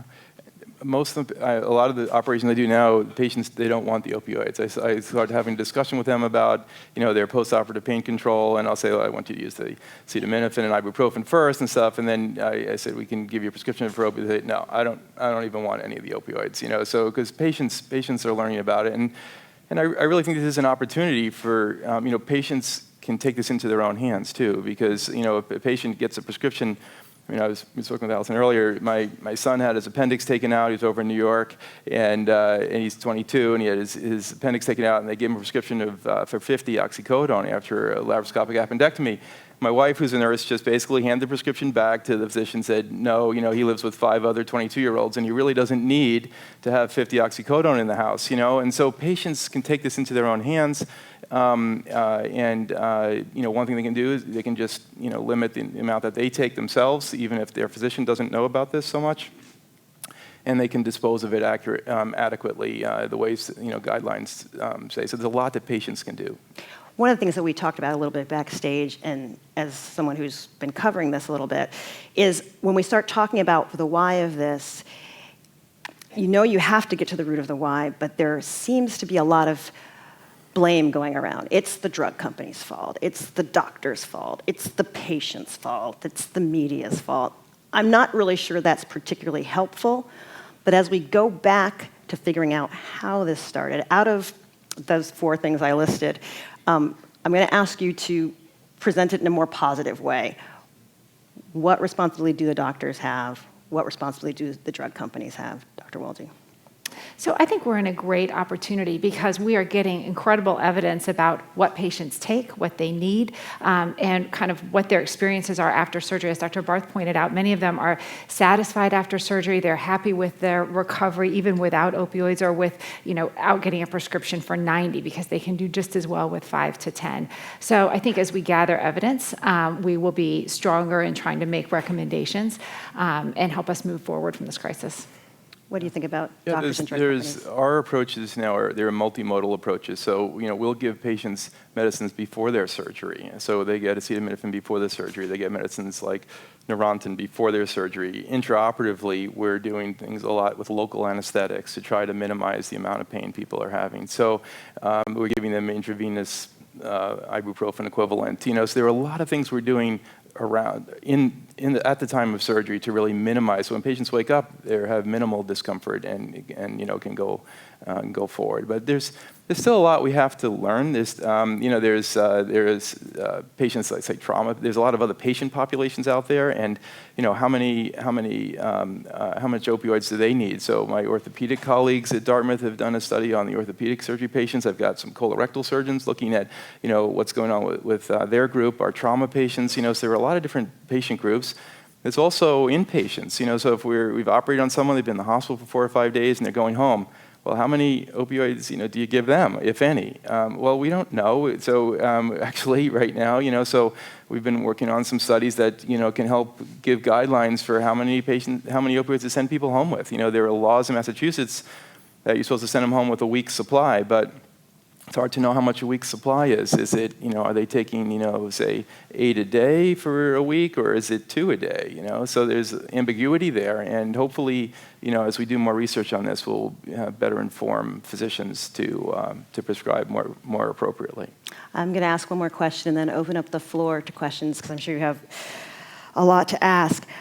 If you could, either of you, have an enormous amount of money, string-free, no strings attached, where would you appropriate it to help this epidemic? Where do you think it needs to go?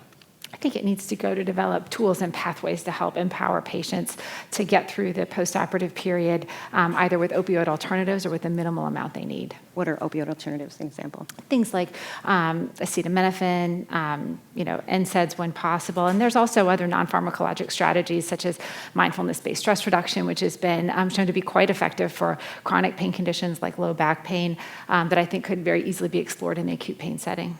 Yeah, I think Dr. Walde's answer is a perfect one there, so I don't have anything else particularly to add. Okay. Well, let's open it up to the floor.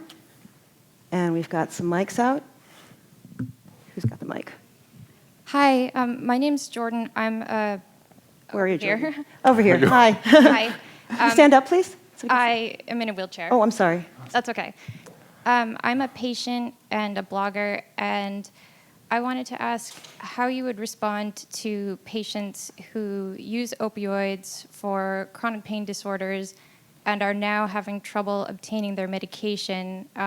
Personally, that's been a problem for me, and I know many of my other friends. My doctors personally approve of it, but they all say they don't prescribe them, it's their policy. So what would you say to that? I've heard that story from people as well. What we've mainly been focusing our discussion right now is acute pain. It's not chronic pain, so it's a whole different story. I think it was an interesting article in the England Journal a couple weeks ago. Was the other victims of the opioid epidemic or people who need the opioids for long-term usage? And I think you and your doctors are going to have access to that and need appropriate medication. What we've really been focusing on is the acute pain episodes and trying to just minimize the amount of opioids that are available there for diversion and misuse. That's the problem, though. I think that's part of the problem is that so much of the discussion is about acute pain and chronic pain isn't coming into, so it's kind of being sidelined. That's an important point. Thank you for making it. Appreciate it. Hi, this is John. I'm John Rodas. I'm a national disability advocate. I'm actually going to springboard off of what Jordan said. The CDC set up guidelines. They were guidelines. They weren't mandates. Mm-hmm. And this basically sprung out of hysteria. Not meaning that I've lost friends to heroin overdose, but the majority of cases have been heroin. It hasn't been hydrocodone. It has been fentanyl and heroin. So what I'm making is more of a statement than a question. I understand where acute pain has. The things that you've discussed are important. Doctors have to be more responsible for what they prescribe. Those that are chronic pain patients, they have doctors that are right now being threatened by their own states because they're prescribing to chronic pain patients that have been their patients for over 10 years. So this is the baby being thrown out with the bathwater. So we really need the medical community to stand up and defend the chronic pain population. Do you have another question here? Yeah, I guess I want to add to the chorus here. I can stand up. So the problem with, my understanding, correct me if I'm wrong, is that never give up the mic. That was Phil Donahue's thing. You never give up the mic. Those of you who are old enough to remember Phil Donahue. That only a small percent, and I'm not sure, I'm going to say 3 or 4, it could be off, of people who do use opioids end up becoming addicted. that it is a small percent. It's sort of like everybody drinks, a small percent of people become alcoholics. We do have an issue. The gentleman was correct in terms of fentanyl and heroin and so on and deaths. The problem with having government come in is that we don't regulate very well. You know, it's unfortunate. We go to one end or we go to the other end. And I think that this issue of chronic pain, I'm going to even say short-term chronic pain, which can be anywhere from, you know, up to a year, because you might be having orthopedic surgery, such as myself with a new shoulder, which is better than the old shoulder, or my partner who had hip surgery. So the thing is that there are some people who cannot take NSAIDs. There are people who your stomach cannot sustain, over and over again doses of ibuprofen or Motrin. And so there's just got to be a balance here. I mean, I have expressed this to the Baker administration personally early on when they were considering their policies here, but I think that I think people are afraid to sort of speak out in this way, to say we have to have a balance, and that we may have the woman who just spoke about how she can't get medication, that's because her doctor's afraid. So what you do is you come up with one policy and the answer is no, and then you've got other folks who are suffering. Well, backstage, you expressed a concern about too much course correction, and that we should be careful about not letting the pendulum swing the other way. Yeah, I think it's absolutely important to keep patients at the center of the conversation, both in the context of acute pain prescribing and chronic pain prescribing. And I agree with you 100% that the policies that work for prescribing in one setting, perhaps in the emergency room, may not work at all in the setting of prescribing for chronic pain or after surgery. And so I think there's a lot more work that we need to do to kind of understand what are the pressure points that are there, what helps patients after surgery. Obviously, none of us want people to be uncomfortable or in pain after they undergo procedures. But I think kind of understanding why in the United States and Canada are we so different than the rest of the world, and how can we design policies that allow us to prescribe smarter will be critical. Yeah, a couple of comments. One is in the studies that we've done, just by educating physicians in terms of an appropriate amount, they were able to markedly decrease the amount that they prescribe. So we didn't need outside regulations to enable us to do that. So it was just by providing doctors with data, enabled them to make very decisions with patients, patient-centered decisions. So the ibuprofen problem isn't really a problem if you're only giving it for a very short period of time. So that's rarely a problem there. And I think we do need to keep in mind that the vast majority of people who end up using heroin or fentanyl end up using the prescribed opioids first. And they don't just start with heroin, they start with these and then end up moving on to those which do kill them. And that's an important thing that we have to keep in mind. Mine is a short question. Could you give proper means of adequate disposal, other than taking it to a police station? Because some people can't get to a police station. Can they flush it down the toilet? Right. Okay. So, that's an excellent question, and people should be more informed about that. So, there are a couple of ways that are approved by the FDA. Okay. So, one is to mix the opioids. Okay, was to put them in a plastic bag and put water in there and mix them with kitty litter or dirt, and then dispose them in your regular garbage unlabeled. Okay. So that's one way that's approved. The flushing down the toilet is some places espouse that and others don't as much. And certainly bringing them to the police station where they have drop boxes is the universal best way to dispose of them. About taking it back to the doctor? She asked taking it back to the doctor for people. Right. So we'll just have to bring them to our pharmacy. It's actually highly regulated what you can do with those. So we'd have to then dispose of them into a drop box or somewhere like that. Just a quick follow-up to what this woman said was some people aren't comfortable going to a police station. This is a little outside of your view, but what role do you think decriminalization would have if people could just bring their drugs back, or if someone could just walk in and say, I have an opioid abuse issue? Well, I think, to touch on your point, it's not, even if decriminalization wasn't necessarily an issue, after surgery, patients are often in pain. They can't drive. They're relying on family members to get back. And in our state, when we've looked, many patients live fairly far from a disposal site, even if it is a police place. And at our institution, we're not allowed to take back medications. So I think it's going to be critical to find novel ways to dispose of those medications and really make it accessible for patients to get there in the postoperative period. Any more questions? We've got about 1 minute left. Oh, quickly, okay. Glenn Fennelly, I'm a pediatrician from Rutgers. Very briefly, what you've described as a superb quality improvement project in terms of reducing the use of opiates in your hospital. How far are we away from making this a national metric or a quality metric in all hospitals, like catheter, central line associated bacterial infection? Before we do that, I don't think the culture is going to change, and I think it's the best way to get there. Dr. Waldy's an expert on this. I don't think I'm an expert in this. But I do think that you raise a good point. There's a lot of barriers, and I think part of it will be educating providers, part of it will be educating surgeons, and really reassuring people from both groups that we can effectively take care of patients in the postoperative period while prescribing less, and creating tools that will allow patients to have a smooth recovery. Dr. Barth, Dr. Wall. Yeah, there's no reason why things that work at Dartmouth-Hitchcock can't work across the country. There's absolutely no reason, and I think this can be applied to the common general surgical operations that are done all across the country tomorrow. Thank you so much to both of you. Thank you so much. Great.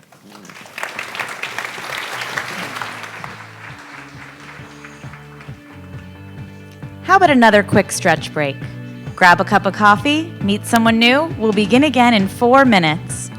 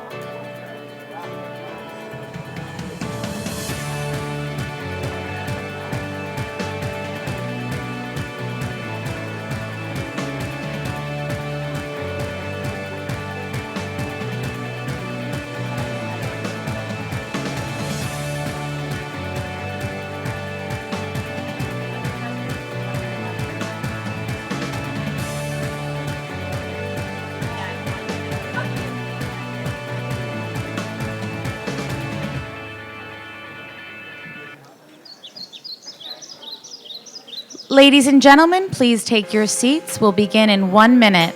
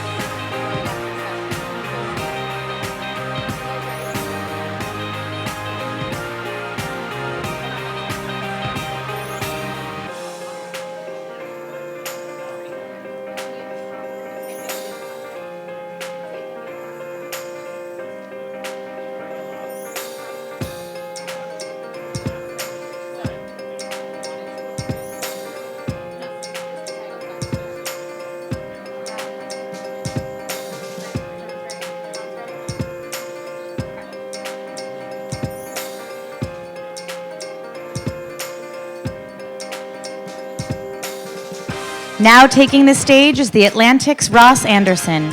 Joining him via Skype, please welcome Tom Marsilia, Senior Research Investigator at the Genomics Institute of the Novartis Research Foundation and a cancer patient and advocate.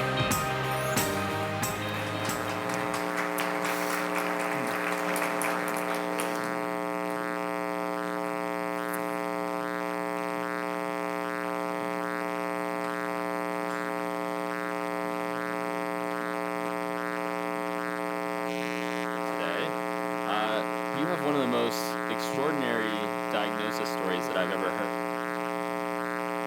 You were 6 hours removed from giving a presentation about a cancer treatment that has since been approved by the FDA when you yourself were diagnosed with colon cancer. And I wanted to ask you if you would tell us a bit about the texture of that experience and also how, seeing it from the scientist's point of view, what that was like. Could you repeat the question? I couldn't hear the audio. Yes. I was just telling the audience that you had one of the most extraordinary diagnosis stories that I'd ever heard, that you actually were diagnosed some 6 hours after you'd given a presentation about a cancer treatment that has since been approved by the FDA. And I was wondering if you could tell us about that experience. Yeah, well, first of all, it was presented by someone else, but it was the same day. And drug discovery is very hard. And it's really the pinnacle of career to have any drug approved. And so it's really going from the highest of highs in one day to the lowest of lows. And so it was an incredible experience. And how do you think you experienced your diagnosis, having been a researcher in this very field? How did that change that experience? Have you talked to, do you know of other scientists who have had this same sort of bizarre experience that you've had? Oh yeah, definitely. We tend to congregate together. There's a lot of patient groups online where we meet each other, and the scientists definitely congregate together. And it definitely is a different experience. How I experienced it was first my diagnosis hit as a human being, but within a couple hours, I really began to look at it as a scientist and looked at it as the greatest scientific research project of my entire life. Yeah. How is your treatment going now? Right now, I was diagnosed 5 years ago, so I've gone through a lot of other standard treatments, and we're starting to kind of run out of standard treatments. But I have definitely some tricks up my sleeve, and so right now I'm hanging in there. recent research suggests that younger people like yourself, are being diagnosed with colon cancer at higher rates than before. Why do you think that is? There's definitely, statistically, there's been an explosion in the rate of growth of early onset colorectal cancer, so before the age of screening. I personally don't think it's due to genes changing in the past 10 to 15 years. And so I think it's probably some sort of sociological cause, whether it's some mixture of lifestyle or eating habits, processed foods, or environmental. There's a lot of very important research going on right now to figure that out. But definitely, there's an explosion in early onset CRC right now. Where is that research being done? Are people looking into that actively? Oh, they're looking at it very actively in a lot of academic centers and a lot of cancer centers. Because it really is striking how the statistics are changing. And what's really sad is that because of PCP, when someone presents, for example, GI symptoms, if they present any symptoms at all, colon cancer isn't the number one thing on the list if someone walks in and they're 30 years old. And so a lot of times PCPs put off checking for colon cancer. And so younger colon cancer patients tend to be diagnosed at a later stage when they're already metastatic. So the death rates and the prognoses of early onset CRC are actually significantly worse than CRC patients of an older age. Now, Tom, you write a blog about your experience with this disease, and quite a good blog, if I don't say so myself. And I just wanted to ask you about whether that has had therapeutic value, or how does expressing yourself through writing, how has that helped you manage this experience? Definitely has a lot of value for me in addition to my readers. On one hand, it's cathartic. I write some very personal posts about my own treatments and my own disease. But also, I get a lot of value out of helping others. And so how I set up the blog was I knew I had a unique viewpoint of being both a patient and a scientist. And both patients and scientists work in cancer every day, but they seldom talk to each other. And so I alternate posts between science-based posts to explain science to fellow patients in easy to understand layperson terms. But then I also write very personal patient posts that kind of explain the patient experience with my fellow scientist readers. And so it's, I think both sides of the spectrum get a lot out of my blog. And it's really struck a nerve. It was meant to be a small blog, but it took off beyond my wildest expectations. And it now gets tens of thousands of hits each post in 150 countries. It's been translated into 6 languages. And as I understand it, there's been quite a large community has grown up around this blog. Can you tell me a little bit about that and what that has meant kind of to the patients that are a part of that community? Yeah, so what happened to me when I was first diagnosed was I realized that clinical trials were a necessary part of my own treatment plan. And so I went to clinicaltrials.gov and searched colon cancer clinical trials, and I got 1,200 hits. And I didn't know as a cancer researcher where to start with 1,200 hits. And so I recognized that if I had trouble, imagine a cancer patient with no scientific background in a panic situation, how they would approach clinical trials trying to find one. And so I set up a personal blog to help patients out with information. But I realized that a personal blog has its limitations, even if it's a big blog. And so I searched out communities to collaborate with to kind of help me get out the word on clinical trials to fellow patients. And has it been your experience, do these communities meet offline and online, or is this strictly on social networks or around things like your blog? They're primarily online, and really the social media revolution has revolutionized being a cancer patient. It's changed the game completely, where now thousands of patients can get together, much larger than a community a group can be, and exchange information and support each other. It's really been an amazing transformation in the past 10 years. Now, I also know that you started this search engine for colon cancer patients who are looking for clinical trials. And I wanted to ask you, so someone with your very specific set of skills could have done a lot of different things when it comes to colon cancer. Why did you choose that? Well, it really came down to there's a lot of fantastic, smart scientists already working on colon cancer in the lab.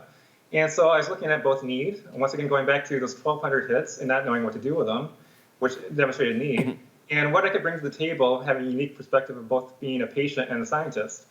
And so I really thought I could bring to the table something that unique in that bringing clinical trial information to fellow patients.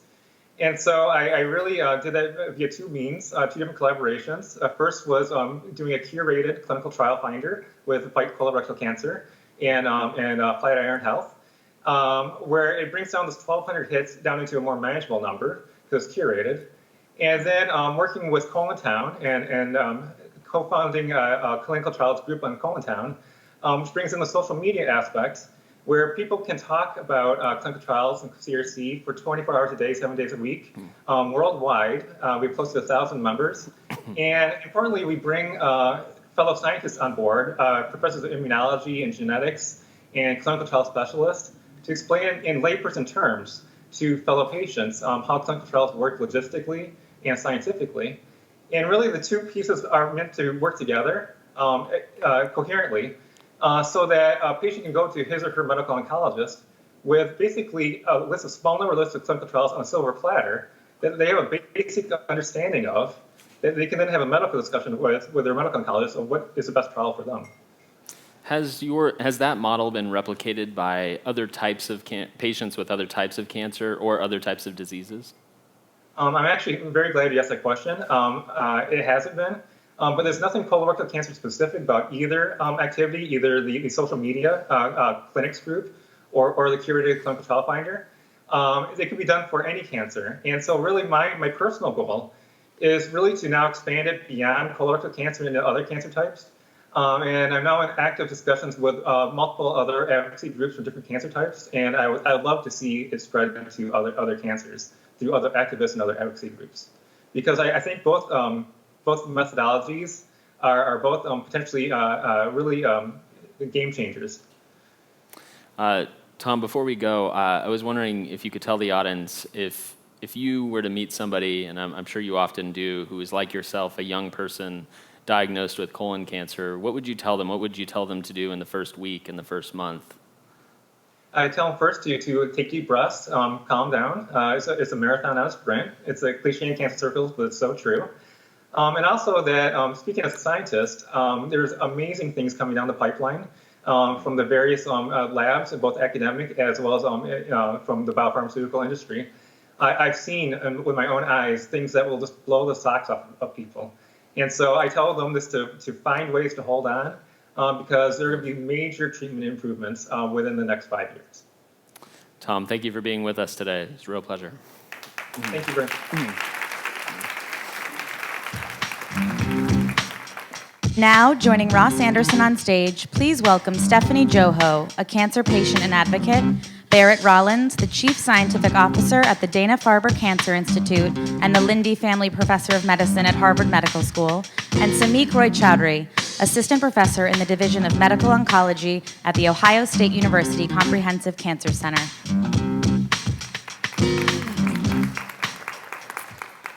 All right, Stephanie, I'm going to start with you. Thank you for being with us today. Thank you for having me. Like Tom, you have an extraordinary story to tell. You were diagnosed with colon cancer at the age of 22.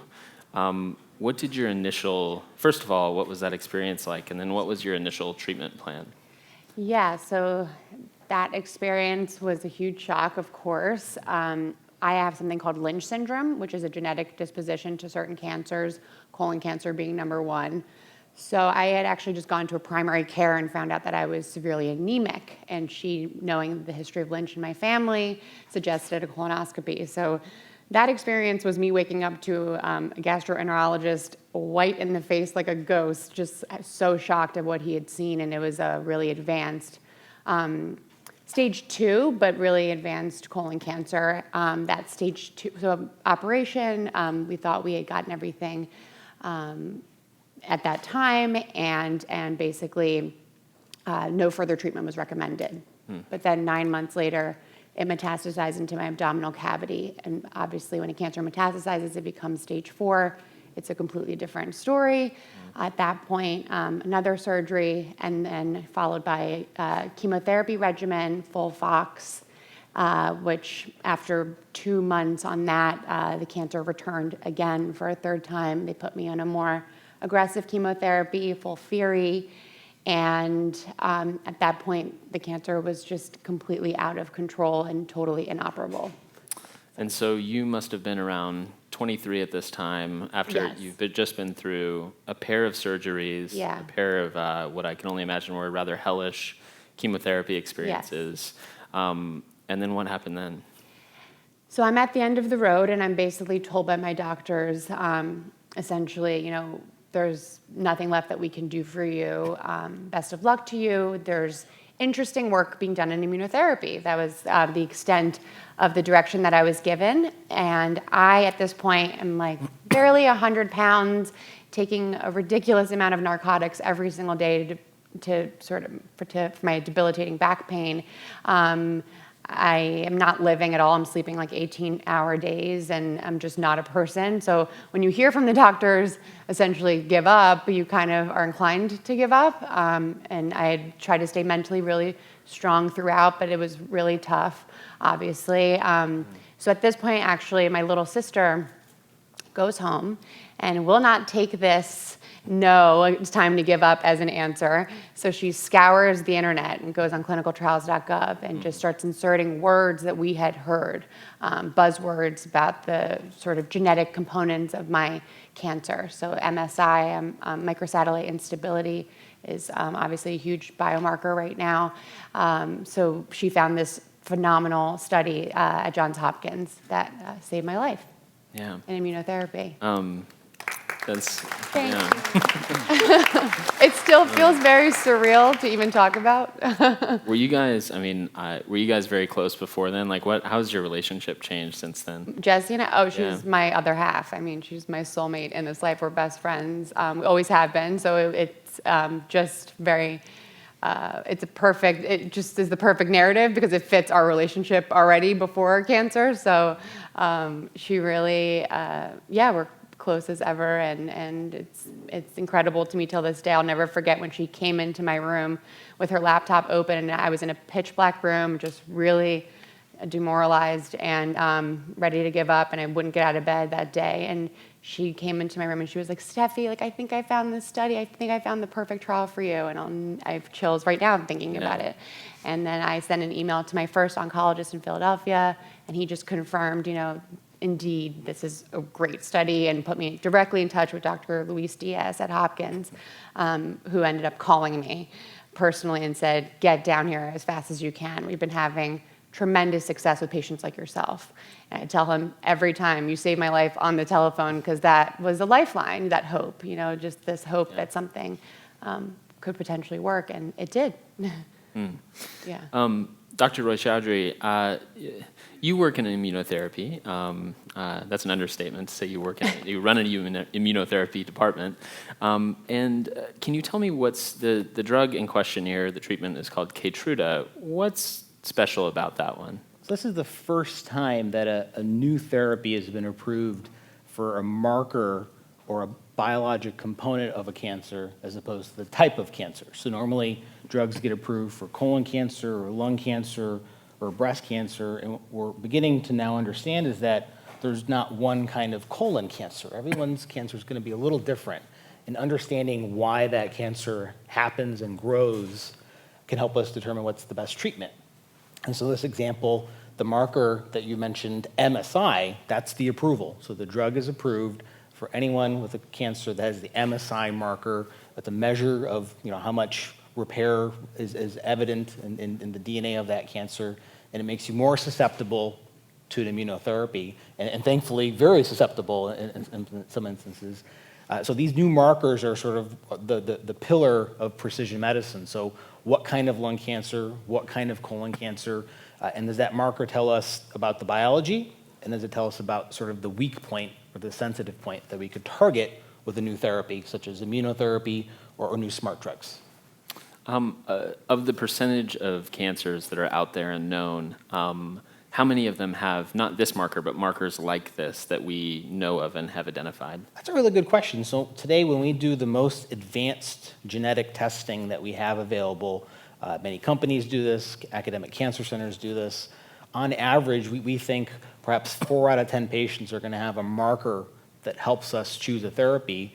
But interestingly, the challenge is finding those clinical trials and bringing the drugs to patients. So even though I may find 4 out of 10 patients who have the right marker for a therapy, I'm only able to offer them 1 in 10 that new therapy. So what we have to do is bring markers, tests, and new therapies in clinical trials closer together for those patients so we can offer more patients novel therapies earlier in their lifetime.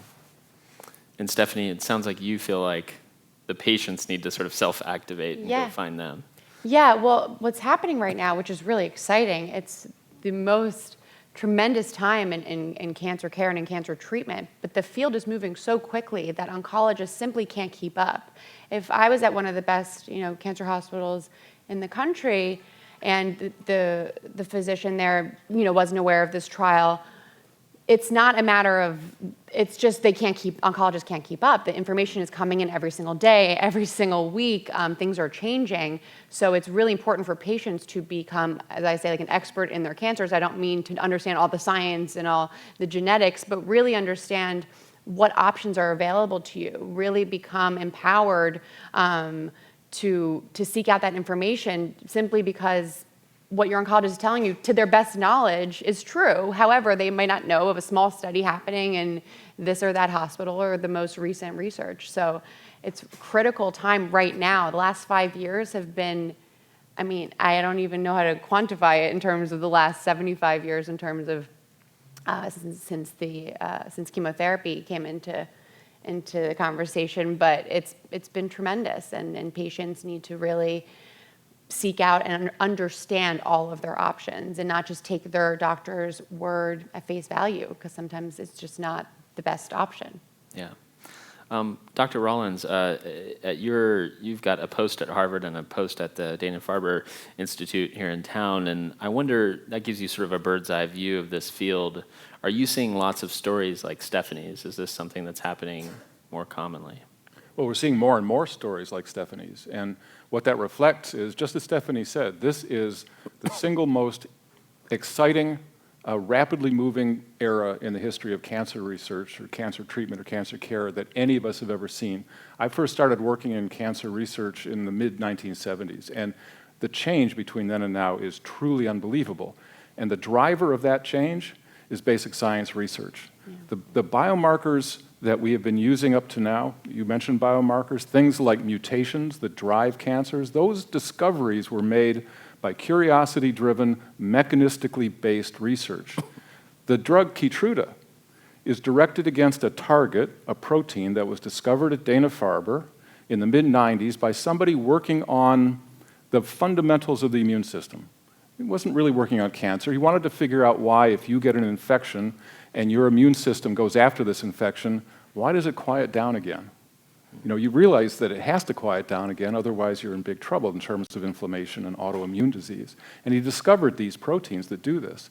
Totally basic science stuff, but within 10 years, it became clear that these were the proteins that suppress our own immune system's ability to attack cancers. And that's why Keytruda and drugs from BMS, as well as Merck, and several other companies are now so effective. It was based on basic science. Is there a range when you see patients that are looking for clinical trials or who are entering clinical trials, is there a range of, it sounds like Stephanie was quite an enthusiastic patient. Are some people more hesitant? Do they worry? Is it a really stressful process for people to enter these trials? I don't think it's stressful to enter the trials. I think it's stressful to get a diagnosis of cancer. I think holding out a trial is a way to actually think about being active, being an active participant in your disease. I think we have to be a little careful here. There's something called the therapeutic fallacy, which is that a trial is really treatment. If it were treatment, it wouldn't be a trial. We wouldn't be doing the experiment. But in cancer, you're in this funny sort of mid-ground where an experimental therapy can be thought of sort of as a therapy as well. But we have to be careful not to oversell the idea of an experimental therapy until we really know that it works. And how are these trials usually funded? Well, I would say, and probably it's true in your institution as well, the majority of them are funded by the drug company who wants to get their drug approved, so-called sponsor-initiated trials. But increasingly, as we get to thinking about cancer as a disease of genes, which it is, it's not a disease of organs, it's a disease of genes, and as we think about drugs that are indicated for pathways, like the MSI pathway, individual investigators are coming up with the ideas of these trials. And here, that's a struggle. You know, we try to get funding from the National Cancer Institute, we try to get funding from the American Cancer Society, we try to get funding from philanthropy. That's a really tough row to hoe, but we try. Is any of this research, and I don't just mean the trials, I mean the kind of basic research that you were talking about that led to Keytruda in the fullness of time, is that in peril due to some of the cuts that we're seeing in proposed budgets by the Trump administration? How much time do you have?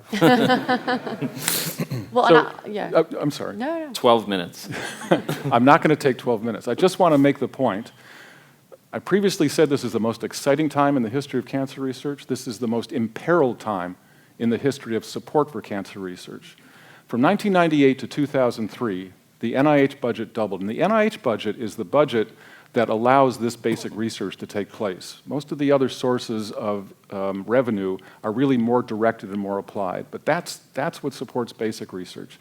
Since fiscal 2004, the NIH budget has dropped, either in nominal terms or in constant dollars, every year. And now it is actually 25% lower in real terms than it was in 2004. The proposed budget, which is a further almost $6 billion cut, brings us to levels below 2002. The problem is with that proposed budget, because of commitments, we usually give grants in multiple years, 4-year, 5-year grants. Those are committed dollars. If this budget gets passed, no new grants for the coming year. None. Stephanie, you've been part of this fight a bit. Yeah, absolutely. I actually had the privilege of attending a House and Government Reform Committee hearing on federally funded cancer research. I went with Dr. Elizabeth Jaffe from Hopkins, and basically the committee just wanted to hear, the argument for not cutting the budget and hopefully increasing the budget as was expected with the moonshot, with the $2 billion yearly increase. And it was really impactful for me to understand, how important it is for citizens, for patient advocates, and for all of us to be talking to Congress and to tell them the importance of this. It was really moving. Dr. Jaffe and I, after the hearing, went around to representatives and just spoke to them, and it was really, I think, impactful for her to say, hey, this is why this is all the research that I'm doing, and this is the clinical benefit. And I'm here because of decades of basic research and of basic science, and I will never forget that. It really has.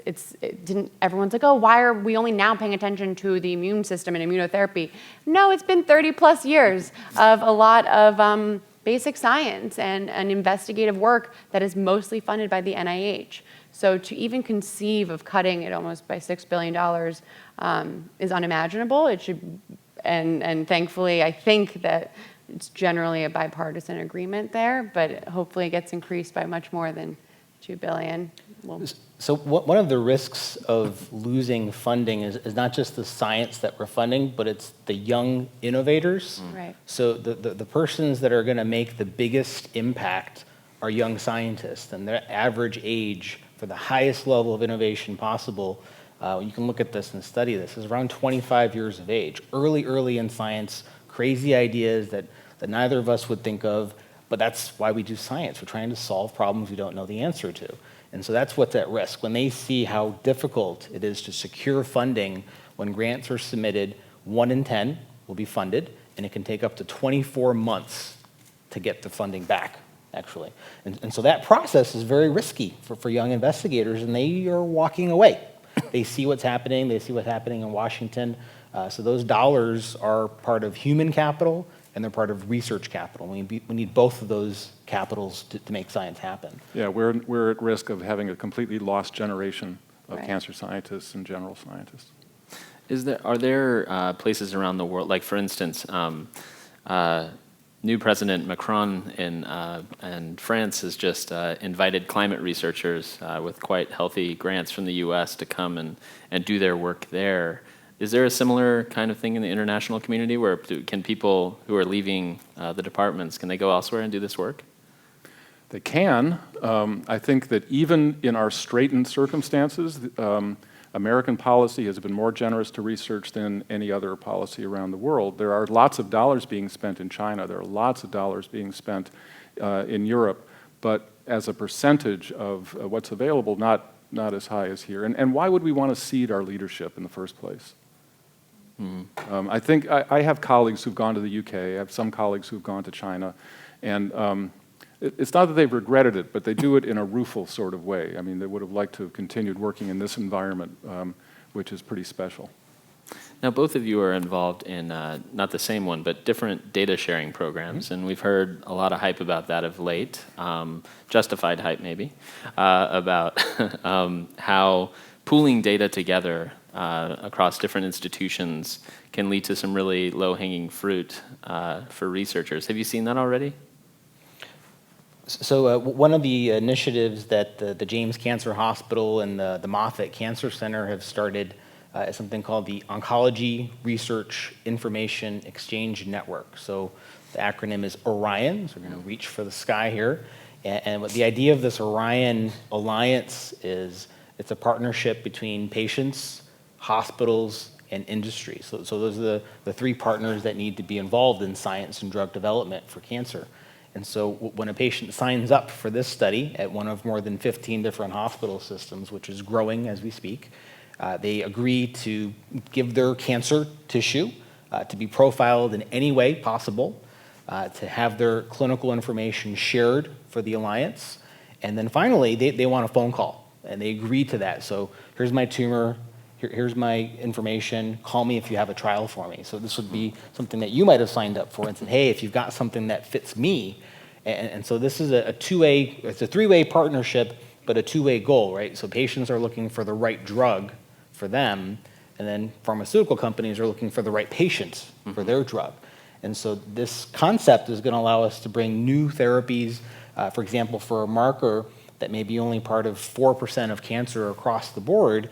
This network could help us find those patients, offer them the drug in a new clinical trial, and we can bring the drug to them. And the network helps us find those patients. And that alliance kind of helps us solve one of the funding problems we have by kind of partnering with both patients, hospitals, and pharma. We can do that, but it doesn't solve the problem, but it helps us get there. So Orion is a great example of something that aggregates data and is looking towards clinical trials. We're involved in something that's a little bit earlier. This is something called Project Genie. If I could remember what the acronym stood for, you know, I could have really scored, but I don't remember. It's genetic something. But this is a program sponsored by the American Association for Cancer Research. And in its first instance, it involved 8 of the largest cancer centers in the country and around the world. And we have all pledged to take all of the DNA sequencing data that we have gathered on all of our patients that we all sequence clinically, and we pledge to combine all those data in a single database. And after about 6 months to a year of exclusive use among the consortium members, we release it completely to the public, along with a really easy user interface for anybody who wants to delve into those data. And the reason they're important is what you started to bring up. We know that there are common mutations, and then there's a long tail in the curve. And that long tail contains mutations that are really important. 2% of lung cancers have a certain kind of mutation that there's an incredibly effective drug that treats those patients, but you have to know about that. So in the last public data release, we did our first public data release in January, 17,000 profiles, and importantly, all linked to clinical information. And so we can start to discover new abnormalities that are associated with different diseases and then feed that information to something like Orion, which can then start to match patients with clinical trials. We are in an age where people can't complain anymore about how we don't talk to each other. I've spent, 20% of my time and effort on the phone or on airplanes, going to other places, trading our data, opening up our data, making sure that everybody can use it in a safe and a safe way that honors patient privacy, but in a way that shares it worldwide. I want to allow a little time for our audience, but before I do that, Stephanie, how has this experience been after the trial, and you've become this sort of advocate for patients, and your experience on Capitol Hill sounds great. Not many people have a fun time up there, but out in the world talking to patients, are you finding people, how are people responding to your story? Yeah, it's been pretty phenomenal. I mean, I still pinch myself every single day that I'm even here. It feels surreal to even talk about it. It feels like I'm talking about somebody else's story. I mean, if I were to have gotten as sick as I did, even a few months prior, I would not be here today. So I'm incredibly grateful and wanting to use my story and my voice to help empower other patients to know that there are other options, that just don't be disempowered by your doctors. Seek out different options and different clinical trials. Understand that you are a partner of science, that they need us a lot. Only 3 to 5% of patients participate in clinical trials because there's just a big misconception in the public that clinical trials, and I was totally guilty of this, thinking that clinical trials are a last-ditch option or a last resort. And actually, we're in a time where clinical trials could be the most precise treatment and the most innovative for your specific cancer. No two cancers are the same. So I've found that it's been tremendous, and the feedback that I get is great. I think it feels nice for people to feel like understood in terms of having an advocate who all I preach all the time is patient empowerment, because I would not be here today if I didn't empower myself with knowledge, if I didn't, of course, have a family and a sister who fought so much for me. So it's been a wonderful transition, a very meaningful life. So I am now transitioning from a digital marketing career into a full-time advocacy career, and cool. I'm thrilled. Yeah. Very cool. Yeah, I want to open it up for questions. Oh, no questions. Okay. Oh, there we go. Sorry. How many years are you cancer-free?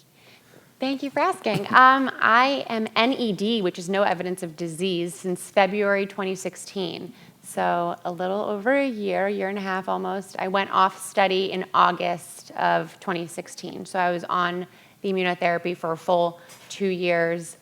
Within 3 months of my first infusion, my tumor shrank by 65%. Within 3 days, my pain started to ebb completely. It was a surreal response. Essentially what that means is like the lymphocytes, everything was ready to go. It just needed to take the brakes off of the immune system.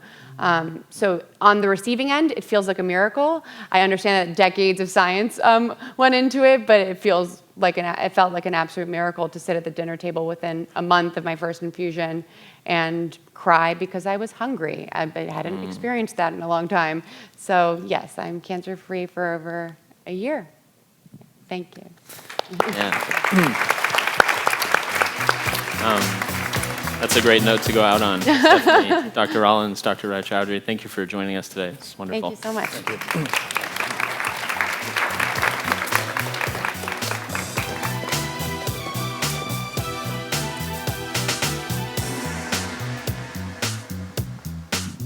Leukemia and Lymphoma Society, please welcome Suleika Jawad, New York Times Well columnist and leukemia survivor. Here to lead the conversation, Louis DeGennaro, President and CEO of the Leukemia and Lymphoma Society.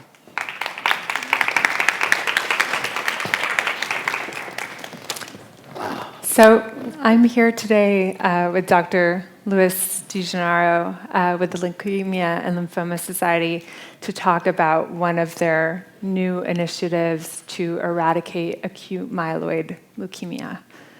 But I thought I'd start on a personal note. In the summer of 2010, I had just graduated from college, and I was really excited and a little bit nervous to enter the real world, as they say in commencement speeches. And I had dreams of becoming a journalist, but the real world that I found was not exactly the one I'd been hoping for. And at age 22, after months of misdiagnosis for mysteriously lowering blood counts, chronic infections, and exhaustion, my life was interrupted. And the doctor didn't mince words. "You have acute myeloid leukemia," he said to me. And I didn't know what AML meant, but I could tell from the look on his face that it wasn't good. The better half of my 20s has been consumed by cancer treatment. Over the last 3.5 years, I've done dozens of rounds of chemotherapy. I had a life-saving clinical trial and a very harrowing bone marrow transplant with my brother Adam as my donor. And now at age 28, I'm incredibly grateful to be in remission and to be focusing on the life part of that life-interrupted equation. But in all truthfulness, I'm one of the lucky ones. 1 in 4 AML patients survive 5 years past diagnosis, and in the past 40 years, there have been few developments in the treatment of AML. So, Dr. DeGennaro, I was hoping you could start out by telling us just a little bit about what AML is and who it impacts. So, Leica, thank you, and thanks for sharing your story. It's so inspiring, but you're right. Your experience is not the common one with acute myeloid leukemia. So this is a blood cancer. It affects white blood cells. We'll see about 20,000 patients in the United States this year diagnosed with AML. As you mentioned, the vast majority of them will die of their diagnosis because the treatments that are currently available are over 40 years old. It's a chemotherapy regime. And this disease has been remarkably stubborn to the creation of new advances and new treatments. The disease can affect patients of all ages and both genders, but it tends to occur most frequently in an older population. And what is the Leukemia and Lymphoma Society doing to help improve those AML patients' outcomes? We've mounted an initiative to literally change the standard of care for acute myeloid leukemia patients within the next 3 to 5 years. We call it Beat AML.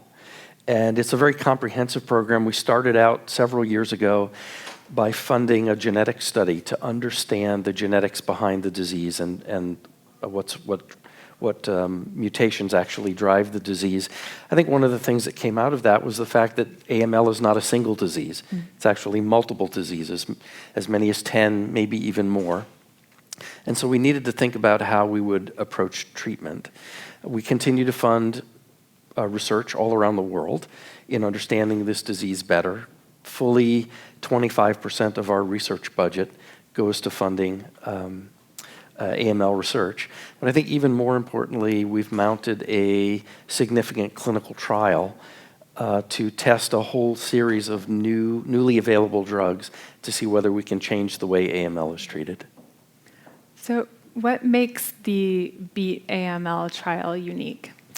Lots of things. First and foremost, the Leukemia and Lymphoma Society is the sponsor of the trial.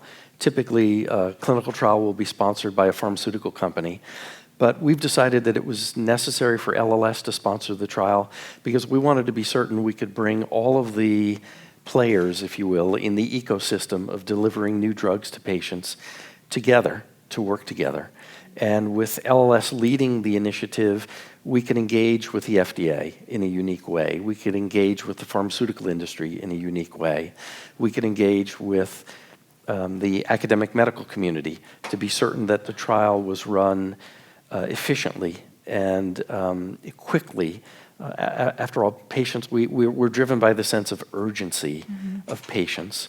The trial enrolls newly diagnosed AML patients. As you know, most clinical trials enroll patients who have relapsed from their disease or who are refractory to treatment. This trial enrolls newly diagnosed patients over the age of 60, a cohort that is hopefully in the best position to benefit from these new targeted drugs. We immediately study the genetics of the tumor in the patient so that we understand precisely what form of AML the patient has and we put them on an arm of the trial with a drug that is likely to show benefit for them. Most clinical trials test only one drug at a time. This trial is testing multiple drugs. We have 5 drugs in the trial currently, soon to be as many as 7, ultimately as many as 10.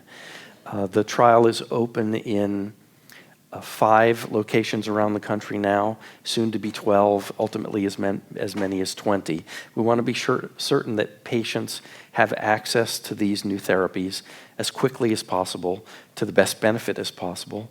And really the goal is, I've said it before, changing the paradigm by which we treat this deadly leukemia. And how do patients enroll in the trial?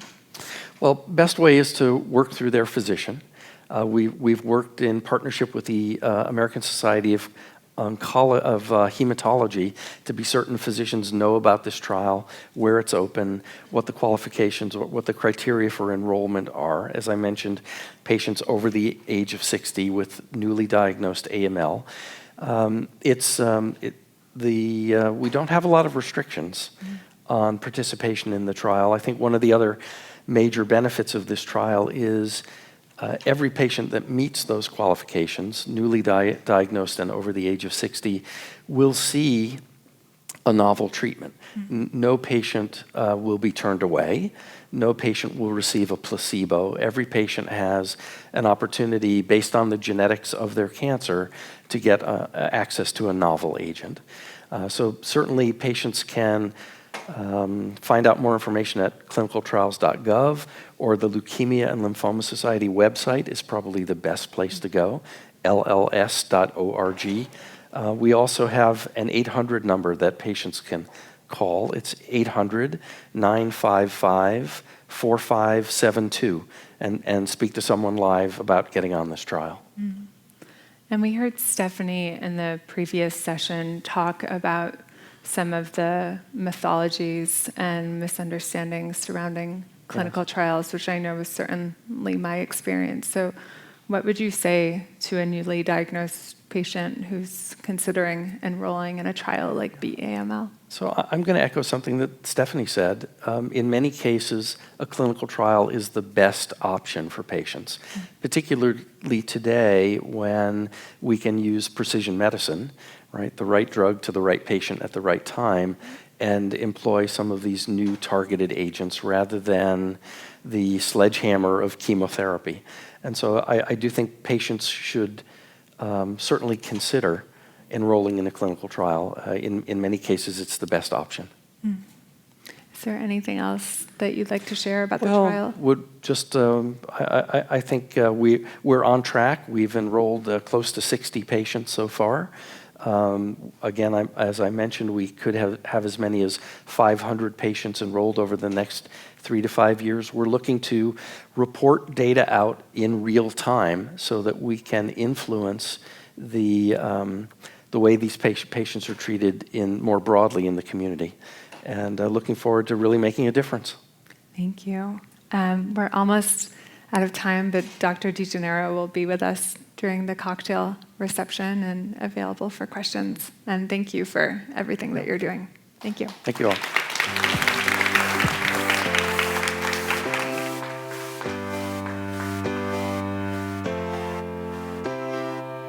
Please welcome Feng Zhang, co-inventor of CRISPR and a core member at the Broad Institute, here with Sharon Begley, senior writer of Science and Discovery at STAT.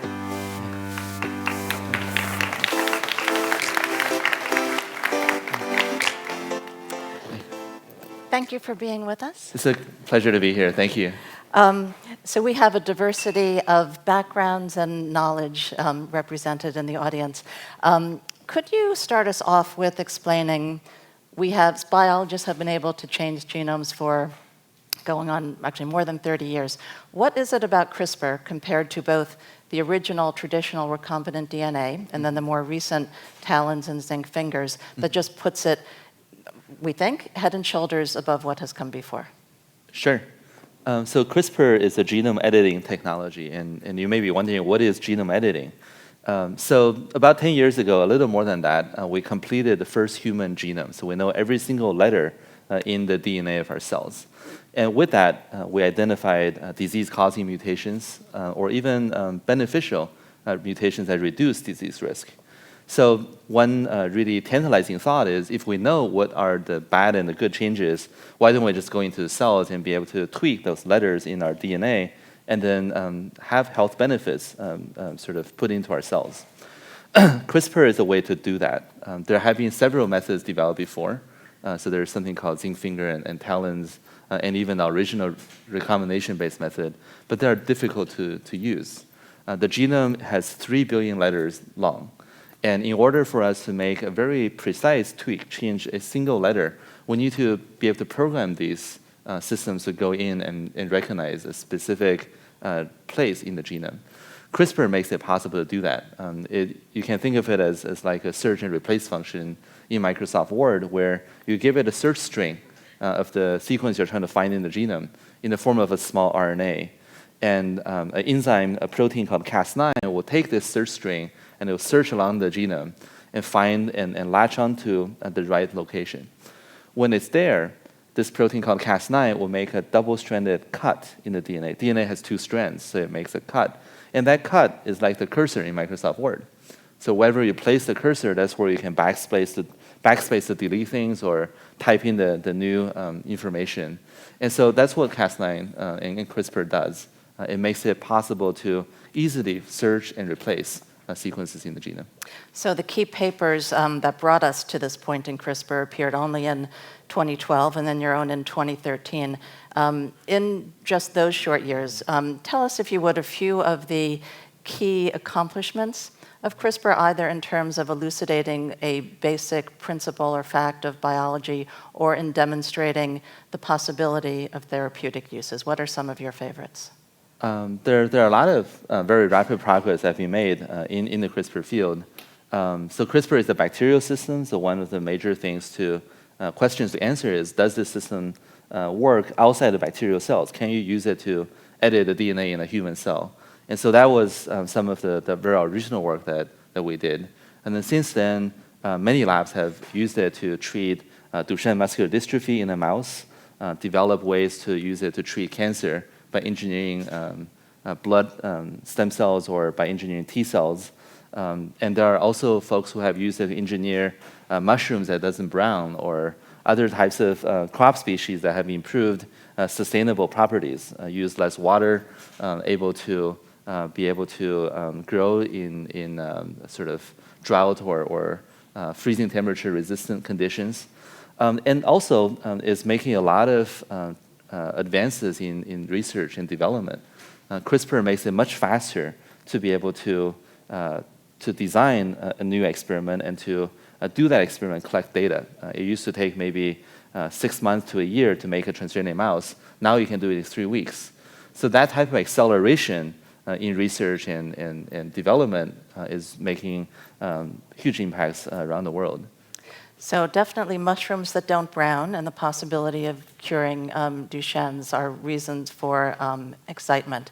One also reads, however, that CRISPR has the potential to cure virtually every disease, that it will give humans control over their own evolution, and perhaps bring back mammoths and allow us to create unicorns. So I just wish to say on behalf of the journalists here that those last ones came from scientists and not from reporters. So my question to Feng is, do you think we have reached or are we approaching a point where reasonable optimism about what CRISPR can do has already jumped into hype? Well, in some of these examples, we certainly are getting a little ahead of ourselves. CRISPR, at the most fundamental level, is a really exciting research technology. It makes it possible for us to understand biology. Biology is enormously complicated. We're only starting to understand what some genes do. And we really are only beginning to understand how genes interact. And as you can imagine, with 20,000 plus genes in the genome, the number of interactions is really enormous. It's very complicated. And so we're not there yet to do all those really fancy things like resurrecting extinct life and engineering mystical creatures.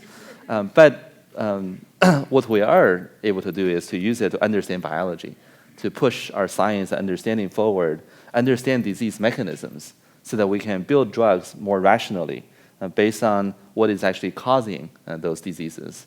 And I think that's what we are able to do now, and there's still a lot to do, even with just that. So one of the practical obstacles or potential obstacles to CRISPR achieving its full potential is what are called off-target effects. As you described, it's a pretty precise system to find exactly the part of the genome that you want to change and make the change that you want. But there are, it turns out, some parts of the genome that are similar to others. And experiments have already shown that there are these so-called off-target effects. There was a paper just a week or so ago claiming that off-target effects are just off the chart, hundreds in a mouse experiment. I'm happy to hear you talk about that particular paper, but more generally, if you could just address how serious a problem you think the off-target effects are and whether there is a clear path toward overcoming it. That's a really good point. So the specificity or the precision with which you can use CRISPR to make a change in the genome is a very important issue. And we have known since some of the very early work on CRISPR in human cells that CRISPR can sometimes introduce an undesired mutation somewhere else, in addition to making the one that you want to make. And a lot of work has gone into developing both new systems of CRISPR by making small tweaks and optimizing the enzymes, the proteins, so that they are more precise, and also developing systems to help detect the presence of these unwanted, non-specific mutations. Both of these were making a lot of progress. Just a couple of years ago, my group and also another group have engineered Cas9 to a level where we really don't detect off-target mutagenesis. Now, there is this paper that came out maybe last week or a couple of weeks ago that suggests that there may be thousands of unwanted mutations. But that's something that we have not seen, and also many labs have not seen. And it seems that maybe some of the controls that they are using to infer those unwanted mutations may not be the best one to use. It's from a different strain of mice than the one where they did actual experiment. So you can't really confidently call those are unwanted CRISPR-induced mutations. So there's still work to do to really thoroughly characterize each CRISPR reagent that we use to make a genetic change in the cell. But we are making a pretty good progress. And for some of the most advanced generation of the technology, I think they are quite specific. I could monopolize all of Feng's time, but I'm going to leave time for questions at the end if you want to start formulating some. Before we get to audience questions, though, Feng, there exist at least 3 companies that arose specifically to use CRISPR therapeutically, they and everyone else hopes. You are a co-founder of one of them, Editas Medicine. What is it that the companies see in this that accounts for their existence, their valuation? And if you could tag on to the end of that thought, you just recently started another company, Arbor Biotechnologies. So if you could also tell us what you're hoping to accomplish there. So me and George Church and Keith Zhang and David and Jennifer Doudna, we co-founded Editas back in 2013. The idea is one of the really exciting potential of CRISPR is to use it to treat genetic disease. Now, none of us are doing clinical trials in our labs, and we don't have the resources to be able to do very careful drug development. And so we formed Editas to take the CRISPR technology to the next level, to be able to translate it into the real world so that it has the potential to help patients who have these diseases that are really untreatable today. So that's what the mission of Editas is. And I think the other companies also share the same vision, which is we want to turn this into a thing that really positively impacts people's lives. Arbor is something new, something that we're really excited about. We'll have a really fantastic group of investors. We'll have Arch Venture and also Ferrodin, a venture fund in New York investing in us. And also we have David Walt, who is a really brilliant and very thoughtful entrepreneur, me, and then I think we're very lucky to have two of my former graduate students, Winston Yan and David Scott, working at Arbor. So we're very excited about sort of building an exciting biotechnology company. And what products or processes does Arbor hope to or intend to produce? Arbor is still very early, so we're still working through some of those things, and we'll have more information soon. So if there are any questions on either the science, the business, we didn't even get to touch on the ethics yet, but please just indicate that you have a question, and there is one with a microphone there. Sir. Hi, thank you. Rodrigo Martinez with Veritas Genetics. Thank you, Dr. Shang, as always. Sure. Interesting. So there seems to be this threshold between treatment and enhancement that creates always interesting discussion. So my question would be, if possible at the right time, you could use CRISPR to enhance one of your senses, eyesight, smell, taste. Would you do it? Why not? Would I do it personally, or? Well, so CRISPR is a technology that allows us to make changes to DNA in cells, and so that's only part of the thing. What's missing is knowing what kind of changes to make. I think we're still in the very beginning of understanding how the genetic composition and how different mutations are able to sort of produce these kinds of changes or enhancements or so forth in the body. So we're not quite there yet. But eventually, maybe we will get there. But that could be a very long time from now. And at that point, I think we'll really have to think about, as a society, what is the best way to go about doing that. I think people will start to do it once the technology is safe and we know that it doesn't cause unwanted defects. And at that point, we really need to think about, how do we do this so that it's doing the right thing for society, and that society can progress properly with equality and proper ethics to support these things. It will probably happen eventually, but the ethical questions around it, I think, is complicated, and those are things that, fortunately, we still have time to sort that out. So you would or you wouldn't?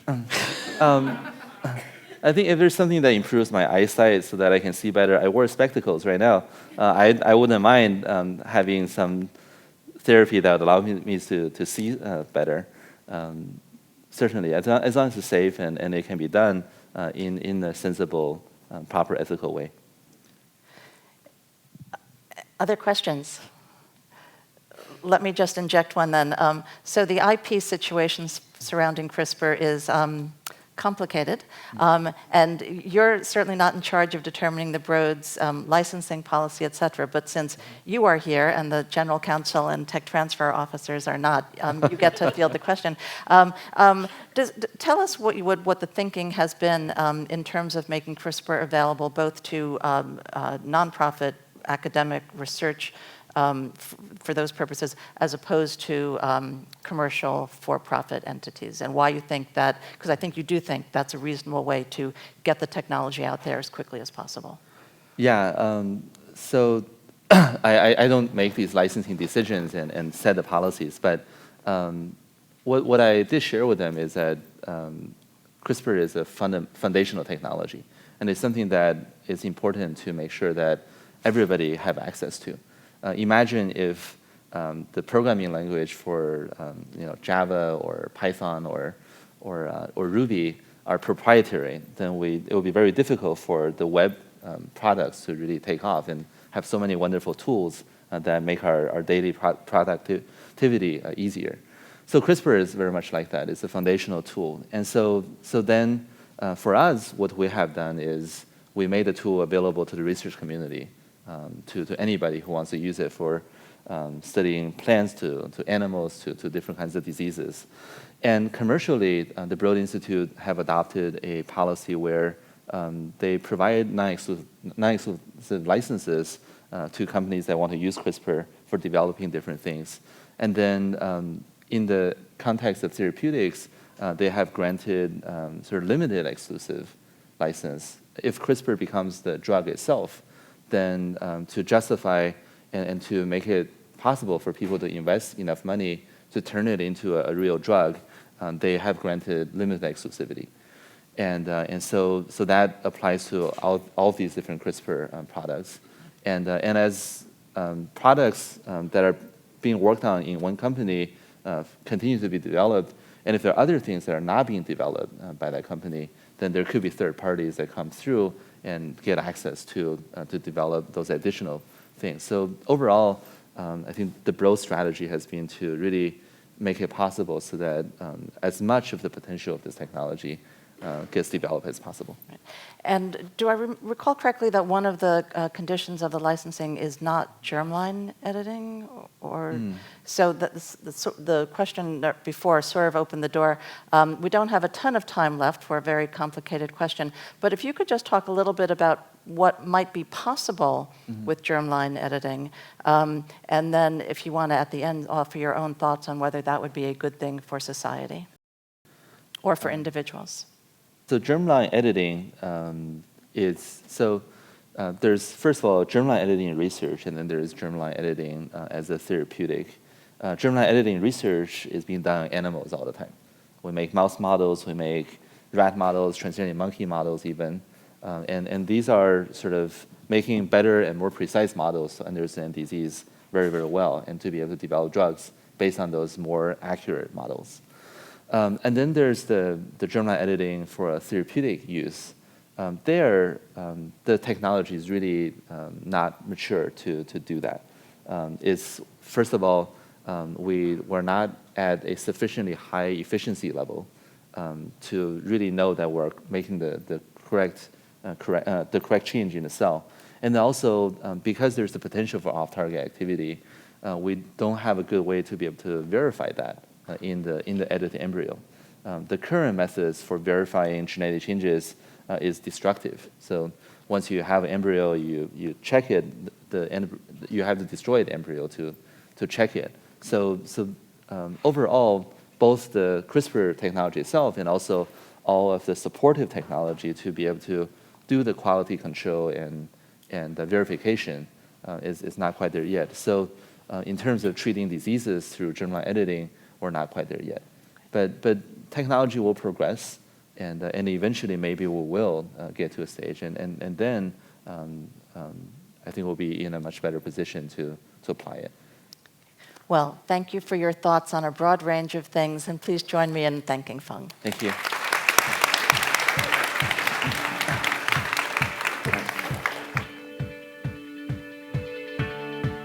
Please welcome back Margaret Lowe.